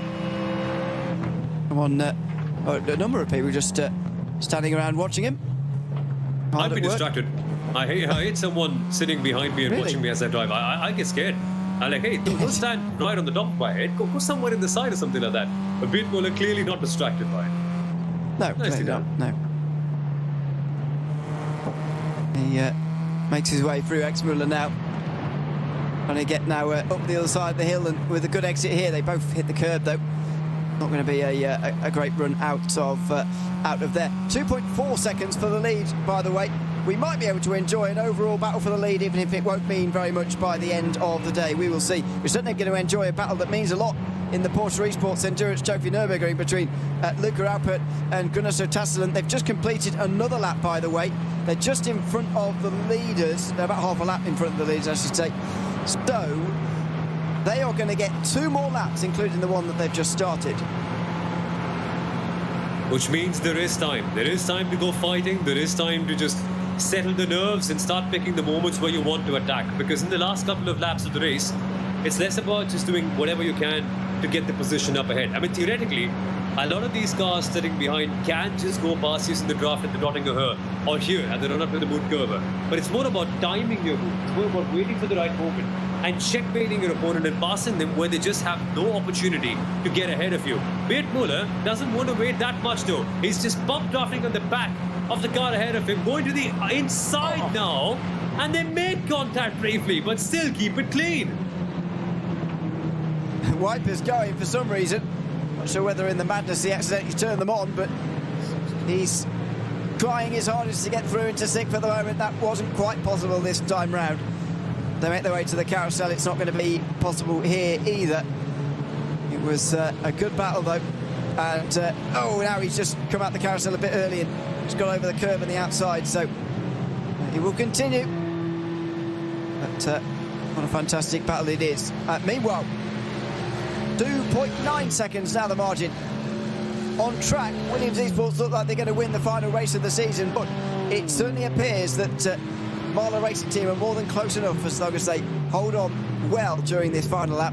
Looks like they're going to hang on for a final race victory and a second place in the championship to go with it as well. So PS competition first, Marlow Racing Team second. What a great season for that outfit. Exactly. And this race was so important for them. They particularly brought in Felix going back into the Marlow Racing Team because they wanted to secure that second place for the team. They had a good driver lineup otherwise. I mean, lots of really top drivers have raced for Marlow this year. But then they said, if there's one last chance to secure this position, let's just give it our best shot. And Felix Gombach has been the best shot so far. The way he's driven, I think down 6 seconds in that last stint of the race on a driver like Sami Matti-Trogen. Honestly, that is so impressive because Sami Matti is one of the stars of this championship, not just this year, but for the last 4 or 5 seasons. And put him in any car, any team, he will deliver. So for the Williams Esports team to lose out on a race win because of a small penalty to push out another driver, I think that sums up their season perfectly. Great potential. I think probably the fastest car all around. But just the small penalties here and there have really made their year tougher. But entertainment has been delivered on the other side by so many other cars. like the Lion GP Ferrari, who are now competing for P4 on merit, but the Hub Racing team by Grid&Go, David Bosca is P5. Must be the best result of the season for both of these teams, and I love that they're fighting right down to the very end. And there's nothing to hold back now. This is where you go all guns blazing and see what you can get. The Mustang, I suppose, waiting for their moment, and I wonder if they want to just pass on the last lap of the race and not now. It is the first top 5 for both of them, if they can hang on. But they're going to fight it out, see who's 4th and who's 5th. David Bosca has worked himself to the inside. Tino Husa couldn't quite close the margin, close the door quick enough. Down the hill, on the brakes. He's on the outside line, Husa, and he's just going to give the place up. Is he thinking, if I can give this up now, maybe I'll come back later, and maybe he's thinking about the end of the lap, but it does certainly look like this is going David Bosca's way. He's got the momentum with that Mustang at the moment. And it's going to be so hard to pass him. The Mustang is fast on a straight line. It's incredibly good. And yes, the Ferrari will have the draft advantage, which is exactly what you need on the last lap of the race to get past the Tiergarten. But passing a car using draft is one thing. If it's a Mustang, it becomes exponentially harder, as we are now going to find out in this other battle behind them as well. This must be... Isn't that the RC Car Shop Esports? Yeah, no. The number 28. I'm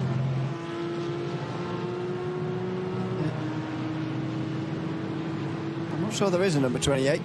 Yeah. I think they entered with the wrong number. That's what. I'm actually trying to figure out what's happening here, because clearly I remember one team entering with the wrong number. Yeah, there is. And it was a Ford. And that must be these folks itself, yeah. Yeah, RC Car Shop Esports is in the wrong number. There it is. Meanwhile, Yeah. this is one of the this is one of the Porsche Cup cars, sorry, but it's not the leading battle that we've sort of abandoned in the last few minutes. The battle for third is between Apex and Coanda's not that far away either, along with the leading one. It's between Falcon and Dor, a bit further down. Benedict Hitch versus John Allen, the last spot on the podium in SB10. We'll try and keep an eye on them as well, as we're on the final lap of the race, but I haven't seen Luca Alpert versus Ganasha Tastelin for a long time, but they are still 1 and 2. I'm happy to report. And it looks like there may be a leading battle between them right to the very end of the race. They're going to be the last class winner, I think, to cross the line. And so basically the last action that we see this season could be a leading battle in the Porsche Cup class. That'll sum up the entire season. That's one way to put it. It could be crazy, and we have seen this before. DNLS 2, the battle for the AMP category win.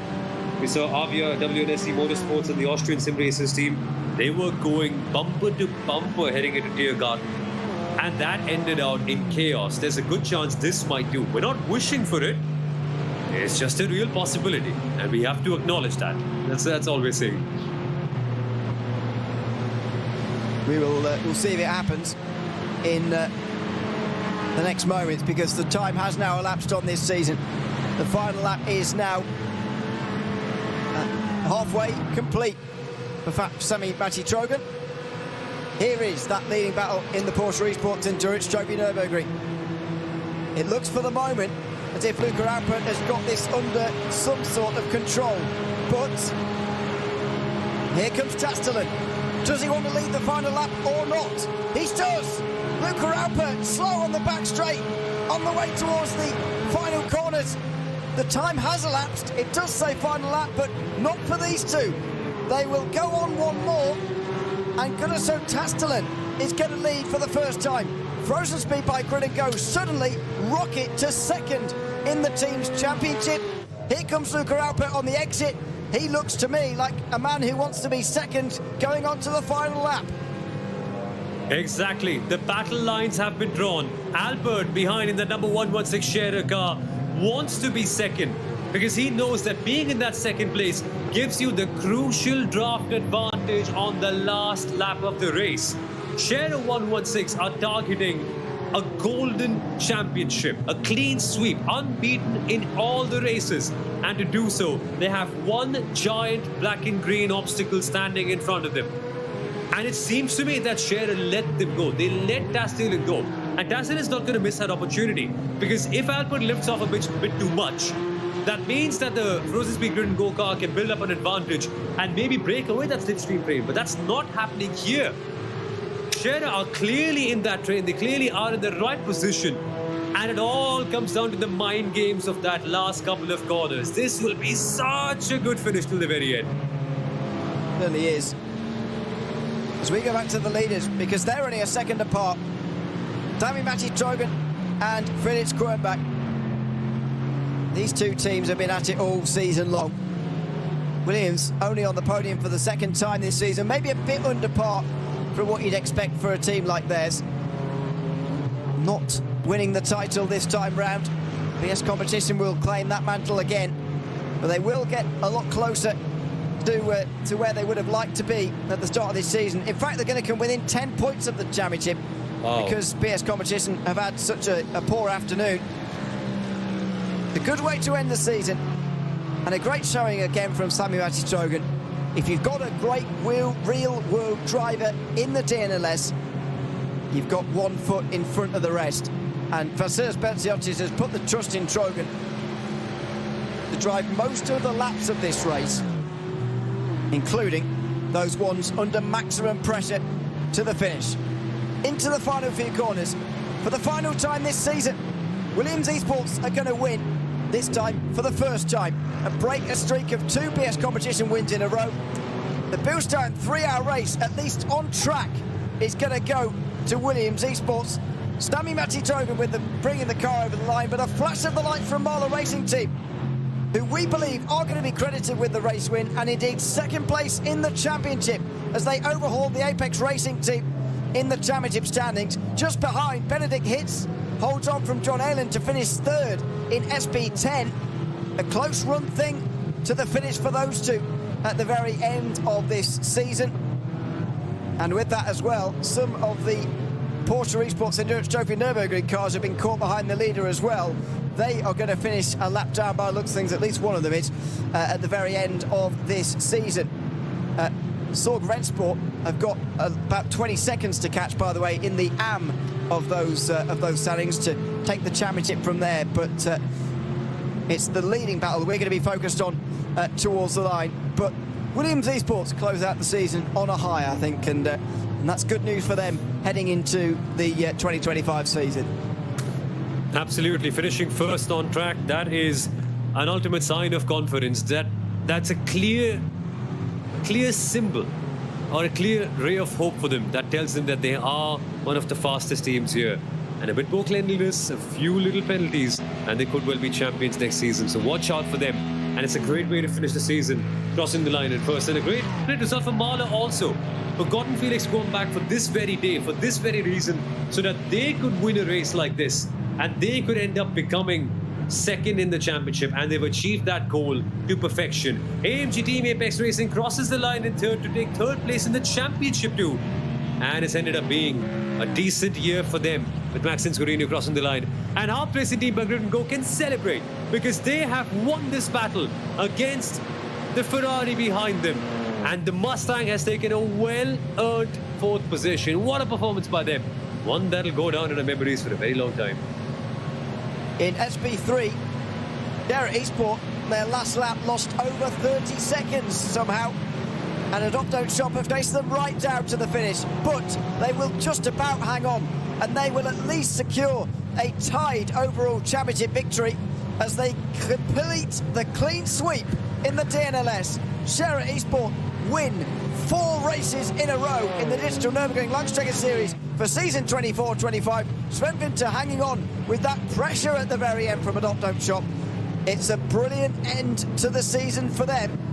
A great way to crown your SP3 championship with what's surely going to be an overall championship as well, unless their teammates can get in front of the Frozen Speed by Grid and Go team, and then maybe it will get even more complicated. But it's the end of the season for the pole promotion esports. They have crossed the line after a really tough year to finish in P14. Mulder Motorsports X Miller also, and M&J Downforce after serving their penalty for not having a real-world driver, finally crossed the line. And they can celebrate the end of a season, one where they've created so many great memories. And it's a phenomenal thing to see the Mustang do this sort of job. But yeah, what a year it was in the last 3 races. This one, not as good, unfortunately. So then, the Porsche Esports Endurance Trophy Nürburgring will be next over the line. And what a battle it's going to be between Luca Alpert and Gunnar Sotastanen, because Alpert's back through, back into the lead of the race. We have still got, after that, the top 2 in SB10 to cross the line, and a champion to crown as a result there as well. But here's the battle, and Alpert's turned it on. It looks like he went through, maybe at the muck curve, maybe somewhere else, but he's turned it on, he's got off. He's got off through the grass there just after Brunchen, and all that work he'd done to pass and indeed get away from Tastelen has gone out the window. They're nose to tail now, with barely minutes to go of their season. And what's the smartest option now? Do you stay where you are in P1, or do you let the... There it is. There it is. And that's the decision made. Scherer Esports clearly believe that there's more advantages in staying behind and attacking at the last corner at Tiergarten. That is a smart ploy. I think he's let him go because he knows the draft is just so powerful there. Again, remember this. Scherer have let the lead go. They're banking on that last lap. This could be a decision they regret, or one that ends up being an absolute masterpiece at the very end. Only a few more corners and the dotting of her, and we'll find out who's taking the win in the Porsche Esports Endurance Trophy. Can it be an undefeated season for Scherer? Invincible. They need one big move, and they could be invincible in DNLS this year. Was it a slowdown or was it tactical? We're about to find out. If Luca Alpert can't pass down the straight here, then I think we've got our answer. Here we go. On the dot to go, he's starting to gain. Right at the very end, he's timed this well. He has timed this well. You can't go through too soon, otherwise he'll slingshot straight back past again. Luca Alpert here. They move past one of the SB3s, who will have been surely offering up a bit of a draft to them. There's a bit of contact. Alpert's going to go through here. He's going to get clear. He's going to get clear in time for the Tiergarten. So Tastelen's going to have to throw it down the inside. Is he going to make a dive? He's going to get right to the back end of Luca Alpert here. Who's going to complete the clean sweep, is he? In the Porsche Esports Endurance Trophy Nürburgring. It's a run up towards the line. And it's going to be a side-by-side photo finish. Tastelen's coming. Oh, not quickly enough. Not quite quickly enough. Tastelen can't get there. Luca Alpert hangs on. And Scherer Esports complete a clean sweep in the Porsche Esports Endurance Trophy Nürburgring, as well as SB3. They clean sweep half of our categories, and they share the overall title in a dramatic finish for Luca Alpert, who just about hangs on from Gunnar Tastelen. What a finish for those two. And their bold gamble paid off.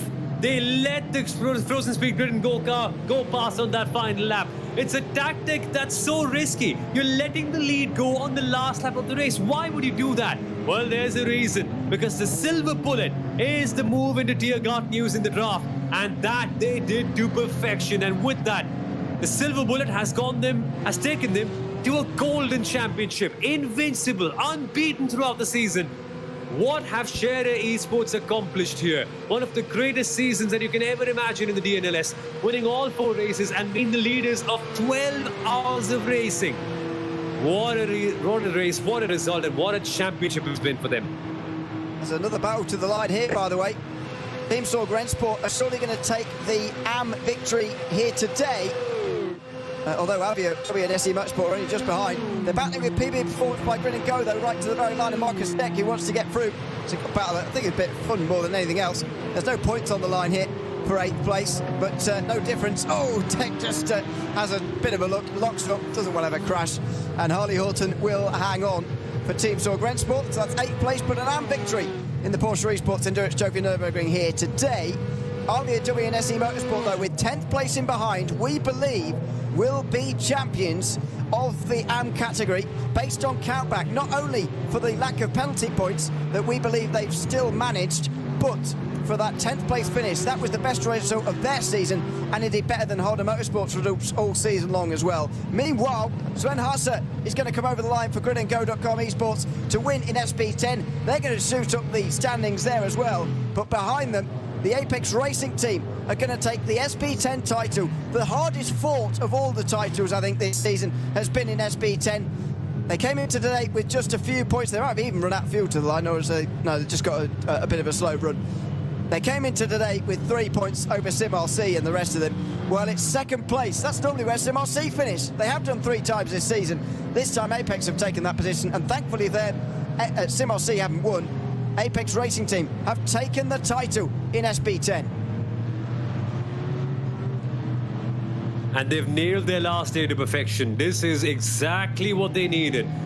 Peter Berryman has brought this car home and has done so as becoming and has now become a champion. Wow, I'm lost for words here because of how close this SP10 battle was throughout the entire season and just how much it took for Apex Racing to come out as the top team. It took a bad race from SimRC, a rare slip up from them for Apex Racing to then capitalize on that. But fair play to Apex. They have absolutely trounced their competition and have won by a decent margin. On the day where they need to deliver the most, their rivals dropped points and they got a crucial podium, which has now taken them to a championship. Well done, Apex Racing. What a performance.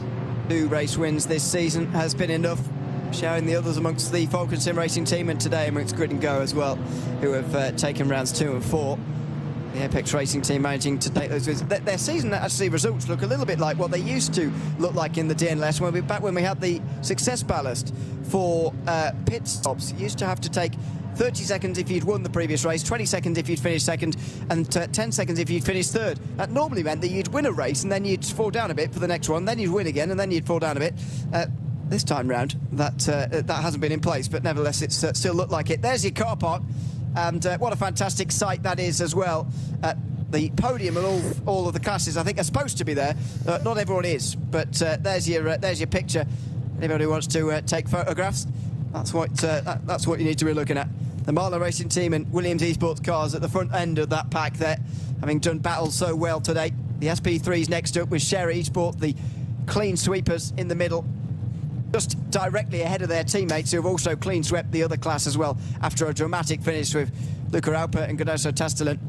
And then the SP10s at the back. Let's start with the SP3s, with Share Esports taking their narrowest win of the season, just half a second ahead of Adopt Don't Shop, who've had their best result of the season because Smiley Esports finished outside of those top 2 for the first time with 3rd. Wolf Motorsport finishing in 4th place, just ahead of Thomas Enger Sim Racing, Subcaution AC Mayan, and 6th ahead of Race Sim Zone, with V7 Racing 2.5 minutes back. Eiffel Racing with a long penalty finishing in 9th place out of Homer Sim Racing, and Ringsfizzer Sim Racing finishing in 11th. Again, a great class to watch and a surprisingly close finish at the very end of that season. Yeah, a good race as well. I mean, Adopt Don't Shop, fair play. I didn't expect them to come here, and normally they've been the 3rd place team, but a great performance on the last day. And it's sad to see the Ringfizzer Sim Racing team only at the very end because they were in such a great fight. Them, the home of Sim Racing team, unfortunately, contact means that they now end this season in 10th and 11th. But more than the results, look at what they've accomplished this year. Finishing, learning a lot, lots of driving, lots of teamwork as well. And that can also be said for gridandgo.com esports, who have now ended this season as a race winner. And that takes them to 2nd place in the championship, behind the champions, the AMG team, Apex Racing. Absolutely. With Falcon Sim Racing joining them on the podium. Despite that drive-through penalty, I'm not sure whether they actually served that or not, but they should finish on the podium anyway. Dory Sports Academy 4th, just ahead of Contaguine, who drove for SimRC today. Brought that car across the line in 5th. Nürburgring Esports finished 6th and 8th with X-Racer in between them. Hoisingveld and BS Competition rounded out the field. Unfortunately, Ruben Bonga and BS Competition retired from that race, the only SP10 retirement today, which is unfortunate indeed for them. In the Porsche Esports Endurance Trophy Nürburgring, we saw a fantastic finish. In fact, one of the best finishes we've seen all season long in that category. It is Share Esports, though. Familiar result. They have swept the season with Frozen Speed by Grid and Go, rocketing up the standings with a 2nd place finish, 41 thousandths gap at the line.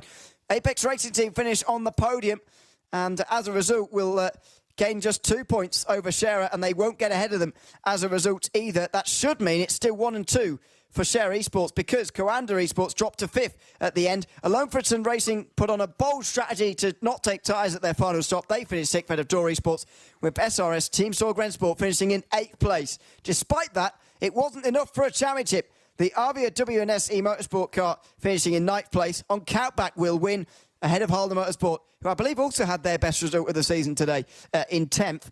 Austrian Sim Racers finished 11th. They were rocketing through with those new tyres at the end, but just ran out of laps. PB Performance by Grin & Go dropped down with a late penalty, I'm going to presume, because they were battling for 8th earlier. Then Photosec by WMS finishing 1 lap down. Allsport and Team Nitro Falcon both finishing laps down. It's a great race between those guys, that's absolutely no doubt. 1.4 seconds, the gap at the end between Williams and Marler Racing Team as well. These are the provisional race results at the end of the day.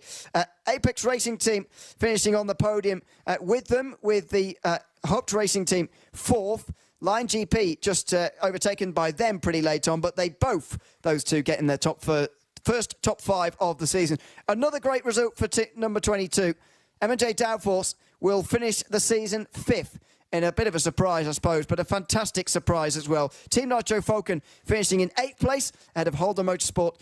Nitro Falcon were 7th, Holder Motorsport were 8th, just missing out on the points. RC Car Shop Esports and Nürburgring Esports in the top 10. They were pretty close, and Fog and Sim Racing couldn't quite get them as they had to rocket through the field towards the end. Liberty Esport finishing just outside the top 10 with BS Competition. Disappointing way to crown their championship season, really, and it's going to make this on the results sheet look very, very close. In fact, probably closer than it really was, with 4 teams, we believe, separated by less than 10 points at the end of the season. But they will be champions. Pole Promotion Esports, Mulder Motorsport, M&J Downforce round off the top 16. 17th place went to Nürburgring Esports, ahead of Similia Esports in 18th, and Impulse Racing, who had to recover from that early problem and finished a lap down in 19th. What a great season it's been at Similia, a great end to the season as well. No better way to do it than with a last lap battle. And to be fair, just over 1 second between first and second in SB9 as well. In fact, the average between first and second at that final race will be well down below 10 seconds or so at the end. That's how close it was towards the end of this season. And that's the beauty of it. Yes, it must have ended in a slightly anticlimactic note, but the competition has been intense. The racing has been phenomenal. It's all been so clean. The drivers have been so respectable to each other. This is the kind of stuff we expect and love from the DNLS. That's what we know the series for. And yet another season has delivered. It absolutely has. Before we leave you, let's remind you, of course, that later on this month, the real-life Nürburgring Langstrecken Series will be getting underway because it is the month of